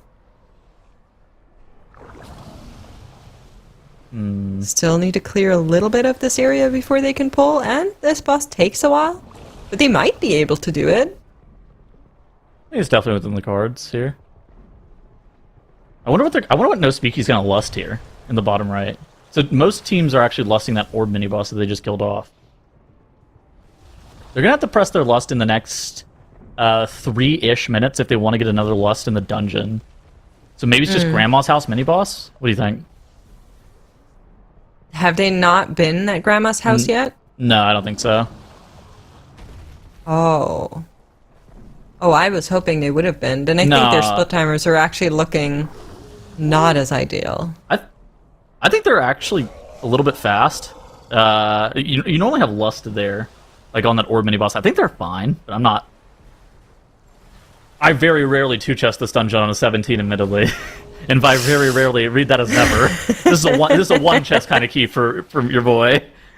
Okay, let's just wait and see what they actually do once you're done. Here's something that, of course, very different setting, but something that we have seen in the MDI is teams actually opting to send that Bloodlust on the second boss with some of the extra trash, because that's usually where you send some of these cooldowns. Yeah, what's going on with no but yeah, they're hacking the mainframe, bro. Chat there. they heard that you said that they weren't going fast enough, so now they're adding in more damage. They're like, they said, what if we get a speed 200 slash spawn plague borer? No, Summon don't plague say borer. that. But here's Grandma's house. So you were right. They haven't done that just yet. This is actually the Bloodlust that they are sending here. So that's the pull that they were hoping to use it for. Makes sense. That's what they're using it for here. This is actually a really dangerous pull for Yips. I'm surprised that he, like, without spell warding or bubble on pull there, those Umbral Rushes from the Shadow Walkers are actually very, very dangerous. You saw him dip to about 20% HP. He did have Ardent Defender up, so he was more likely than not going to be fine there. But this pull, we saw teams doing it in the 19 as well. The amount of tank damage that those Umbral Rushes do to your tank on top of the Tactician melees by themselves is just an insane amount of damage. So Yips being able to live that pull, phenomenal. And now they're going to be able to make their way to the boss, and I think that they are making great pace here, Makes. So something I hate is when you press Bloodlust and then you have it running even though you're not fighting anymore, which is unfortunately something that just happened there for a lot of time. They just annihilated that pack and then had like 15 seconds of Bloodlust still up. Shiny Unicorns top right. We were kind of waiting on them to finish off a doll. Again, the time that I cited that we were going to need to have is about 28 minutes. They're about 30 seconds slower than that. So they're going to have to cook. I think that there's a world where if they really just crank this boss, have basically 0 damage loss on anything, have pretty much 0 mistakes, I don't think you can afford any deaths here. You can absolutely time it. It's going to be really, really tight. Like, we're looking at maybe 10 seconds under the timer, best case scenario, 10 seconds over the timer, worst case scenario with no deaths. It's going to be very, very close. This fight's probably about 5:20, 5:30-ish on this level. And so it's going to be really, really close. Yeah, I mean, they did it once before, right? In their previous key, I was Yes. also kind of sussing whether or not they'd be able to pull it off. And then there were a lot of shiny wolves helping their shaman there, cranking out a lot of damage. So maybe they just have the tech, you know, the guaranteed main character buff. Cue the anime montage on Casual Addict. Who knows? Yeah, they gotta avoid the Cliffords and the Baltos. We gotta get the lightning dogs. Right. Okay, that is the first platform. Of course, it's going to take a little while. Royben dropping really low here. But the Master Spell is going to be helping in getting those debuffs off. And we are getting a glimpse of the splits here. You can see how tight it was for them to get the +2 with that 1 death. This time around, 5 deaths. Can they beat the boss within the dungeon timer in the +19? I mean, they had a pretty fast first platform here. Now they can't really stand around waiting. In theory, you want to actually shoot this cannon between 8 and 16 seconds before the next Putrid Waters is coming out. Realistically, you're probably not going to be doing that if you're sitting here in your Shiny Unicorns. I think you're going to have to play as aggro as possible, and by waiting, you can actually line up the slam to where it lines up better for the Putrid Waters to where you're not going to be completely just toasted. So that's how long you want to sit around and wait a couple seconds before shooting, but I just don't think they have that luxury right now. Yeah, I don't think so either. I think for them, it's just go, go, go, and try to conjure up any damage you really can find. They have the plan. Can they find the damage is a big question here, and they are making headway through the platforms. In the meantime, No Speaky now engaging that second boss, and we were talking about the boss split timers in the +2 potentially, and that was 17:45 for the +2 that we saw. They're a bit behind that, looking at the 66% on the second boss that they still have. So, how far under the 2 are they in that? So that's a good question. We are seeing it at the top there, but that's not the... So that's missing the 17 that's plus the 19, 2. right? Yeah. Yeah. So the mixed signals a little bit. I have a suspicion We'll that if they play this clean, they're going to be able to get the +2 still. But yeah, like you're saying, it's not the fastest 17 that we've seen, which is a little bit concerning. But they're only on 1 death. I think that I'm going to kind of favor them to be able to pull this out with the +2. I think it might actually get close looking at their dungeon progressing this it's far. gonna be close. They're going to be like a minute over the other time, and if I remember correctly, that was also tight. Royben died. We do have a death. Shiny Unicorns are losing their healer. Royben does go down here to the Putrid Waters. That's another 15 seconds they didn't have, and the town portal is coming out here. My God. Very, very painful. 33 minutes lost. We knew that they were going to be like best case scenario 10 seconds under. They could not afford that additional 15-second death. The Putrid Waters, it's impossible to deal with because you basically have to, if you're going to press a defensive versus it, you have to press it prior to it being deployed from the boss because of how projectiles work in World of Warcraft. And so it has to be pressed prior to the cast from the boss, and then it has to last long enough to where it can, it'll survive the travel time and actually hit you. You can pre-shield it and stuff like that. So Royben is actually in a lot of danger. She has to basically pre-shield herself every single time to have that lenience. And then there's some spots that she just doesn't have anything up, and you're just kind of hoping that it doesn't select you. And unfortunately, right there, it's one of those times that you were just kind of praying that it didn't pick you, and it unfortunately did pick her. It did. Yeah, it's... So this is kind of the painful part. In a normal dungeon run, this wouldn't have been an issue. They still had combat dresses and so on, but because they lost so much time previously to that, that is what ended their run there. The final drop to the... I don't know, I'm trying to translate a German idiom again. Yeah. Is that a constant thing for you? Just try to translate German on the broadcast? Might not work as well. See, my brain is just, it goes in different languages. Okay, moving on.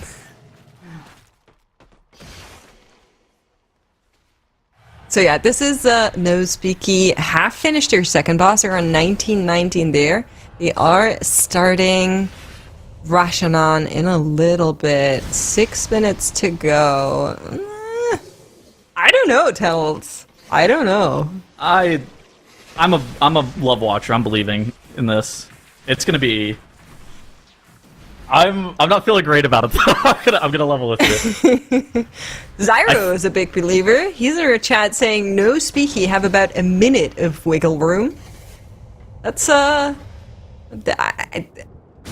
it takes more than that to convince me, but we'll see, we'll see. Oh no, it's over for Shiny Unicorns. This is so bad. They bailed on the 19 Borealis and they're now in Necrotic Wake. They have to do that 19 Borealis if they actually want to qualify for the Global Finals. They're gonna have to go back there at some point.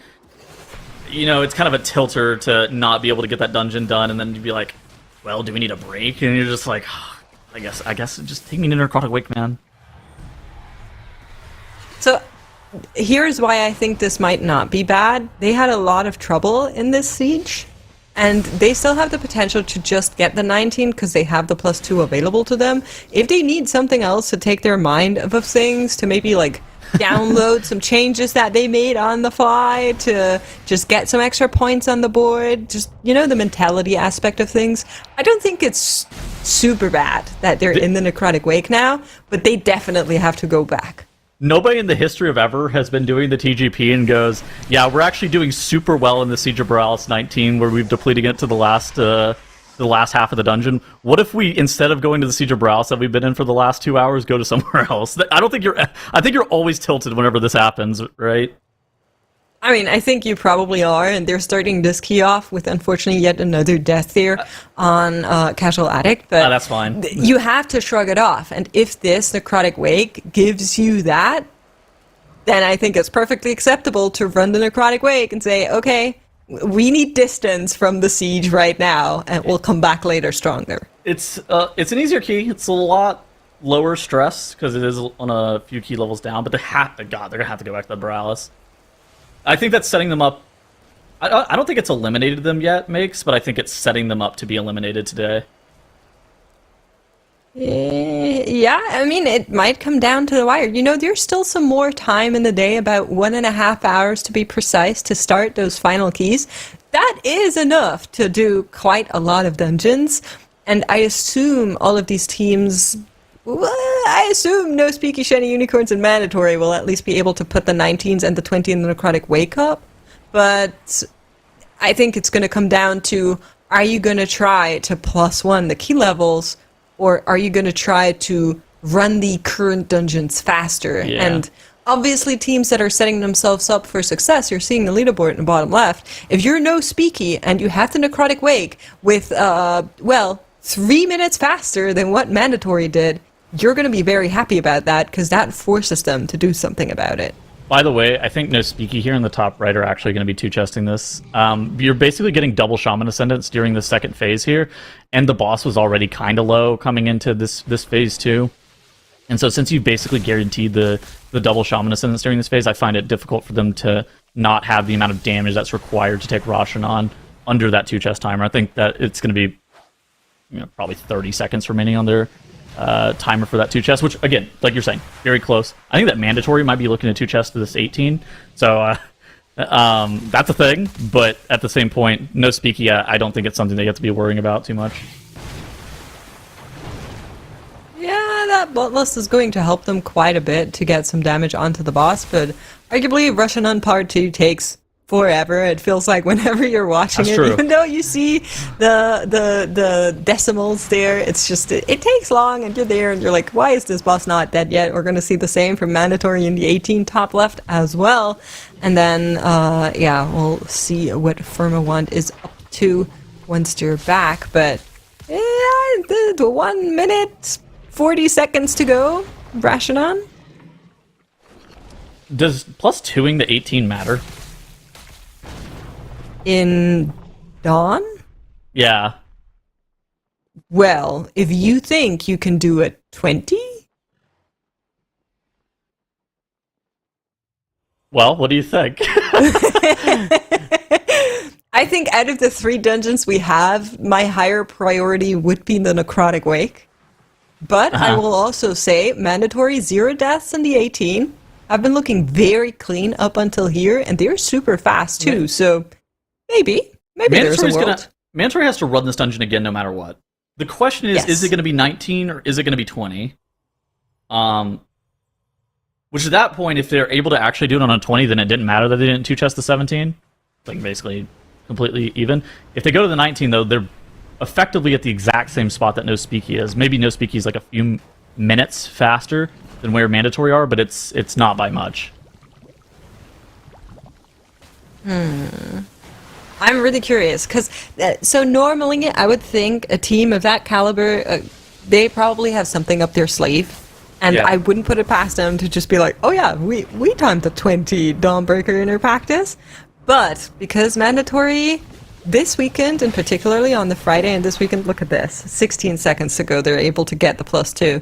But because Mandatory on Friday already kind of held back a little bit and went into the 19-hour car when they had the 20 unlocked, and because of a lot of their dungeon runs have been looking a little bit sketchy throughout today, I'm not sure for today for them, but looks like the Dawnbreaker at least is looking really, really good for them.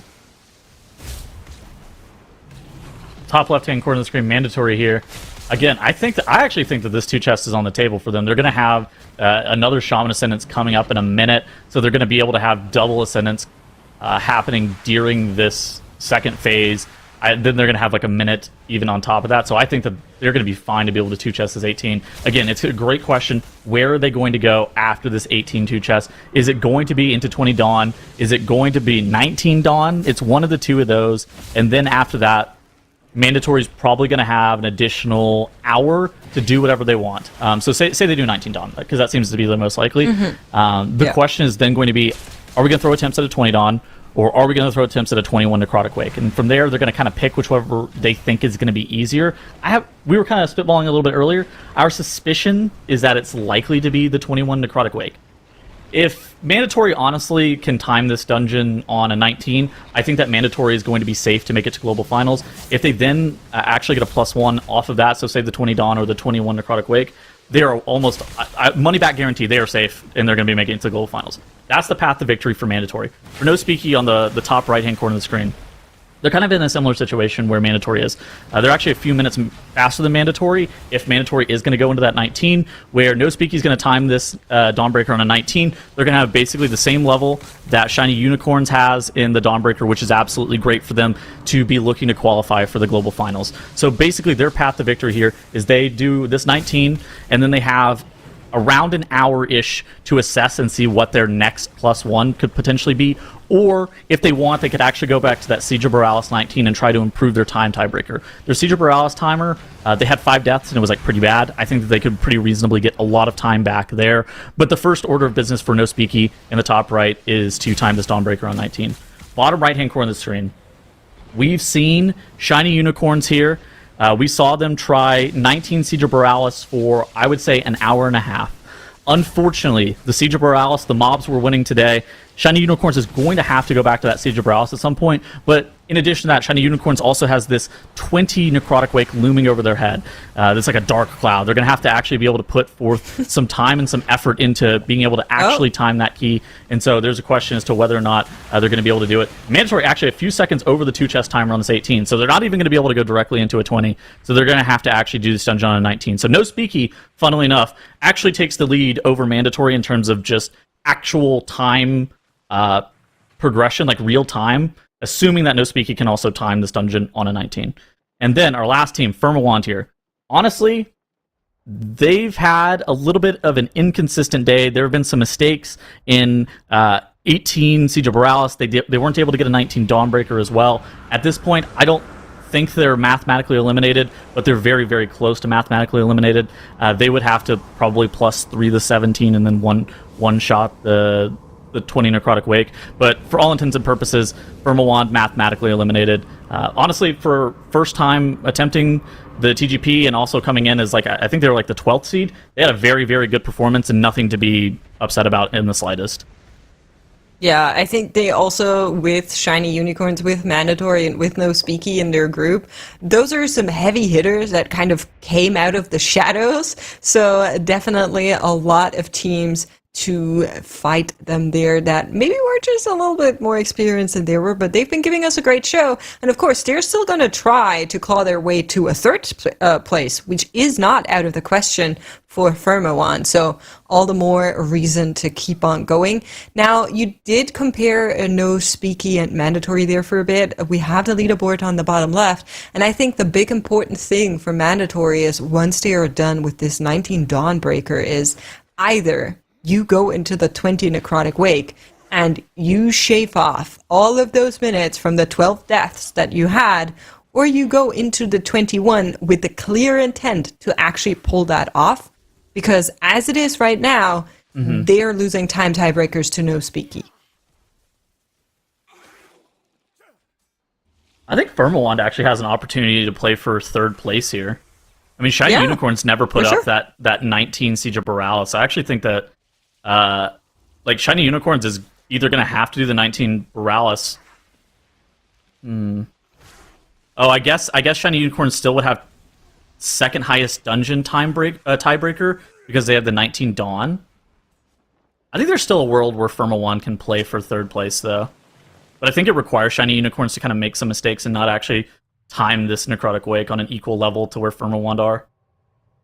So let's talk a little bit about the Unicorns, because I know right now it's not looking too clear cut for them. They still need to do the 19 Siege that we were talking about, but that's one good dungeon run. That's like 30 minutes or so if they don't have any deaths. And then they need to push up the Necrotic Wake. How much time do they need for all of that? So, like, let's say it's a 17 plus 2, and then a 19 plus 1. A 19 plus 1 and a 20 plus 1.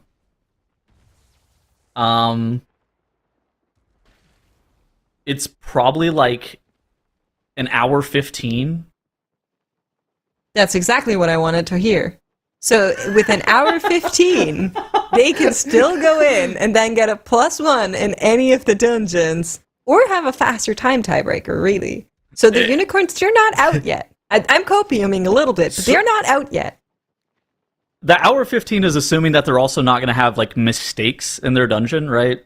Well, because we're up against the end of day timer as well. It's not even like the issue isn't necessarily going to be timing the key. It's going to be like our real world time is actually going to matter as well. So menuing back in Dornegal, how fast can you get back into the dungeon? I think that's a huge deal for this as well.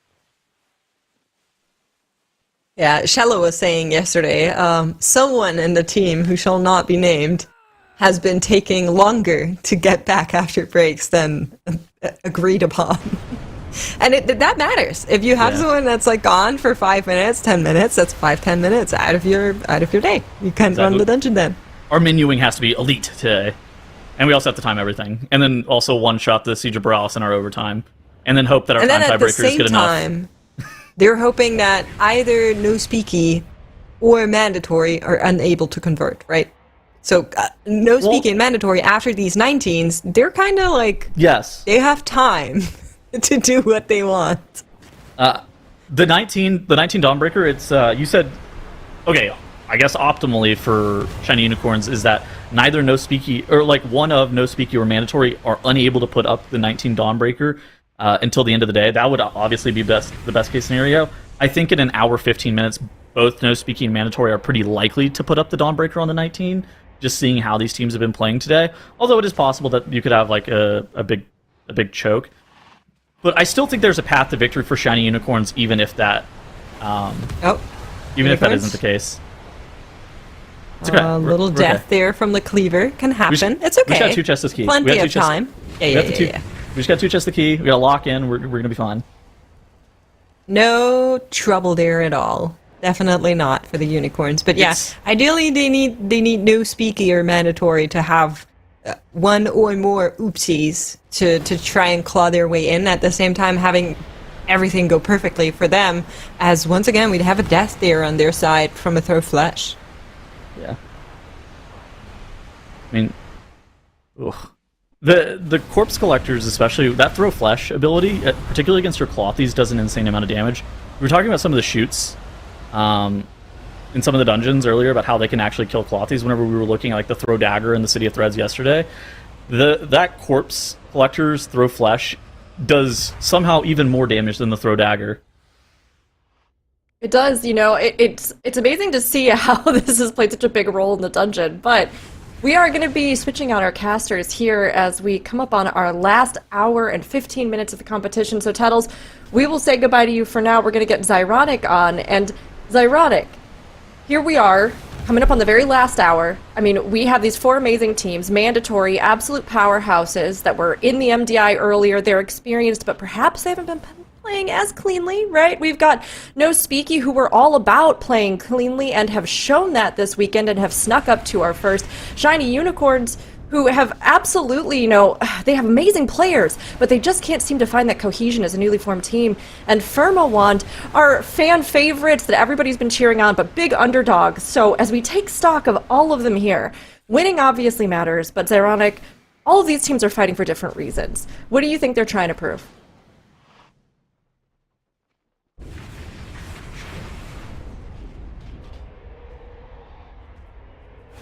They want to continue their winning ways and have the pride of being the number 1 seed from this weekend before they get to the Global Finals.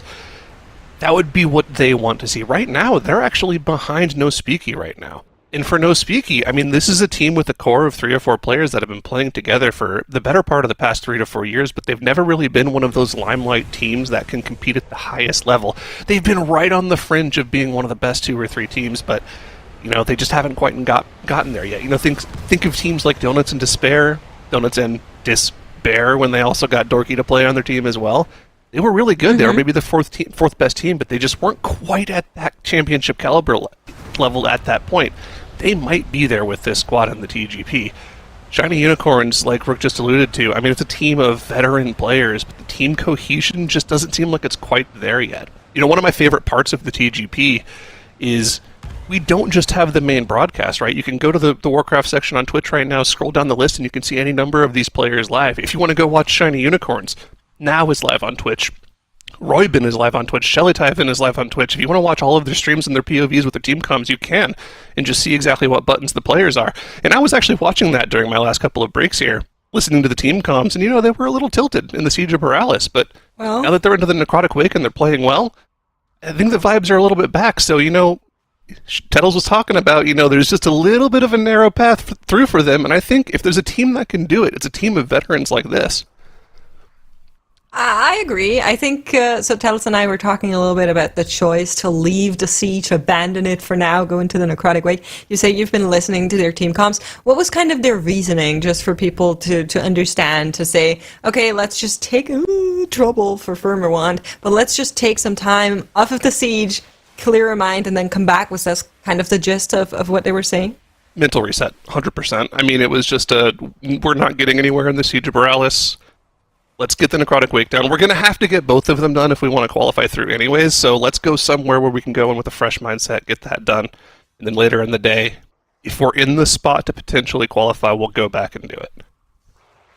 Scary situations for several of our Teamster. Firmawand did end up wiping with the entire team. They're going to go again here, it looks like. And then No Speaky had Yips drop really, really low, top left corner, but able to recover this pull. It's a lot there in terms of damage that's outgoing onto the team as the Shiny Unicorns are making way through the Necrotic Wake. Now, Tettles and I were theorizing a little bit about the dungeons, because after this 19 Dawnbreaker for both Mandatory and No Speaky, both of these teams are going to have for fun time, as I like to call it, because they can do whatever they want. Mandatory, if they want to be first place, they need to be faster in that Necrotic Wake, or put a Necrotic Wake 21 on the board.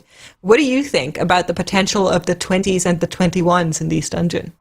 I mean, the thing with the Necrotic Wake, yeah, they have the time left to be able to do the 21, right? It's just a matter of whether or not you can live through some of those bosses. Surgeon's Stitch Flesh, obviously tons of AoE damage when the ads are alive. First boss at the dungeon, of course, Blightbone. Just every single frontal, single target damage to the person it targets is a one-shot capability if you don't have a button up. The damage events in that dungeon are extremely difficult to live through. If they're able to live through them, the time is on the board for the 21 Necrotic Wake, but I don't know if that's something the teams really have been prepared for. It's not something that's been done on live. But, we have seen a 21-hour Kara done on the tournament realm over in China, which hasn't been done on live, so I think that's probably the next most likely 21 to be done. Definitely more likely than a 20 Dawnbreaker or a 20 Siege of Borealis, in my opinion. Yeah, both of these dungeons are they're already so brutal in the 19. I personally would also opt for the 21, and in that kind of context, the bat time on mandatory in the 20 isn't actually that bad, because if you're going to go in and get a 21, then the 20 time, it doesn't matter. It's like it never happened. No one knows about the 12 deaths that you had there. So I'm very curious if that's going to be the go for mandatory, or if they're just going to say, oh, time tiebreaker, we're running it back, but this time faster, which obviously is something that an MDI team is really good at. Exactly. And I think one of the things that we were also alluding to earlier today, I think we were talking about the format changes and how consolidating it into like 3 different one-day events rather than an entire weekend event, how you kind of get the vibes of both the day 1 and the day 3 of the previous event on every single one of the days. We're getting to that point in the end of the day here where you get that day 3 feeling where, okay, now all of the teams have essentially run every single dungeon and they're kind of coming together and you can see what all that work has gone towards. If you look at the 2 teams on the left of our screen right now, No Speaking and Mandatory, they started in different dungeons, but they're both in their own different ways, in their own paths, ending up at the 19 Dawnbreaker with the same dungeons done in the other 2 keys. And like, if they want to get that 1 seed, if they want to get that extra prize money, it's going to come down to just consistent play in this key. But look at them, just 2 minutes apart after 4 hours of play. It's impressive to see. Yeah, and speaking of impressive, something that's also going to matter is the timing in these 19s, which we're getting a first glimpse of between No Speaky and Mandatory. Both of these teams on 0 deaths, and of course a little bit different parts of the dungeon in right now, but first boss split is in. And in that one, Mandatory seems to be zooming through this dungeon. Yeah, that's something that I've noticed from them, right? We were kind of talking about how they weren't as consistent as we expected them to be, being our 2-time MDI champions.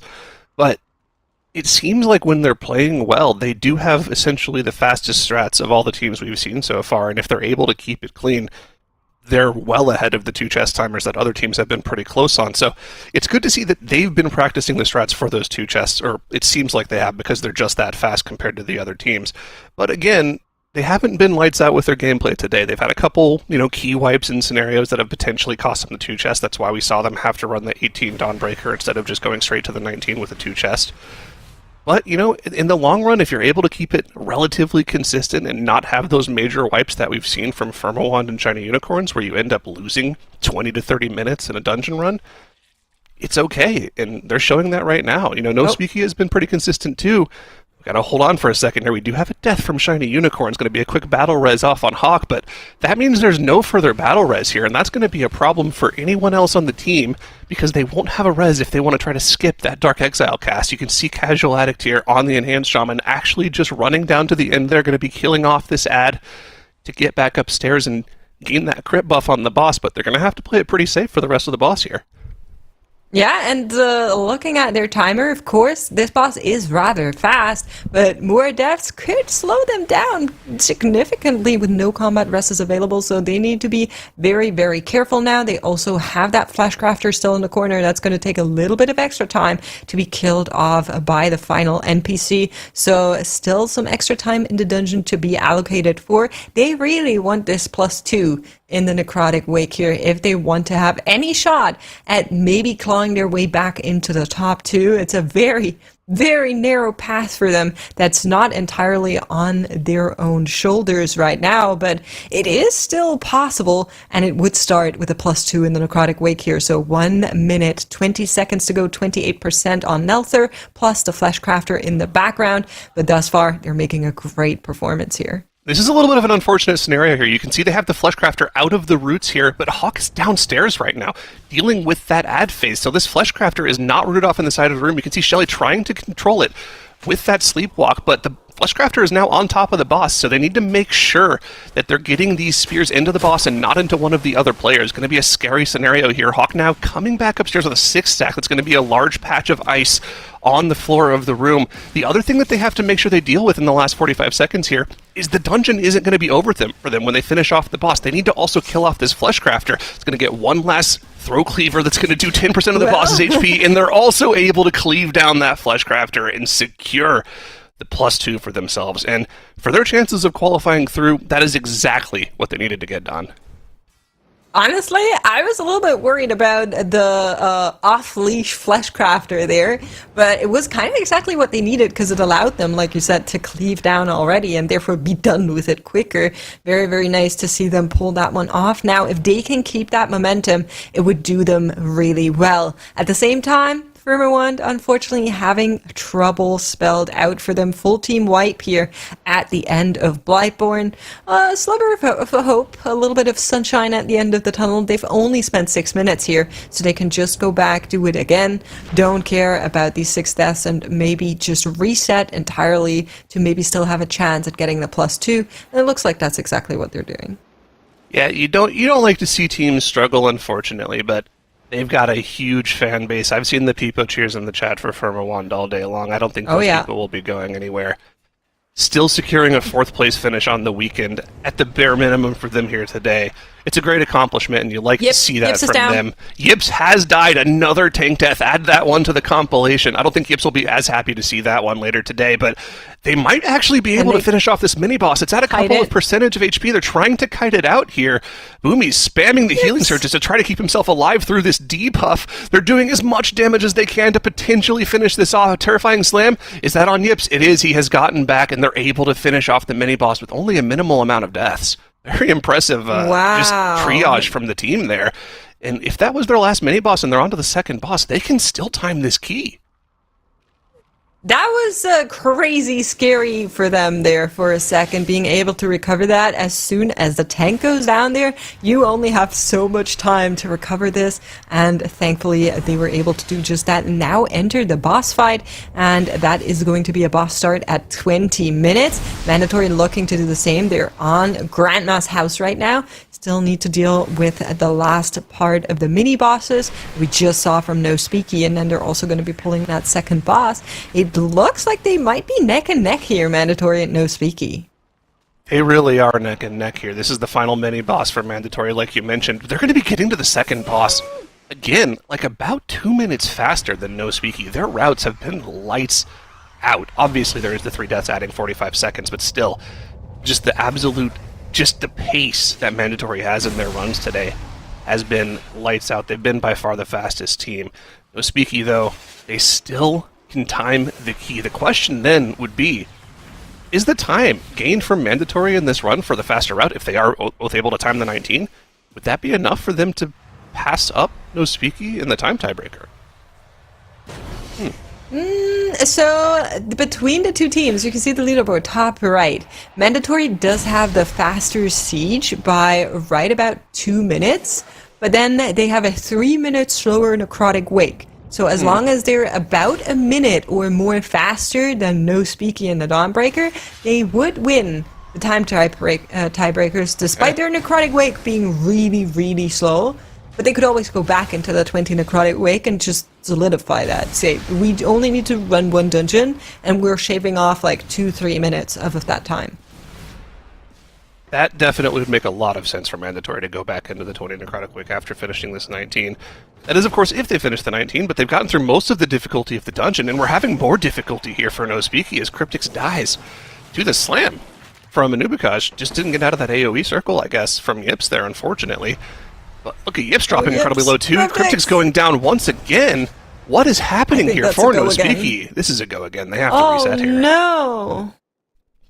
That is tragic. 23 minutes, but at the same time, Shiny Unicorns fist pumping the air right now. That is exactly what you want for your way to get into the top 2. Shiny Unicorns in that 19 necrotic wake as of right now. I'm sure they're not overly looking to the other teams, but they will find out. And that's exactly what they want. They want either No Speaker or Mandatory to maybe falter a little bit, to maybe leave a door open for them to just get the foot in the door, climb in and say, nope, we're going to claw our way back. And they still have some more time in the day. It is about 1 hour to start those final runs, and they could do it all in that time. They can get this 19 finished, then do the 20 Necrotic Wake, and then go back into the 19 Siege, because they have that 19 Dawnbreaker already. If No Speaky is not able to convert that point, that is Shiny Unicorn's chance. Yeah, again, it's a very narrow path, but the first couple of dominoes have fallen. Shiny Unicorns secured their +2 Necrotic Wake, and one of those other two teams that they'd have to pass up is faltering a little bit. So keep your eyes on this competition. We're not decided just yet. Nobody knows exactly who's going to be qualifying to the Global Finals as of yet. Anything can happen in the last hour of competition, and I believe we are now entering, or just about to enter, our last hour of competition, so the pressure is on these teams to finish off their remaining runs. Unfortunately for Firmawand, it's just yet another wipe at the start of this Necrotic Wake, giving them a lot of issues over the past hour or so. They're making some changes too. In the previous wipe that we saw them in, they were playing the Frost DK, I believe, or at least a DPS DK.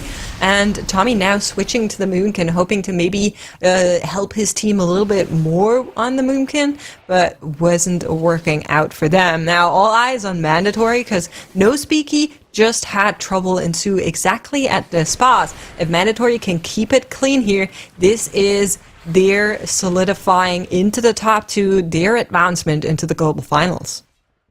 And just looking at the timer here for Mandatory as well, because I'm curious how they're doing on the timer. From our only other times 19 Dawnbreaker, which was from the Shiny Unicorns, almost at the top of the day, they finished off the second boss at 21:36, and then they went on to complete the dungeon with about 2.5 minutes left on the timer. So Mandatory's timer, as you would expect with only one death at this point in the dungeon, is looking fantastic. They have more than enough time to just play it safe, and if they don't have anything catastrophic happen on the mini-boss or the final boss, they should be able to time this key and give themselves a commanding lead to just take over the 1 seed and, the majority of the prize money this weekend. Just gotta keep it clean and, play the way they've been playing for the last few hours. Yeah, that's right. Keep in mind, any dungeon that has been started before midnight CT, the teams will be able to finish. So that is time they can allocate, that they can work around. Right about now is a good time to actually start a dungeon run, which is in favor for No Speaky, I will say, as well as the Unicorns, because that means they can get 2 more runs now and then start 1 more before the clock strikes, so that they can finish 3 dungeon runs if all of them work out in their favor. That is exactly what we want to see with perfect time management. Yeah, exactly, and that's exactly the cadence that Shiny Unicorns is on right now, right? If they one-shot this 19 Necrotic Wake, and then they also one-shot 20, they'll have about 10 minutes left in the day to get a good Siege of Borealis 19 run going. They get a couple attempts at the start of the dungeon, and when we saw them attempting that 19 Siege of Borealis, maybe the first half hour to 45 minutes was spent on wipes in and around that first boss area before they finally started getting some longer runs. They got to the second boss area once they got to Banana Town, Monkey Town, whatever you want to call it. They got there a couple of times. I don't really know. I haven't thought about what I call that area yet. I'm going to go with Banana Town, though. The bananas are the premier feature of that section of the dungeon, right? Do you do the same thing I do when you run that dungeon? Alley. Yeah, that's a good one. Whenever somebody walks into a banana, you just ping their character. Like a question mark ping or an exclamation point ping. See, the thing is, as Demon Hunter, you gotta move, and there's not a whole lot of room for movement, so it's bound to happen. At least for me, anyway. But, definitely a very lethal part of that dungeon, as your timer does come in here, looms over our teams, gives a quick reminder on how much time they have left in the day. Mandatory looking to finish this run in the Dawnbreaker, and then I'm so curious on what they do. I think it's the 20 Necrotic Wake. The 20 Necrotic Wake is the correct play to guarantee yourselves the best chance of taking, the first place prize this weekend. But I really want to see the 21. I want to see if it's doable. I want to see if they've got the practice. But it doesn't make a lot of sense for them to show that off if it's something they can do, to be honest. That's something they should save for a potential, extra +1 in the Global Finals if that dungeon is seen there. So I think you're probably right. I think they go back to the 20. Just go for a faster run, cleaner run. Obviously, they have plenty of time to do it, right? That 20 Necrotic Wake they put together earlier today, they had 12 deaths, which amounts to a massive 3 minutes of extra time on their timer. If they're just clean with a 0-death run, they can go so much faster. Almost 2 Chesta, like we saw from No Speaky.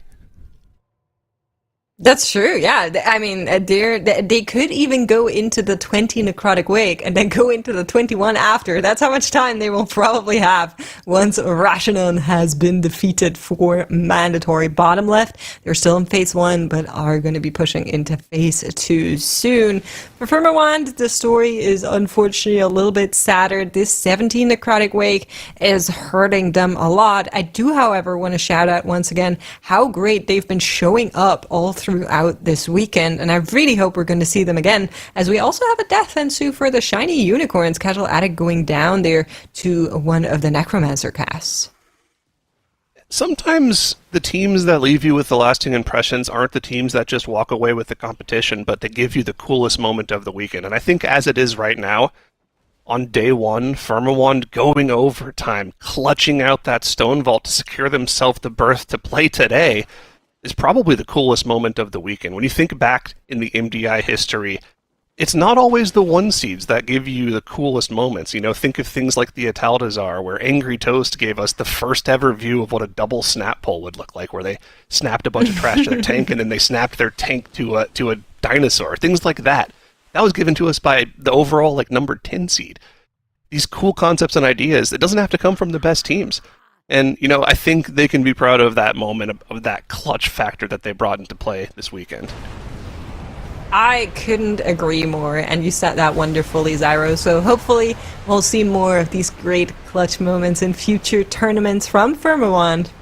But it's not over for the day just yet. No Speaky are back at it. They entered the 19 again, hopefully this time with no issues in the middle part of the dungeon. They had a couple of oopsie daisies there, and then that second boss just claiming more and more lives as shiny unicorns are having similar situations happen to them. A full team wipe ensues in the second area of the necrotic wake, and the 19, there's plenty of time still, so they could still finish this one. They could. They actually can still time this key. You can see the Mass Resurrection cast actually coming out from Roybin, so it looks like they're still attempting it here. It's not over for them just yet. And remember, we saw this happen to Mandatory in the 20. They threw 12 deaths at the timer and still were able to time the key. Roybin did have to die there, I think, to reset combat. We're going to get a res coming out from one of the myriad of players that can resurrect her. But I think we're... Oh, no. She released.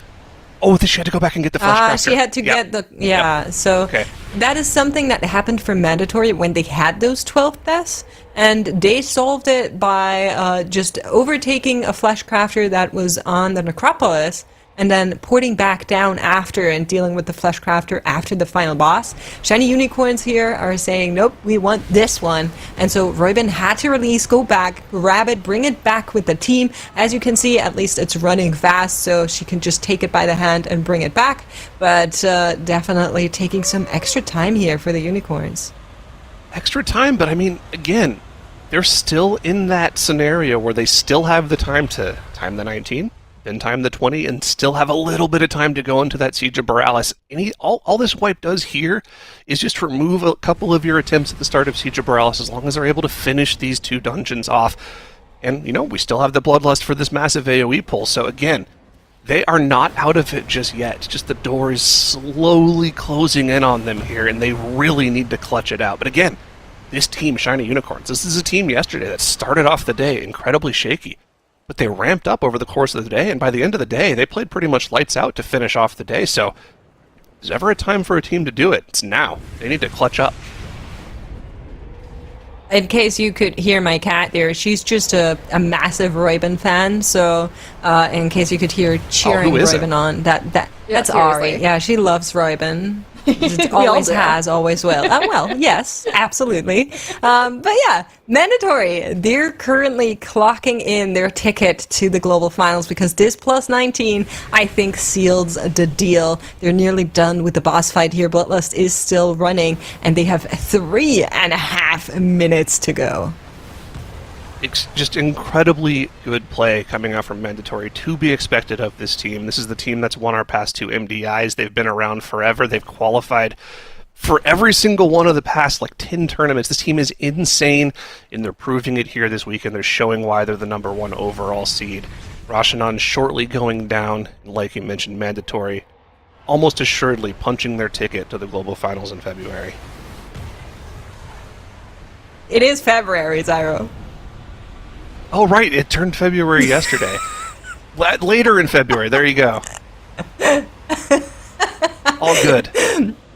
All good, easy, safe, and no speaky, hopefully doing the same as they just finished that first boss. We're looking over to Shiny Unicorns, who are working onward in that Necrotic Wake. Timer's still good. They have so much time in this 19. I wouldn't be too worried about the deaths just yet, but they need to really clean it up from here, because we know there's been more issues that they had previously. And I think it's also very important for their mental to be able to like shrug it off, say, okay, we got a good 19, let's get the 20. They have a lot still in front of them if they want to have any shot at overtaking No Speaky, and they will need to be very, very aware of that. Okay, so we see Stove dropping out of the group on the Rogue, presumably swapping back over to the Boomkin, and yep, we're going to the Necrotic Wake for mandatory. Question is it going to be the 20, or is it going to be the 21? What are we going to see from mandatory? What is it going to be? I'm actually so excited for this. If it's the 21, I'm going to be really happy. If it's the 20, I'll understand. I get it. You want to clean up See, your I'm run. like that too.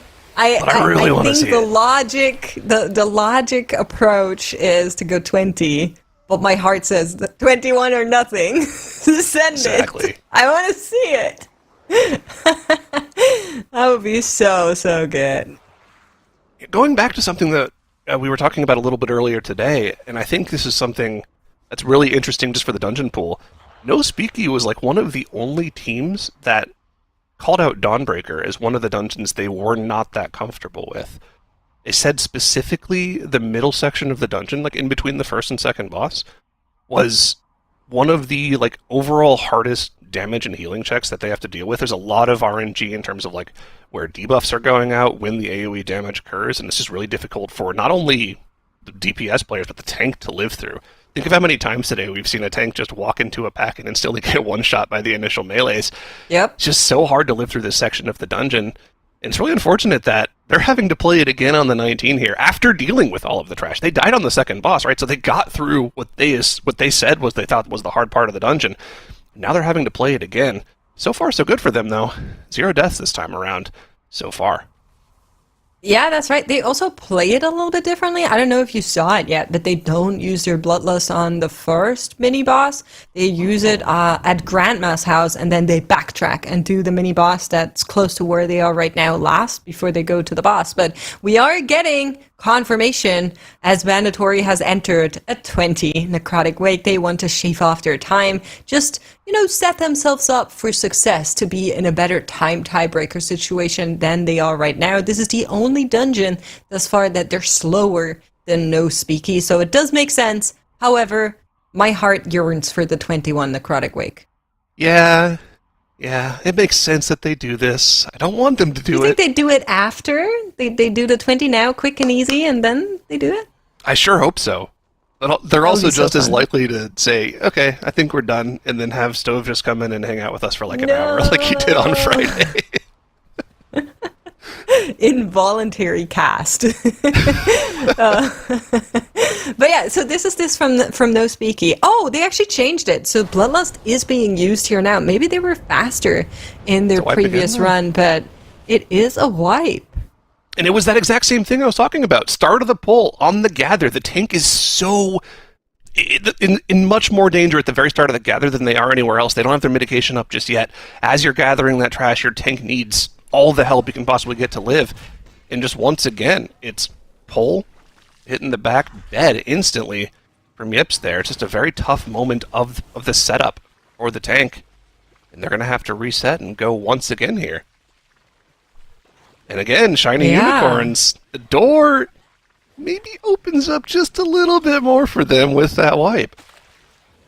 It does. It really does. If you're looking at the leaderboard, of course, right now it still seems like a massive gap, right? Because there's the 56 points from No Speaky, and there's the 53 points from Shiny Unicorns. But Shiny Unicorns are working on getting that 19 on the board that they have right now, which would put them on the 55, and then they need to go into the siege. They have the 19 Dawnbreaker already, whereas No Speaky, they need to get this 19 done. If they are unable to do so, it actually might come down to the wire between Shiny Unicorns and No Speaky. Really will. It's going to be very exciting to see how this day ends here, not only because of the competition between Shiny Unicorns and No Speaky. That's a lot closer than it would appear based off the scorecards, but there's always that just chance that we get to see a 21 live on broadcast from Mandatory. Are they going to show it off? Are they even going to get this 20 done cleanly? There's a lot of questions that remain to be answered today, so do not go anywhere. As we find out which of these two teams are going to be going to the Global Finals later this month, not next month. This month. It is February. That's now, right. After all. Super exciting stuff going on. That's right. Okay, listen, I have a good idea. You know how chat has the power? Everybody knows this, right? Chat actually is a real knowers. We're just going to ask chat. And then if chat spams 1 for the 21, then Mandatory doesn't have a choice, right? If everybody just presses 1, then Mandatory has to do it, right? That's kind of how the rules are. Yeah, that's how it works. Chat. Tettles does this all the time. Type 1 if Mandatory is going to do a 21. There it is. Yeah, there it is.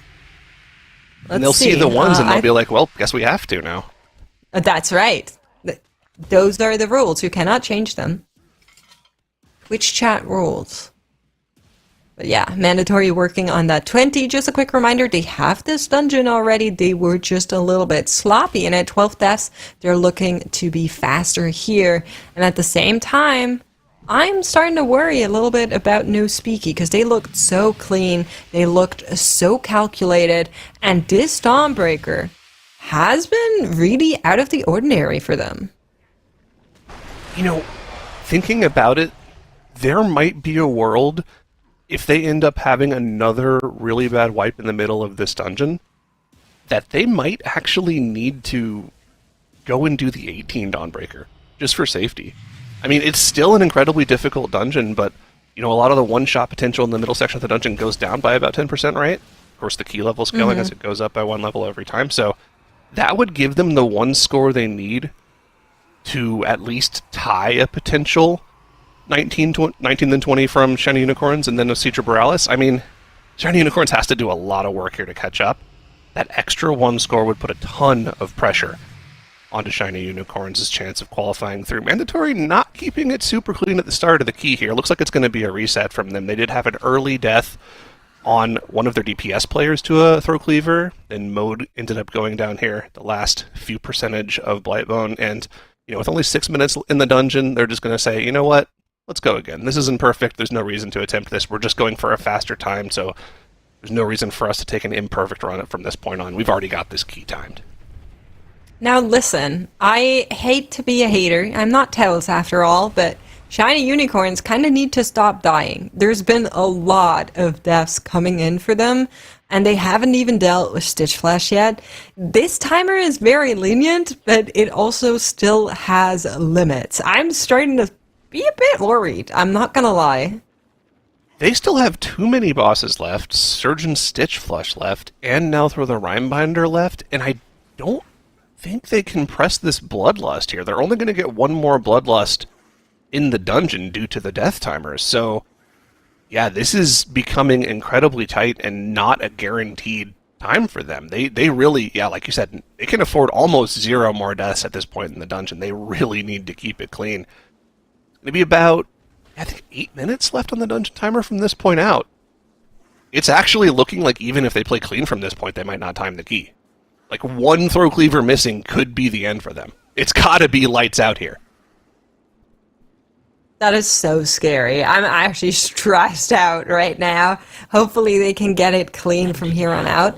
I think you just send the Lust on Stitch Flash and pray that you have enough damage to just not have to deal with the creation, send that Flesh Crafter into the boss, end the entire fight instantly, have now survived. Like, that is, the pot of greed is coming back into my mind, you know what I mean? Yeah, the pot of greed is a lot more dangerous when it's about not being able to qualify for the Global Finals, not just being able to time the key you're in, but they might have to go for that play. That's a very scary prospect, because what we've been seeing from a lot of the teams, especially on Surgeon Stitch Flash when it comes to the Flesh Carver, is they've been using that second Throw Cleaver of the down phase on Surgeon Stitch Flash just to finish off the first creation for safety's sake. They don't want to be dealing with 2 of the creations AoE at the same time. So they'll kill that off early with the throw cleaver, and then they'll just do one more phase of hook into boss, finish off boss with the next throw cleaver. They might just have to try to go for the one phase here. This is a very scary prospect for them, but we're going to see what the plan is for them now. Moving that Flesh Carver into position. Roybin putting it right on the mark so everyone knows where it's at. What is the play going to be for Shiny Unicorns? Do you have the burst damage to finish off this boss and give yourself a chance of timing it? As we crest the +2 mark on the timer here, 6 minutes left on the dungeon to get this thing timed with 2 bosses left on a 19. It's a ton of HP to chew through, but they're going to have to make it work. Here's the Bloodlust. Here's the burst damage from the team. Throw Cleaver coming out on top of Surgeon Stitch Flesh, doing a huge chunk of his HP. Looks like they're not trying to move that creation in on top of the boss here, though. Looks like they're just going to be going for the burst.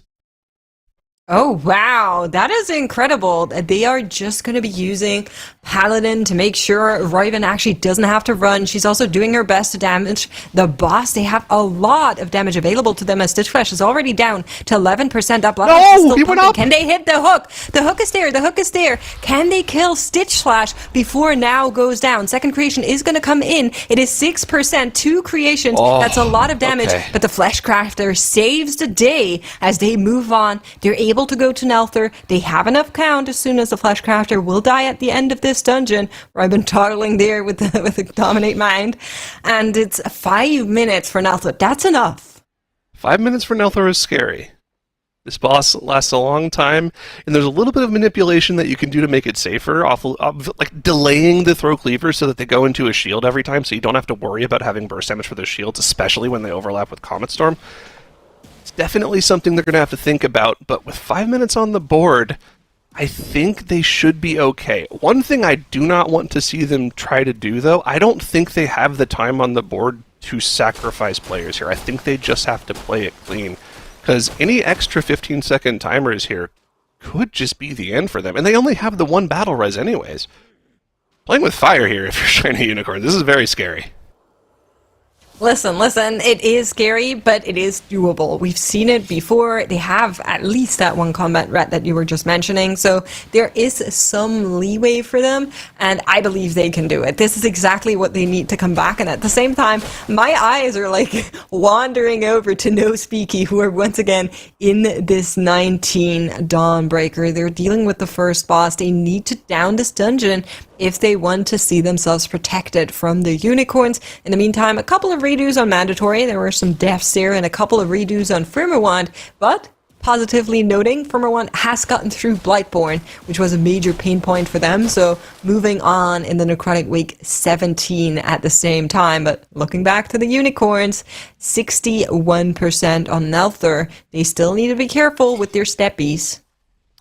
Exactly, you need to keep it careful here. Cleaver's into the boss, they know where it's at, they've got the marker down for where people need to place it. A little bit unfortunate timing there, Dark Exile going off on the person who had the throw cleaver as they went down, so it retargeted onto Roybin, but Roybin able to very quickly move herself into position to get that cleaver on top of the boss, and then a clutch sleepwalk from Shelly to get that Fleshcrafter back off to the side, while they don't have their druid there to root that Fleshcrafter in place. Just clutch individual plays coming out from these veteran Mythic Plus Dungeon players here.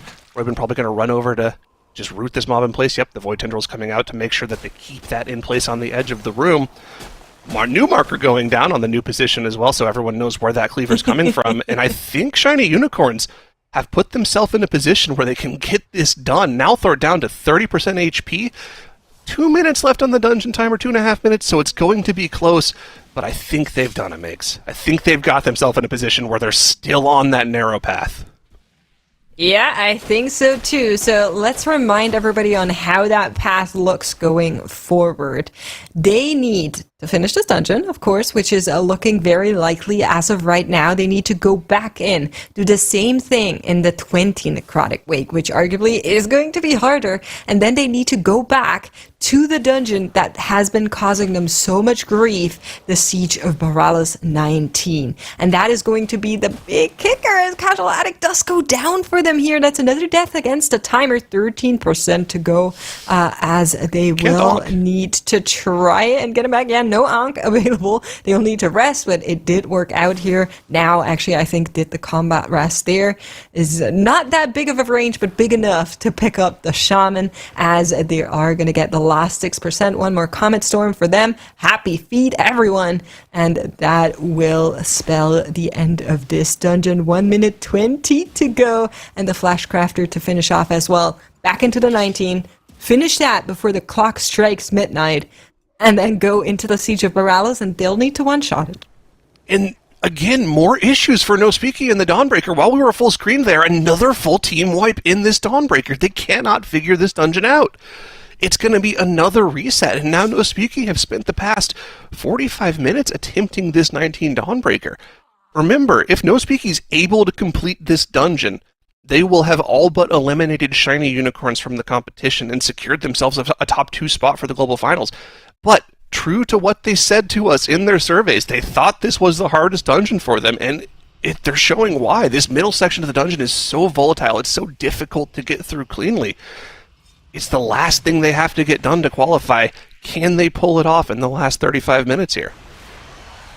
Yeah, that's the big question. I think at this point, like right now, would be the perfect time to say, okay, we'll just run the 18. We'll finish the 18, and then we'll have like 6 more minutes to start another 19 and maybe full send it, but at least we have that 1 point that the Shiny Unicorns are going to get as well. So I think that's probably my call that I would do right now. It's a bit of a scaredy cat call, I admit. Let's see if No Speaky agrees. Here's that replay from them. Let's look what has been going wrong here. Huh? Looks like when they flew down, they might have flown too close to the trash. It looks like they were in combat like with it from when it spawned. weird. That's really weird. I don't think I've ever seen that happen before, unless like we missed them flying past it as it spawned. Usually you're kind of in place before it spawns, so that kind of thing doesn't happen, but that's just a really unfortunate way to lose 10 minutes of your time, and again, they're not out of it just yet. They really need to get this dungeon done on the 19, or actually even just the 18 at this point, and put themselves in a more favorable position, just to put more pressure on Shiny Unicorns. I think you do the 18 now. I think so too. The 18 is like less than 30 minutes. You can do it now. Finish the 18, have that 1 point, and then go back and do the 19. Let's see if they agree. Doesn't look like it. They're back into the 19. They want this one.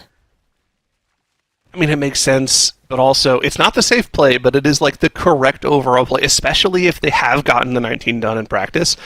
It's just getting very, very dangerous here. The good news for No Speaky is that Shiny Unicorns still have a lot of difficult things to get done in order to potentially knock No Speaky out. In the last 35 minutes of the day, Shiny Unicorns need to essentially one-shot this 20 Necrotic Wake, which, of course, we saw how difficult that 19 was just for them just now. It wasn't all peaches and cream from them. It was a difficult dungeon that they barely got timed with less than 2 minutes. And then, of course, they have to go back to the Siege of Borealis 19, which they spent almost 2 hours attempting earlier today without timing it. Again, hear me out. Shiny Unicorns abandon the Necrotic Wake 20 for now and do the Siege first, because that gives them 2 points. Okay. If No Speaky at any given point says, okay, we'll just do the 18, then at least they tie with the 2 points from the Siege. Whereas if they just get the 20 from the Necrotic Wake, they just get 1 point, right? So you've got a point.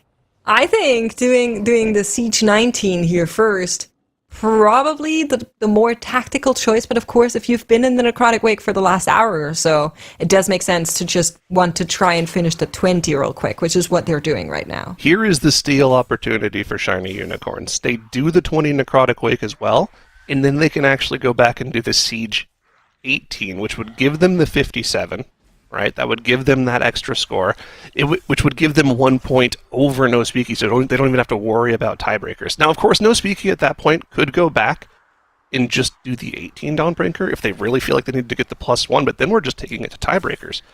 There's a lot of things at play here. I don't think the decisions are as cut and dry. I think both teams are just going for the most difficult key they have available to them. But coming down to the last 30 minutes here, you just got to play clean.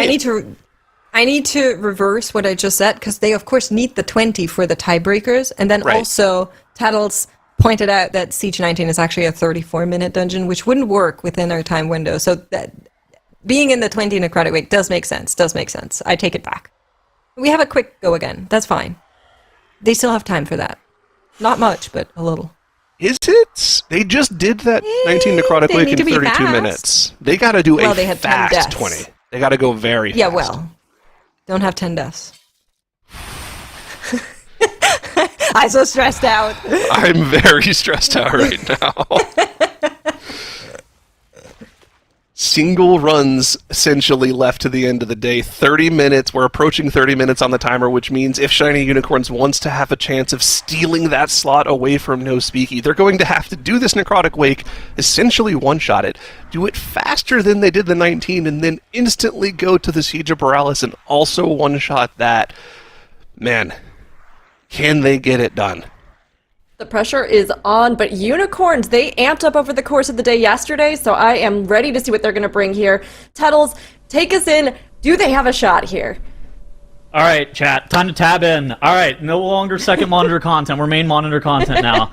So basically, here's the situation that we're looking at. Mandatory, they're pretty much locked up for a slot in the Global Finals. They've had a pretty good day. Basically, they're just doing a victory lap here. They're trying to rerun the 20 Necrotic Wake to get a better time tiebreaker.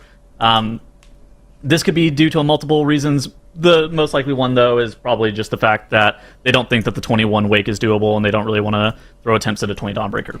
Okay, so now we're basically between Shiny Unicorns and No Speaky for who is going to be that second slot coming out of this group and making it in the Global Finals. Currently, No Speaky is in a great position. If they are able to time this 19 Dawnbreaker, I think most signs point towards them locking this up. Now, it does require them to actually time this 19 Dawnbreaker. It's something that we've seen them wipe a couple of times on. For Shiny Unicorns, they're in a very precarious position. I'm interested in hearing Dratnos' thoughts here in just a couple of seconds. But basically, Shiny Unicorns needs to time 20 Necrotic Wake in a fast enough time to... Then they'll have enough time to go and attempt and time the 19 Siege of Borealis that they spent an hour and a half on and were unable to time. Is this doable? We'll have to see. I mean, Dratnos, like we said, Tuttles, we're going to pass it to you. Makes is out for the rest of the day, everybody, but Dratnos coming in here to join the desk. Dratnos, is it possible? Yes, it's possible. It's as soon as something goes wrong in this Necrotic Wake, Shiny Unicorns have only one more option, and even this death here, it's starting to make it so that this timer is not going to be possible. Now, you actually don't get the 15-second death penalty towards the end of the day timer. Into the real time. Because that's the thing they're playing against right now is not the dungeon timer, it's the end of day timer. They need to finish this key before the top of the hour. As soon as they think that's not possible, they instead need to just go and do the 19 Siege and hope that No Speaky choke. Because they can still get to 57 points, right, with the 19 Siege, and if No Speaky somehow don't improve their score at all, then that would be good enough. So Shiny Unicorns do have two different narrow paths to victory here, both of which can be shut out if No Speaky play perfectly. I think that No Speaky just need to time this key. Basically, if you're like a No Speaky fan, that is like the most important thing is, okay, can we time this Dawnbreaker? You just need to time it before the end of the day. And then you're in... It's not completely locked up, but you're in a great position to be able to actually make it out of this group. Yeah. Yeah, plus, as soon as you think that Shiny Unicorns are heading to 19 Siege, you can just turn this into an 18 key and qualify off of that if you're No Speaky. So you have... Again, a couple of different options for No Speaky. As it stands right now, though, I imagine the teams are mostly just focused on the key ahead of them rather than kind of running through all these different permutations. Mandatory are in the safest spot. They're already at 58 points, which is still achievable for both No Speaky and, in theory, Shiny Unicorns, but Mandatory are right now working to improve their time tiebreakers to become effectively unassailable there, even against the worst-case scenarios where both Shiny Unicorns and No Speaky have a perfect hour ahead of them. And then Firmawander firmly in fourth place as it stands right now, unfortunately. I think the important takeaway here from the last couple hours of the day is that No Speaky... You know, they aren't invulnerable. They're showing a little bit of weakness here in this dungeon, and they did say in their player surveys that this dungeon probably was their biggest weakness. But I really wasn't expecting to see them wipe in this dungeon for this long. But again, super difficult dungeon. There's a ton of RNG factor at play with the AOE damage in the middle of the dungeon. It's just difficult to live through. I mean, you're the calling good out news- the survivability. I'm going to level with you guys. They're also a bit slow. Like, just Yeah, they like are. straight up, they're a bit slow on this first boss split. They're typically coming off this first boss at about like the 9:30 mark, where we saw mandatory coming out about like 8:45. So they're just a little bit slower on killing trash, killing bosses, and that also, I think that leads into them also thinking that they kind of suck in here. Yeah, we actually have a very hard time of evaluating the time tiebreakers between No Speaky and Shiny Unicorns because none of the 3 dungeons are completed at the same level between the 2 teams yet. So if somehow we get to that spot where they're both on 19, 20, 19, it's going to involve the time tiebreakers, and we don't have any of those dungeon information fully fully realized just yet. No Speaky, though, I mean, they have a fast 20 Necrotic Wake, but by definition, for Shiny Unicorns to get to that tiebreaker, they're also going to need a fast Necrotic Wake, right? Because they have to get out of here and start another key after this one. So Speaky also have a slow Borealis. Right. Yeah, but China Unicorns have, 7 attempts and nothing to show for it in Borealis, which is Have a even no worse. Borealis. So Yeah. it's a little worse. And you know the math is hard on that if Dranos is the one saying that it's hard to do here. That means the rest of us are chalked, so what can you do? Can you do the math? Yeah, I mean, there's not even any numbers to run yet. All Oh, of it's going to no. be coming in the next 30 minutes here. As, oh no, Firmwand having a death towards the end of their Necrotic Wake, trying to put that on the board. Is 3rd place still in reach for them? Maybe. Yes. So I think it involves them actually being able to get a 19. Oh no, because they don't have the 19 Dawn. They're not going to 2-chest They don't have here? any 2 chests, yeah. Well, they don't Yeah. have the Dawn, they don't have the Dawn tiebreaker, so it's like highest key and then second highest key. Right. And so I think second highest key tiebreaker would actually. Yeah, they can only get to 54 points anyways here. So yeah, okay, they're locked in for 4th place, I think. Yeah. Remember one have something Still a that great none of performance the by other them today. teams have. Oh, though. Mandatory! Oh man, Mandatory are mandatory wiping it. again. This is the exact same spot they wiped at in their previous 20 run, where they ended up throwing 12 deaths at the dungeon. This is only 5 deaths, so it still could be a Really time good. improvement. So I guess Yeah, they still keep could be going. better. Yeah. It could still be a time I mean, they improvement. have That's good what they're playing times. for. They have good times in the other dungeons, right? They're 19 siege is 32 minutes. That's really solid. The Dawnbreaker 29:35, something that they're probably reasonably happy with. So even if they only improve this to say a 30-minute wake, that's probably good enough to lock their time tiebreakers. Given how solid their siege is, and given how weak No Speaky are looking, just as you mentioned, Tettles, on their timer here in this Dawnbreaker, even if they do succeed at it. Yeah, I mean, like 9:26 on first boss is totally fine to time the key. It's just not fine to be that fast in a 19, right? Like we're going to be like up against the timer itself, which, Right. Which again, it's fine. Like we only need to actually time the 19. They just to need the lock up points, the yeah. global finals. Yeah, but it could be potentially problematic looking forward towards global finals. Maybe they're going to have to revisit their strategies, but I think that they'll have like a lot more information, especially if they're able to like look at what Mandatory was doing in here. And Mandatory having some more deaths to the throw cleavers from the Flesh Crafter. They're trying to get fancy with it, which is very fast, and they have the maximum cap for speed in this dungeon because they're taking double Flesh Crafter up to this Necropolis. But it's so easy to just die to the throw cleaver, as you see on screen here again. Over and over and over again. If you get targeted as you're flying up, you're kind of Yeah. just hoping that like your tank can stand in front of it for you, or somebody stuns it. But It's over. your tank can't stand in front of it if he dies to a melee It's from okay, that we try creation. again. Yeah, Well, look, we got 23 more minutes to all start good. this all over and Go again. and reattempt the time improvement there. So not a big deal for Mandatory. They will reset again. They're already not hard locked, but they are pretty much Firmawand guaranteed is to be one of wiping. our top 2 teams. Firmawand's wiping. no. They just missed the creation. Oh no, okay.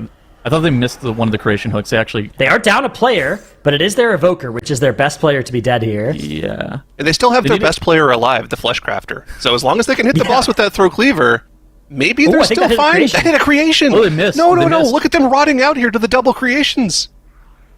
Yeah, they're going to now have 2 creations trying to hook at the same time as well. This is always a very difficult thing to manage here. They got it. One of those hooks, though, is mercifully going to go into Surge and Stitch Flesh. Here comes another Cleaver. Are they going to be able to move the other mobs out of the way? Doesn't matter. They have enough damage anyways. Firmawand with 5 minutes and 30 seconds left to finish the last boss. Should be able to do that. They do also need to kill off that Cleaver, but I think they'll be okay. Yeah, I think they'll be able to finish this key at least. In the bottom right. Tough day for Firmawand. This is the best run we've seen in this Dawnbreaker from No Speaky for the past half hour or so. This is the last place they wiped to. Okay, Cass, sorry, I'll stop talking. My bad. Sorry, Cryptics. Yeah, down to the, again, the frontal from the Tactician, actually something that has been causing them a surprising amount of trouble, I would say. Of the mechanics I would expect deaths to in this area, it would be stuff like the Dark Orb, just like the unavoidable damage, but the frontal from the Tactician, not something that was on my bingo card here. But it is going to take down Cryptics. Curse of Zyron. Bringing the Curse of Ra back. Boomy! Down to that Dark Orb. Anarchy's dead. Now Anarchy rotting out, pain suppression on him. It's not going to be enough. The Abyssal Blast dot, and that's going to be another wipe for No Speaky. Sorry. So, okay, at what point does No Speaky do the 18 instead? You do one more. You do one more attempt at the 19. One more attempt at the 19. All right, because you've got 20 minutes until you have to lock in your decision. The second boss gets pulled around the 20-minute mark, which is actually pretty hard. I don't know. Okay, Shiny Unicorns have had a death here. Their healer down to the frontal. Live?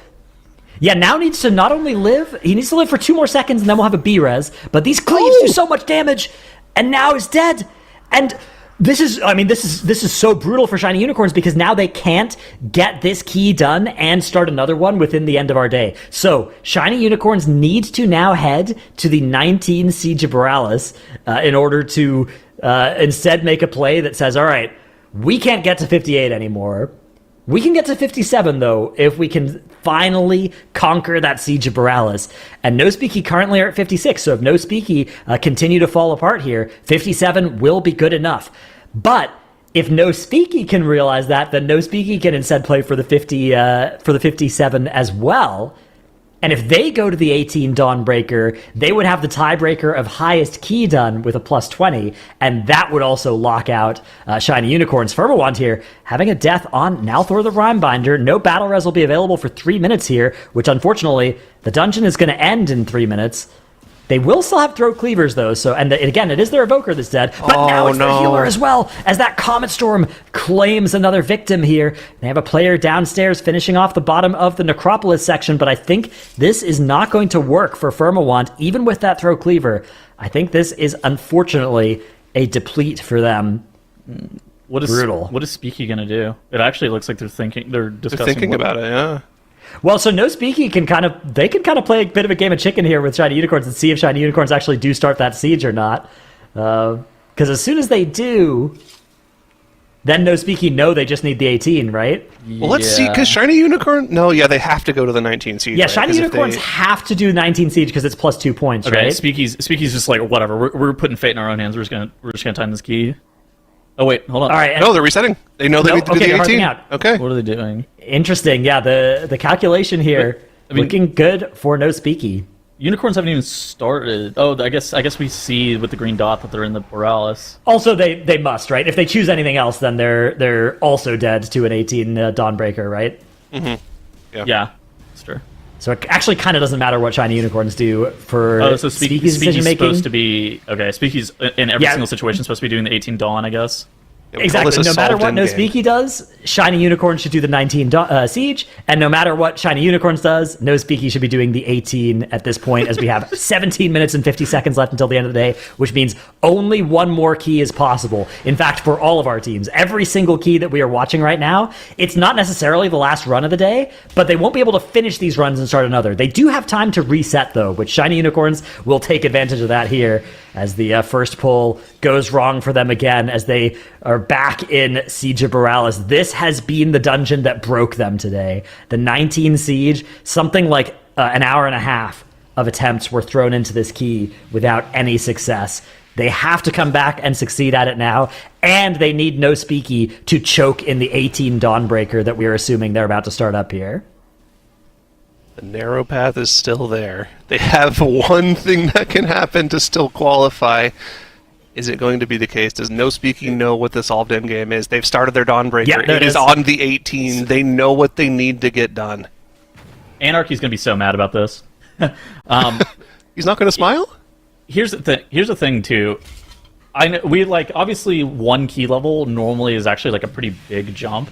But in Dawnbreaker, it's one of those levels where things don't one-shot you on an 18, and they overkill you by like 300 or 400k.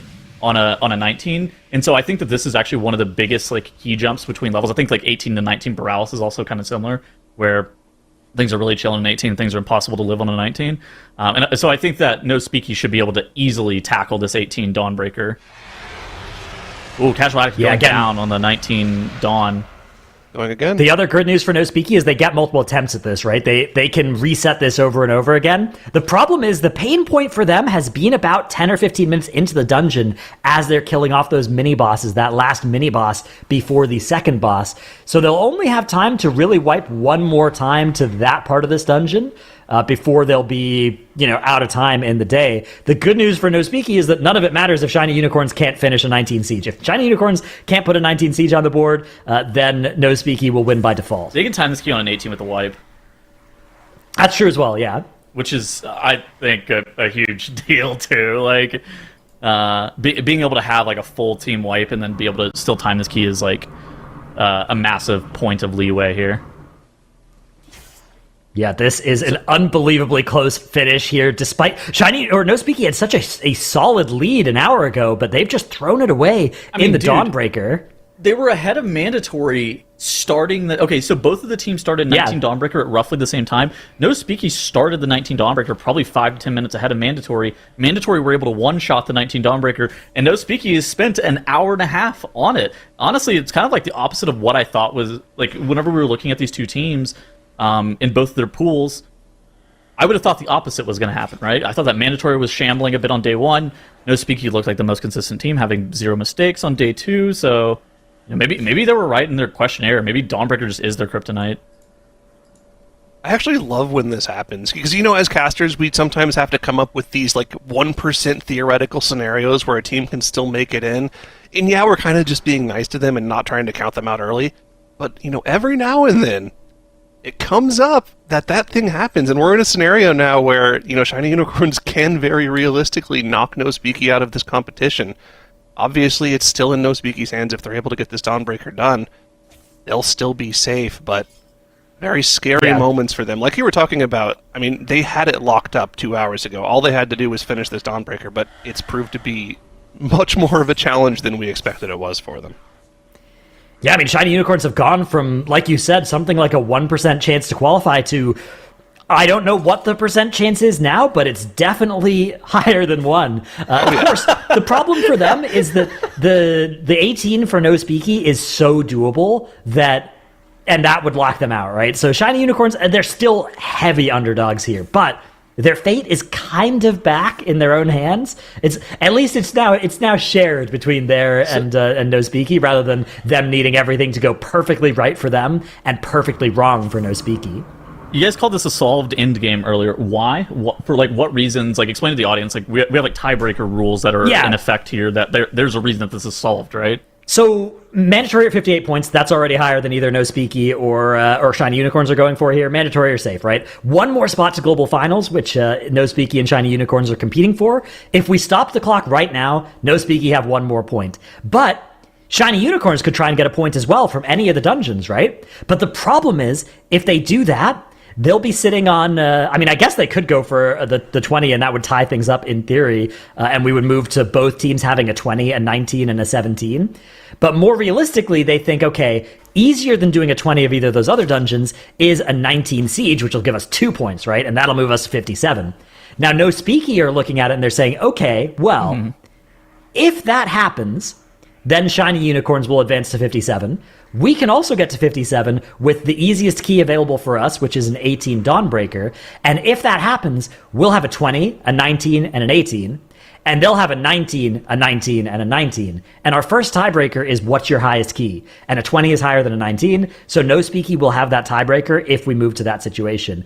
And if by contrast, Shiny Unicorns instead stayed in that 20 wake, the same would be true, right? It would be, okay, well, 57, maybe we don't have that tiebreaker anymore, but we don't need it because 57 would be more than the 56 they'd get to. So No Speaky, no matter what Shiny Unicorns do, should just do this 18 Dawnbreaker. And Shiny Unicorns, their best bet, no matter what No Speaky does, is to do this 19 Siege. And either way, yeah, it's all solved that way.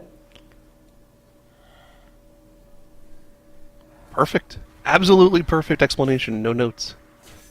It's very cool. Yeah, rarely do we see these spots where your best play is locked in regardless of what the other team does. Because often we get these spots where it's like, oh, I could go for a point or for time tiebreakers, and like how risky I should go depends on how risky they go. Not true right now. But right now, it's locked in for No Speaking Shiny Unicorns, a clear path to tomorrow or to the global finals in a couple weeks. Just for as a both point of of them. reference, the fastest 18 Dawn that I could find that was done by the players of No Speaky was done 4 minutes under time on an 18. Yeah, so that is a lot of room for error. And that was done 4 weeks ago. So, Yeah, the big thing that these teams are playing against is in 11 minutes, we stop the clock and we say, okay, you can't start a new key, right? So they can have wipes and reset the key for the next 10 minutes. But what we're really hoping to avoid is the 3 o'clock curse, where as soon as the clock stops, the teams immediately start feeding. That happened yesterday. Really need to avoid that today for both of these teams. Happened both of the last 2 days, actually. It's Yeah. It's kind of crazy. It's almost like something happens after the 5 hours are up, where the teams are like, all right, done for the day. Even though that last run always matters, almost always matters. Yeah, it's my favorite thing about TGP, actually, is the overtime situations. Yeah, it's so good when the keys get locked. It's crazy. I think starting on 17, a plus 17 level today, allowed some insanely high keys to actually be done. Like that 20 wake. I think if we started at 16, the 20 wake would have been done. But I don't know if the 19 Dawnbreaker, the 19 Borealis would have been able. I mean, to Mandatory really would have maybe had the time with how well they've played, but certainly not No Speaky or Shiny Unicorns. Yeah, maybe you're right. Maybe there would have been time for Mandatory to do Also, all maybe you three 3-chest the 16 wake, and that brings you back to the same level. Oh. Yeah, that saves you some time, for sure. Yeah, you get 3-chest up the 16. Yeah, just 3-chest the 16. Why not? Yeah, Although Easy they did do it weekly in key. Mists on Friday, so... You got 6th man of the year, Fleshcrafter, Fleshy C, accompanying you. And 7th with Mandatory strat. I can't believe that they... Okay, pretty much They got every a full other raid team... group in here. It's crazy. Every other team, takes the Fleshcrafter and they kill it off on a Marth, and they just, use it to help kill a Marth, which is fine. Nobody's crazy enough to actually take it into the Necropolis, because you actually just get farmed by it if you take it up there, because having 2 Fleshcrafters, throwing Cleaver from opposite directions is just obnoxious to be able to deal with, except for Mandatory, who are like, you know what, that sounds good to me. Yeah, we can just outplay it, right? That's always Just outplay it. words spoken seconds before disaster, right? What's our strategy for this really difficult overlap going to be? Anytime the answer is just outplay it, you have a very high volatility strategy, which we've seen with Mandatory, right? They have so many deaths to the strategy, even just across a couple of runs with it, but it is a huge time save in theory. Their Blightbone is also a minute faster than all the other teams, because they're also double cleavering the first boss, and other teams aren't.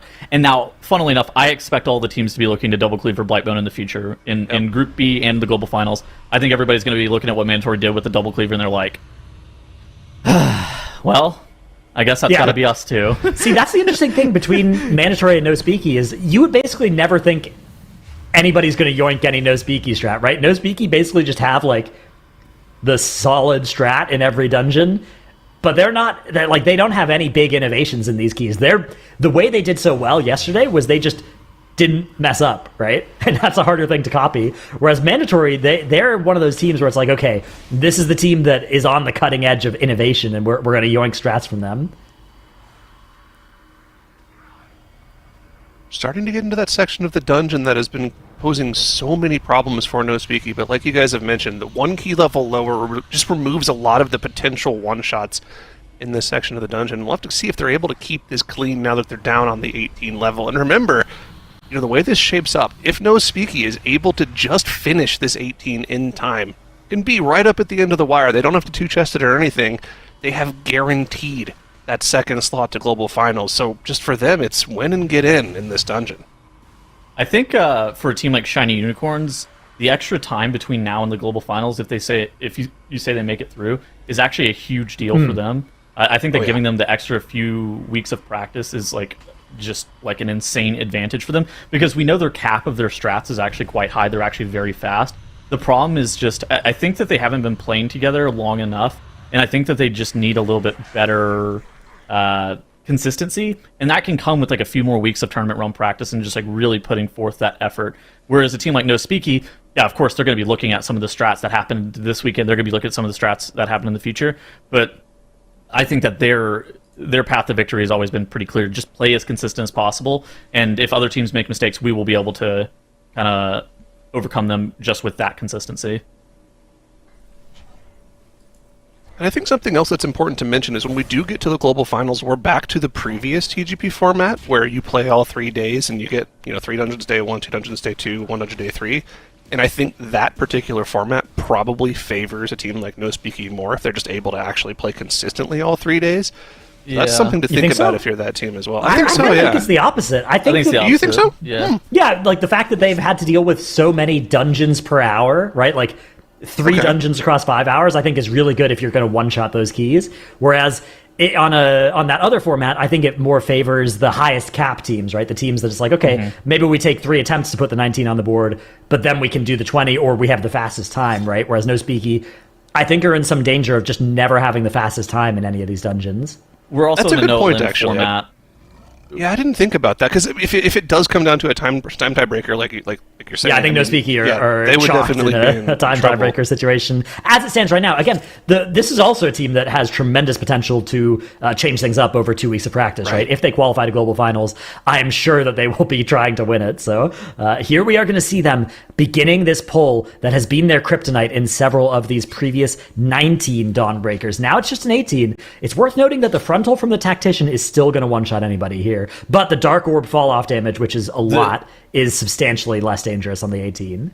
Yeah, the Dark Orb on the 19 is one of those things, kind of like I was talking about earlier, the difference between 18 and 19. The 18, the Evoker lives with just like hover from that Dark Orb, and on the 19, your Evoker has to press something for every single Dark Orb, or like have a shield that's pre-applied to them and stuff like that. It's actually like night and day difference for what you have to do to live on this key level versus the 19. Just how scared are you as an evoker on this particular pull here? Are you trying to line of sight the debuff This so they go pull, on other you can't players? you're not allowed to get the debuff. If you get the debuff, you die Okay. immediately. There is a 0% chance that you're allowed to get the debuff and live. You might be proccing your cheat death. Like you like if you get hit, you're pressing Wall and Renewing Blaze, and you are praying that your healer is going to heal you enough to be able to live through it. It is like almost unacceptable to actually get hit by that dot because it'll kill you. Well, they've gotten through it, and that's the first time they've gotten through it in Wow. the past 45 minutes, so this is a huge deal for No Speaky. Again, a key level lower, which does make a huge difference, but just being at this point in the dungeon has to be a huge confident boost for them. I mean, they know the pressure on the line here. They need to get this done to feel safe at the end of the day here. Oh my god, Cryptic's the panic cloak after he got... Did he get shot by the Shadow Mage? He got So- dropped super low. I wonder what it would have been. It couldn't have been Umbral Rush who would have died to that. Almost certainly. All of our teams charging through their runs with some pretty clean runs so far. Firmawand actually having some deaths, but Firmawand. they're also making their way through their key. But Mandatory are looking on great pace to improve their Necrotic Wake timer. No Speaky also on fantastic pace here, and Shiny Unicorns, the only team of those 3 to even have a death in their current run, but are deeper in this Siege of Borealis than I think all but one of their previous attempts of this key level. So potentially able to finally see some success in the dungeon that has done so much damage to them today. I think that there were 2 Siege of Borealis runs that Shiny Unicorns made it this far in. The first one wiped to the pull that is immediately after this.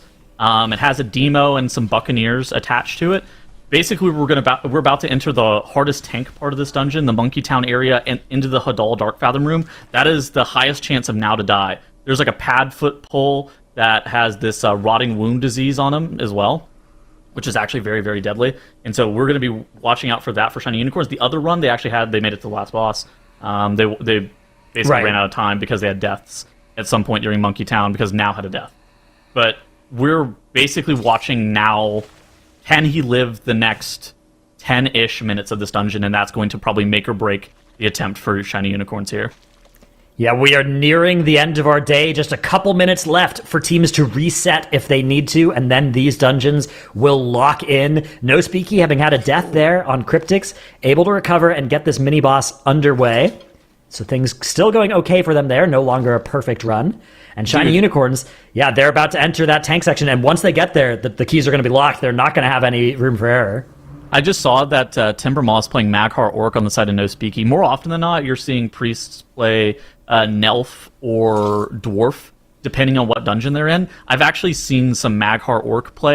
You actually saw it a lot during time trials if you were watching teams during time trials, because Maghar is actually slightly higher damage. You just line it up with your power infusion and you're able to do just a little bit more damage. The downside, of course, is that you don't have any potential for like melding stuff, and teams used it like in Mist of Tyrannus Scythe during time trials. During cup play though, basically nobody was Maghar during cup play, because you want the meld in case your Soul Cleaver snaps back, so you can actually continue to progress the maze. But during time trials, you just reset if it snapped back, so Maghar wasn't bad there. Do you want to know a fun fact about Priest? Is Desperate Prayer used to be a Priest racial locked to just dwarves and humans back in WoW Classic. What did it do?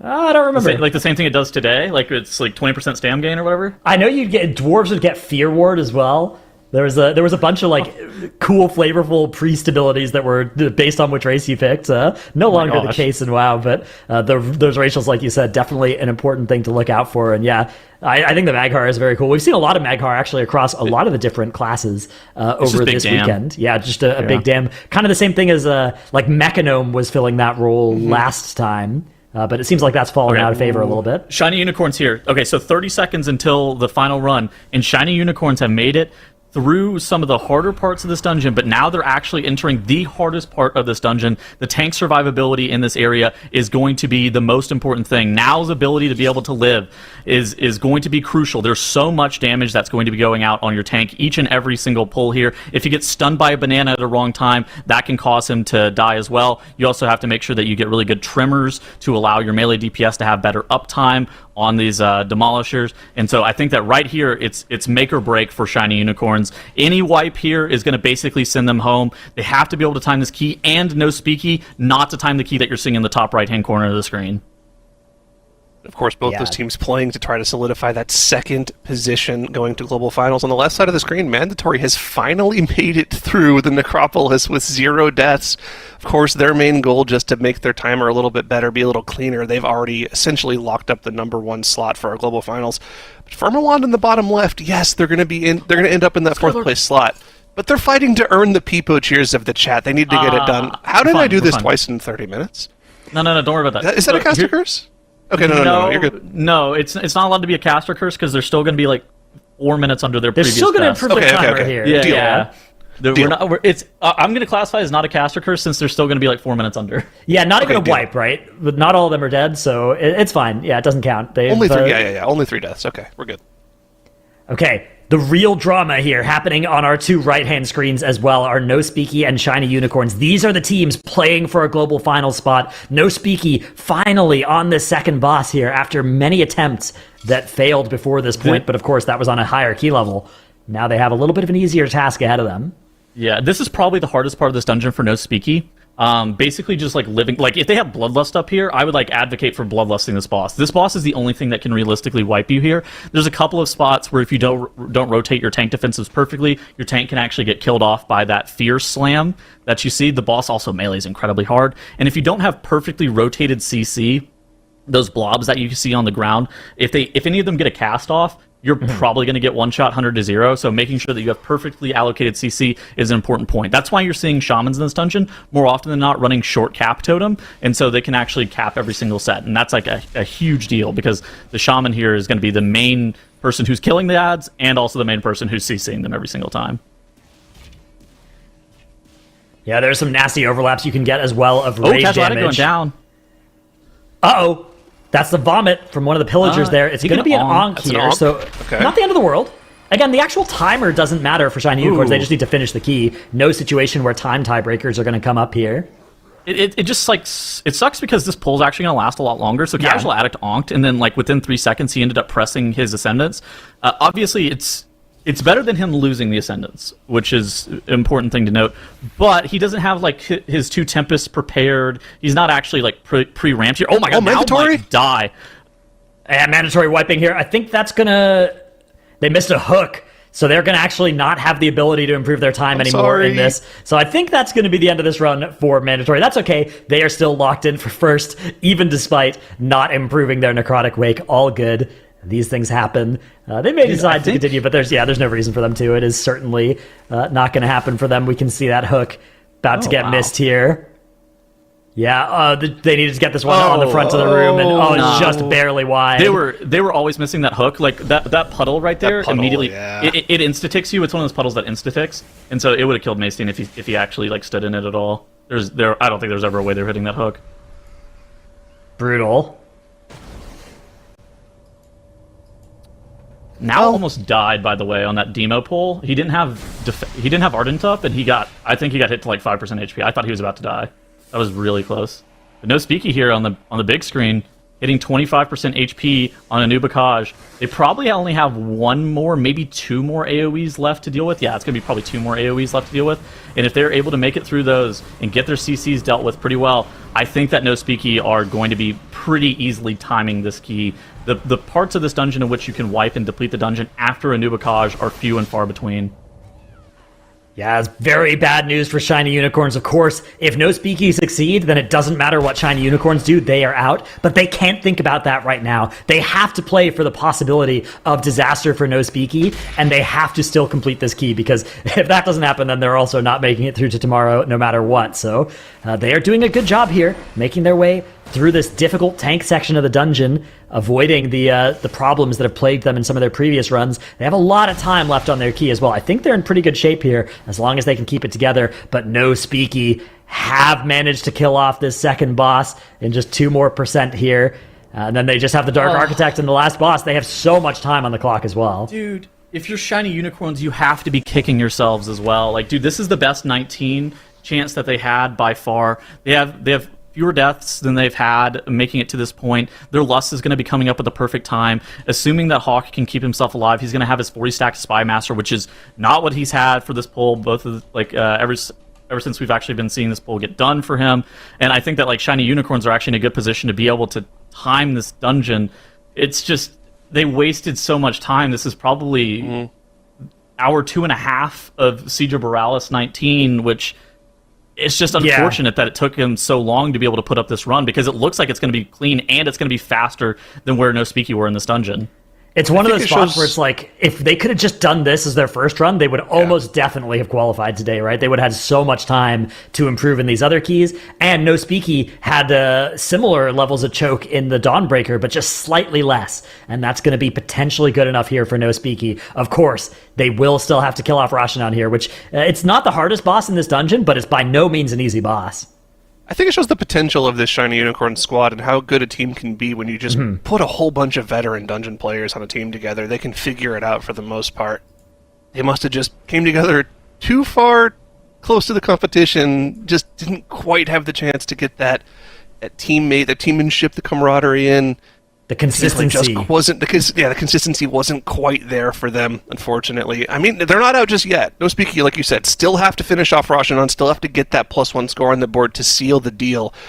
Shiny Unicorns, like we've said, they can't think about that. They just have to play the best dungeon they can, and this is the best we've seen them in the Siege of Borealis today.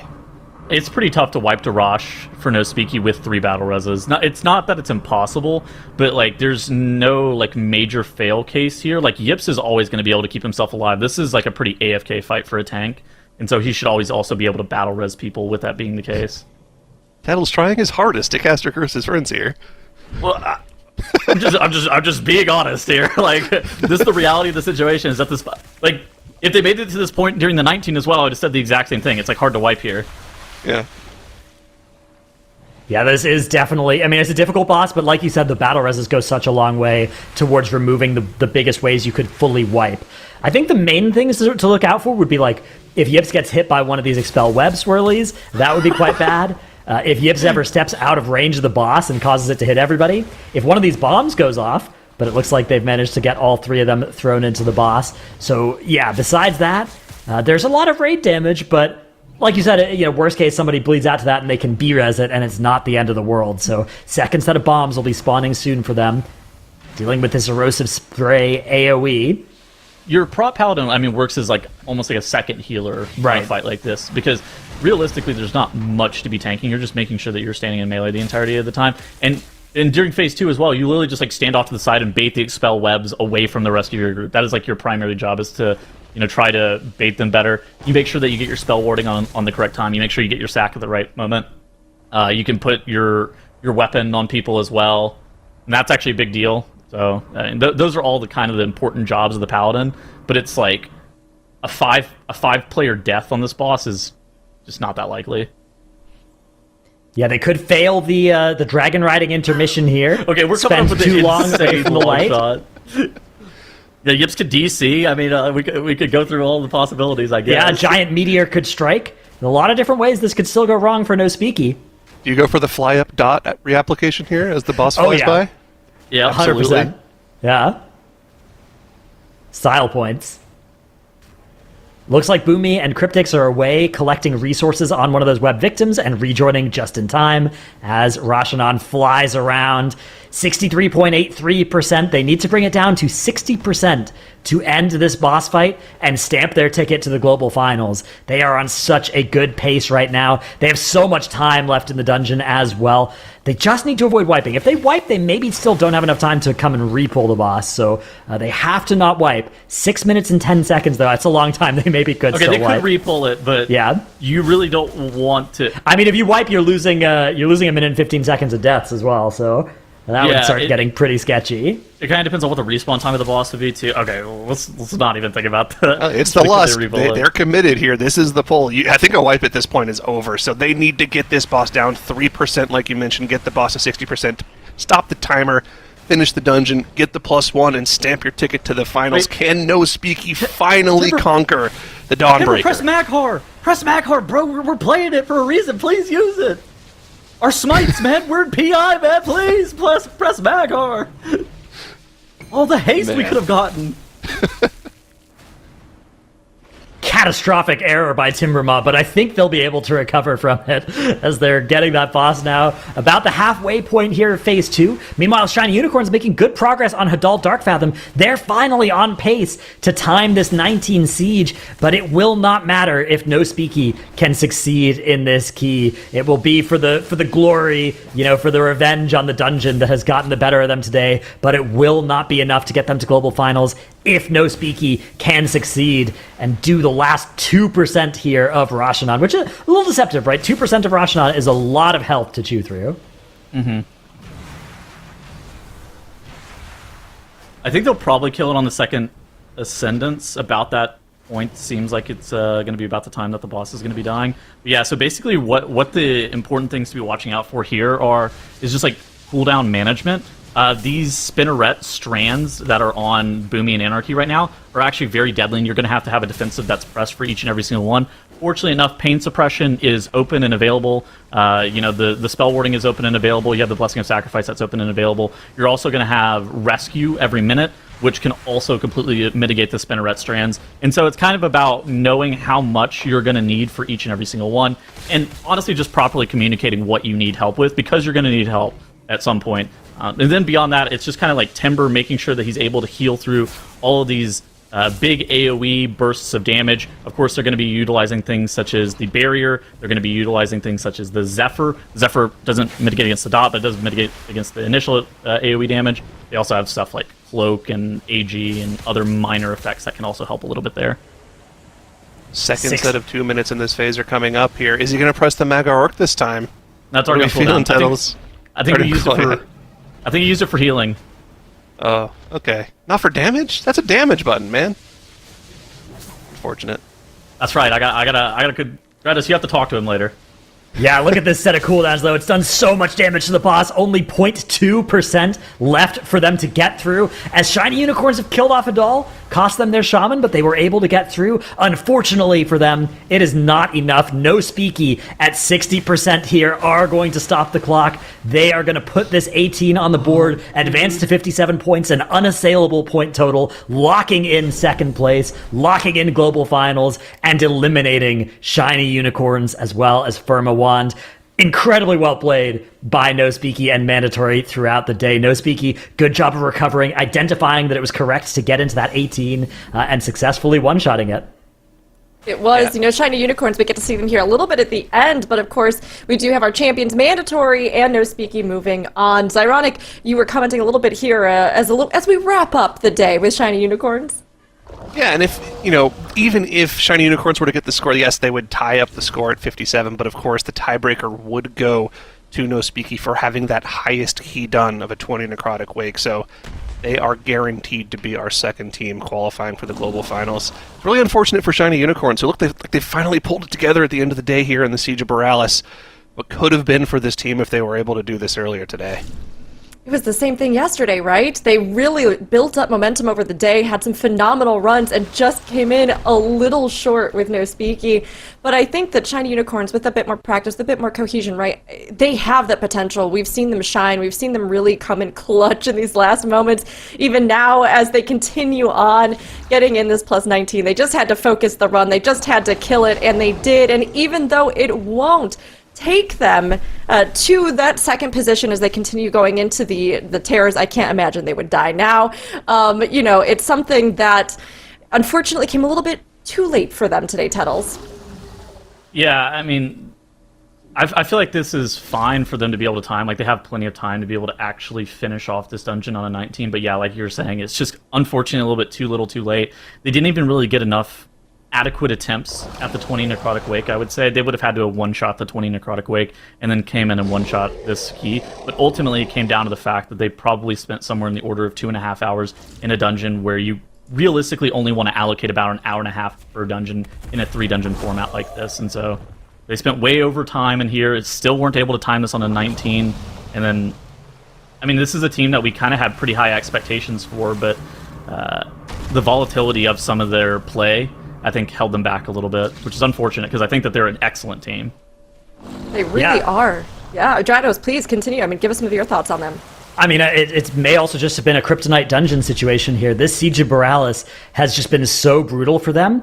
And, you know, we saw a sort of similar story with Dawnbreaker for No Speaky, that if the configuration of dungeons that we'd picked for the days and for you know, today and yesterday had all been different, I think there's a very good chance that Shiny Unicorns could have made it out of today. But yeah, this Siege of Borealis just really got the better of them, because besides this siege, nothing went super wrong in the other dungeons. Like, yeah, they couldn't one-shot the 20 Necrotic Wake, but not a lot of teams can. That is a very difficult key. That's something where we'd kind of expect it to maybe take 2 or 3 or 4 attempts, and it was really just the fact that they spent like 10 tries here to get this 19 siege done. That's what sank them. But you know, Siege could easily just have not been in this day. It could have been in yesterday, the day before, and I think they would have maybe been okay. Oh no! They're having deaths here now with those debuffs out. Now, they still have 3 players alive and 4 battle reses, so if they can recover here, it's maybe still winnable for them. That has cost them 30 seconds of death timer, which means their timer is now on potentially the sketchy side. They're going to have Lust, so they're going to be able to Lust on the last platform, but Royman goes down. That's another 15 seconds gone, and it looks like that's going to cost them the siege here. They're going to keep going. 1 minute and 47 seconds. Now is casting Town Portal. The rest of the team is still fighting, but now has already get Town Portaled out now. So he's already stayed true to his character name and roached out of the dungeon there with the Town Portal. You know, it's not his fault. The mage had no mana. Yeah. No. I'll accept this. I'm the one that did it this time. I came in for the caster curse, so there's no way they could possibly wipe it now. They've killed it at this point, pretty much. That was me. That was my bad, everybody. So apologies. But you know what? At this point, Shiny Unicorns, even if they had been able to get that up, they would not have been able to take down No Speaky, who managed to land that Dawnbreaker after it gave them so much trouble today. But that does give us our Group A champions, Mandatory, and our runner-up, No Speaky, officially here. And I mean, man, today was an incredible day. The whole weekend was such a good performance. Tettles, how did it pan out? Was it what you were expecting? Yeah, I think that this is about what I expected. I actually kind of expected maybe No Speaky to be able to put up that 19 Dawnbreaker, but I think that with a few more weeks of practice, you'll probably be able to have enough time to be able to actually just be able to like get those strats down pat and feel better about the Dawnbreaker just in general. But yeah, I mean, I felt like it was, we kind of always knew it was going to be a tight 3-horse race between Mandatory, No Speaky, and Shiny Unicorns today. I mean, Dratnos, how about you? Was this what you expected? I mean, I think we all kind of, like Tettles was saying, felt that it might shake out this way, but, you know, was this what you were expecting from Group A? Sorry, that was you, Dratnos. Perhaps Dratnos Dratnos is just letting it stew. Dratnos is no speaky in honor of no speaky right now. So you know it's ironic. I'll send it over to you while Dratnos celebrates no speaky's second. I did the thing where the Tettles did yesterday, where I didn't flip my audio the right way, so I didn't hear you. I didn't hear what you said. Sorry. Now I'm here. You're fine. You're fine. Dratnos, I was just asking if this shook out the way that you were expecting for Group A. If you had, if there were any unexpected sort of moments for you. Yeah, it's. I mean, I guess these two teams would make it through. I didn't guess that it would go this way, though. I didn't expect the dungeons to end up being quite so tough. I mean, the siege being such a breaker for shiny unicorns wasn't something that I had expected. That was a tough way to see it go, but going to be exciting to see these two in the global finals for sure.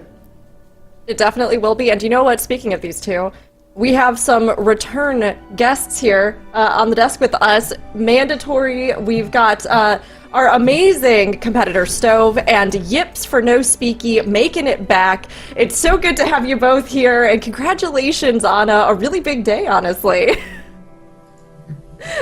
Hello. Thanks. Hello. Hi. There you are. Hello.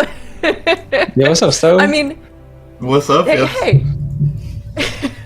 Good to see you both here on the cameras, although you've been playing all day as well. I know a lot of the team, you know, I'm sure you're ready to just go rest, but we'll get a few questions in with you before you do. Congrats again, seriously. I mean, Stove, you went in, we had an expectation you'd probably perform very well today, but you lived up to it for sure. And I think, honestly, my burning question is that, you know, in the MDI, you had the fastest necrotic wake. Are you thinking that you might try for the world record with highest necrotic wake, that plus 21? We didn't see you go into it today. Do you think you might try it? Yeah, I mean, for sure. I think the key is definitely doable. It will be nice if we can get the fastest key in MDI and the highest in TGP. That would be a very prestigious achievement, but we'll see how it goes. Maybe we don't even get... Oh, actually, it's a different format, so we do have to play it maybe. So Yeah. We'll try for it for sure.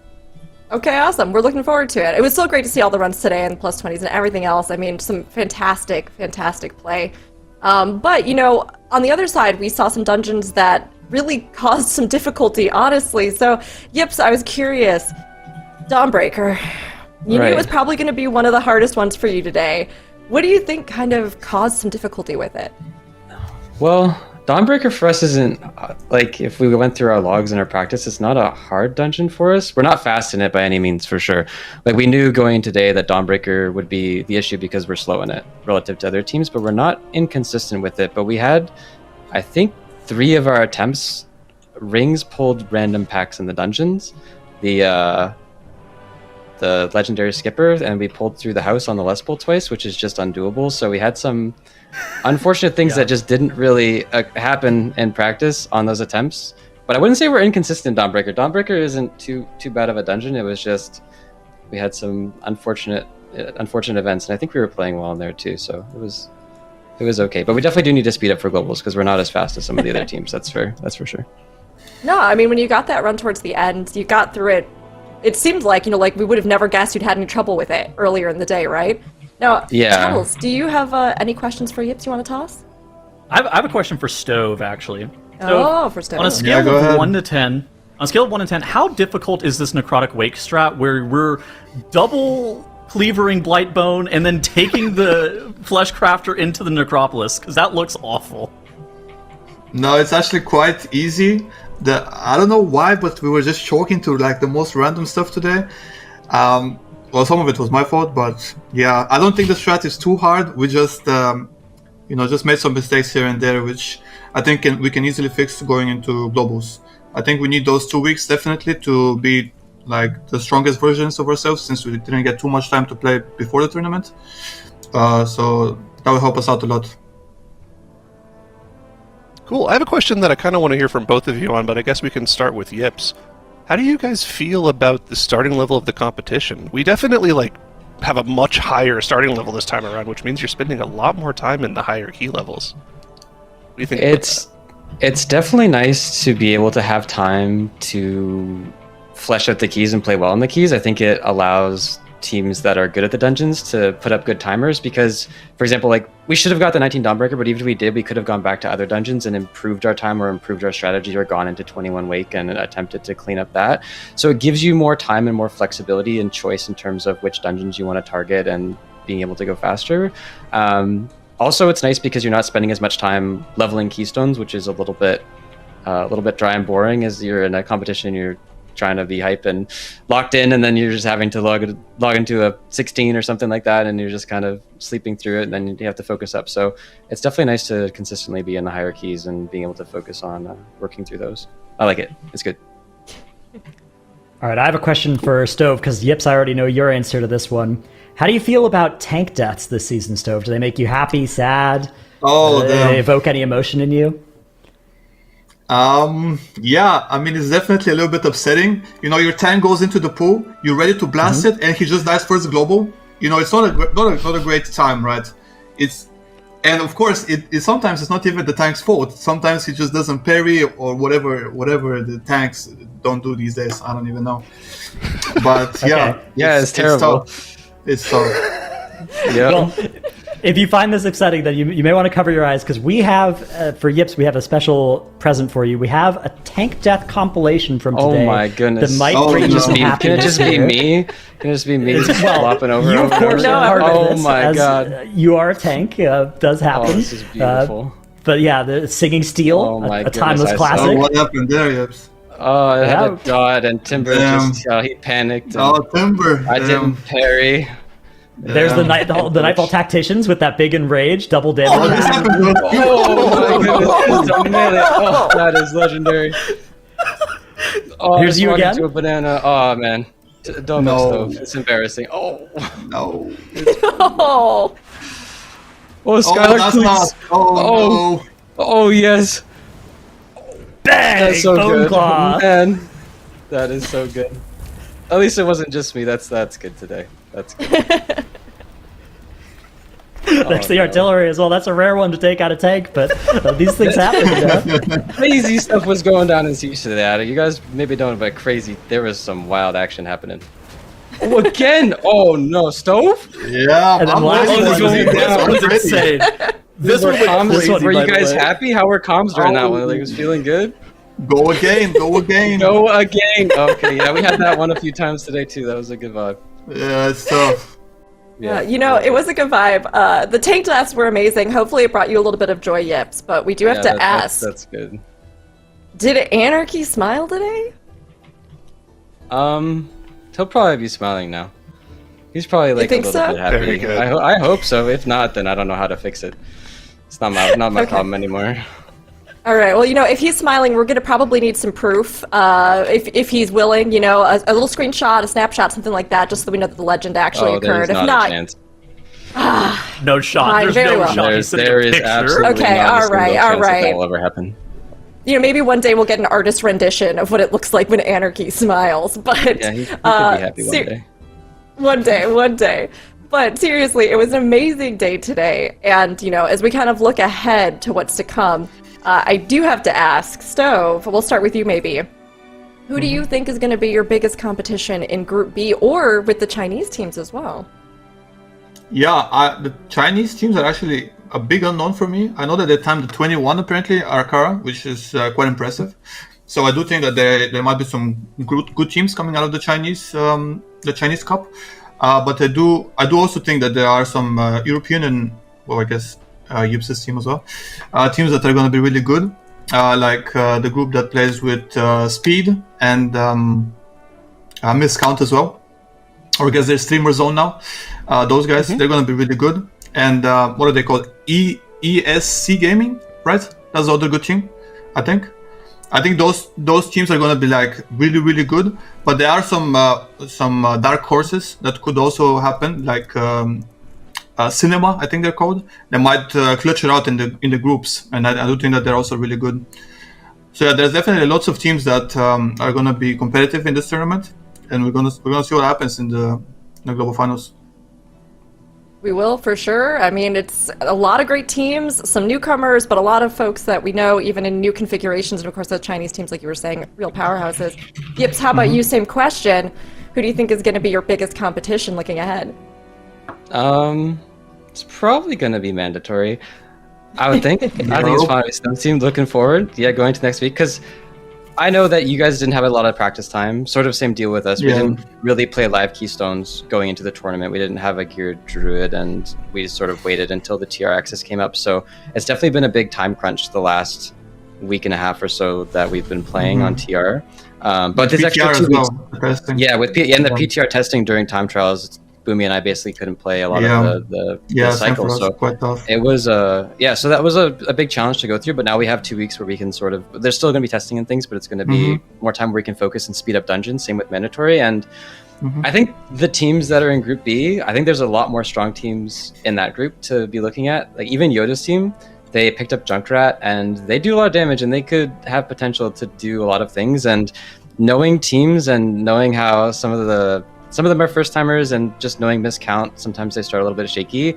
I think Group B is going to be really interesting to watch because I think there could be some funky stuff going down in there. So I'll be happy to be watching that. It should be there could be things that happen in there, and I hope a lot of stuff does. But either way, I think globals will be really competitive, and the dungeon pool is just so volatile, and with teams going fast, I don't know. It'll be like teams trying to go fast is what's going to make it interesting. Dungeons are going to be hard. Yeah, for sure. Yeah, agreed. And it's interesting too that you pointed out the extra time that you'll all now have to practice too, because we'll practice, but look at it, strategize, think about what you're going to do, coordinate things, because we're excited to see what you all bring to the table too, and what we might even be surprised by in the global finals. But a real quick last question from us here, Stove, is there anything that you would like to say to Yips? Since you're face to face here, now that Group A weekend has finished, anything you'd like to say? Yeah, Stove. Well, Yeah, Stove. it was nice seeing you again, Yips, and talking to you. I know, I miss you. Sorry. Yeah, I miss you too. But you're going down in the globals. Okay. Oh. Maybe not, Yips, but... Oh, is that your return? Is that what you want to say to Stove? I'm going to say the same thing to you that I said to the last guy. Enjoy Fort. Enjoy? What? Oh. Oh my god. Nah. We're gonna play really well at Global. It's gonna be really fun. But no, dude, I'm just hanging out with you. It was so much fun doing the thing that we did together. Yeah, I miss you too, man. And now look at you blasting. It's crazy. Yeah, you too. Life is like an almond. All right. That's my words. Exactly. Exact quote. Life is like an almond. Love it. That's right. No, honestly, it's great that when we ask this, we're expecting, there'll be rivalry and banter. But I love this stuff. It's just I miss you. Miss you so much, Yips. It's the love. It's the teams. It's a great time, even as you go head to head. But, we'll let you all get some rest, really quick before you go. Your final shout out, Stove. Is there anything you'd like to say to anybody else out there here at the end of today? Yeah, for sure. Well, first of all, it's going to be the same as last time, but first of all, my girlfriend, thank you so much for supporting me and being with me through this journey. The fans, of course, for always supporting and watching and cheering for us. Always great vibes. The teams, of course, as well, and the organization, mandatory. Thank you very much for sticking with us. And to the players, thanks so much for being beasts at the game and a pleasure to play with. All right, great. It's great. I mean, honestly, I know we just heard it, but it's great to hear it again. And just to have those final thoughts, we'll be looking forward to seeing you in the Global Finals. And huge congratulations again to Mandatory for being our champions today. And Yips, any shout-outs that you'd like to offer here at the end? Yeah, just like Stove's girlfriend. My girlfriend's been a huge support too. She's a beast. So thanks to her. And then also, Boomy's insane. This guy is crazy. So he's been playing real well and doing a lot of work for the team. So appreciate to him. And then I hope Timber can get some rest and not be so stressed. He was having a rough day. So. Oh, the warden was having a rough day. Oh no. Yeah, he was. I don't know. The baldness, it was getting to him. So just had to sort that out. All right, well, I hope Boomy can rest. I hope Anarchy can smile one day. And Yips, I hope you feel good. You really brought an amazing fight today. And coming into that second place, it was so close there towards the end. But it was awesome to see No Speaky clutch it out. And we can't wait to see more of you in the Global Finals. So thank you all so much. Thank you both for the interview. Go rest, celebrate, and get ready as you look ahead, all right? Thanks. Thank you so much. Bye-bye. Bye. Bye-bye. Bye. And with that, we will be here at the end of our Group A weekend. Our Group A champions determined here as we have mandatory and no speaky continuing on to the global finals. But like we were saying, you know, while some things shook out like we thought, other things ended up being really close. Shiny Unicorns came in right at that last moment, weren't able to quite get there. And Firmawand, you know, of course, amazing seeing first-timers here. They had so much love and support from their guildies in the chat. I found myself rooting for them too. So even though we won't be seeing Shiny Unicorns and Firmawand moving ahead, we hope to see them again in a future TGP. I mean, we pretty much have said all there is to say, but Dratnos, I'm going to toss it to you for final thoughts. Anything you want to capstone this with? Yeah, I mean, well played by Firmawand and Shiny Unicorns and the other 4 teams that were eliminated Friday and Saturday. There was a lot of good stuff we saw from them, and I hope we see them in future tournaments. But I'm now looking ahead to the next group, and that is stacked with some incredible teams. And the fact that we're going to cut it down to just 2 of them is going to be brutal, but also incredibly entertaining to watch. So I'm looking forward to next weekend. Me too. I mean, I think we all are. We can't wait. Group B, as we can see here, has a lot of incredible powerhouses. Even if you don't know some of these teams, be sure to tune in because you'll get to know them over the course of the weekend. And we'll see some that I know I've watched out there, people yelling about. StreamerZone.gg, of course, are now sponsored, missed count. Polish Mountain, many of these teams, again, bringing a lot of folks that I know you all are looking forward to see. So thank you for joining us. Thanks to my fellow casters, to production, to everybody else that was a part of this weekend. But it is far from done.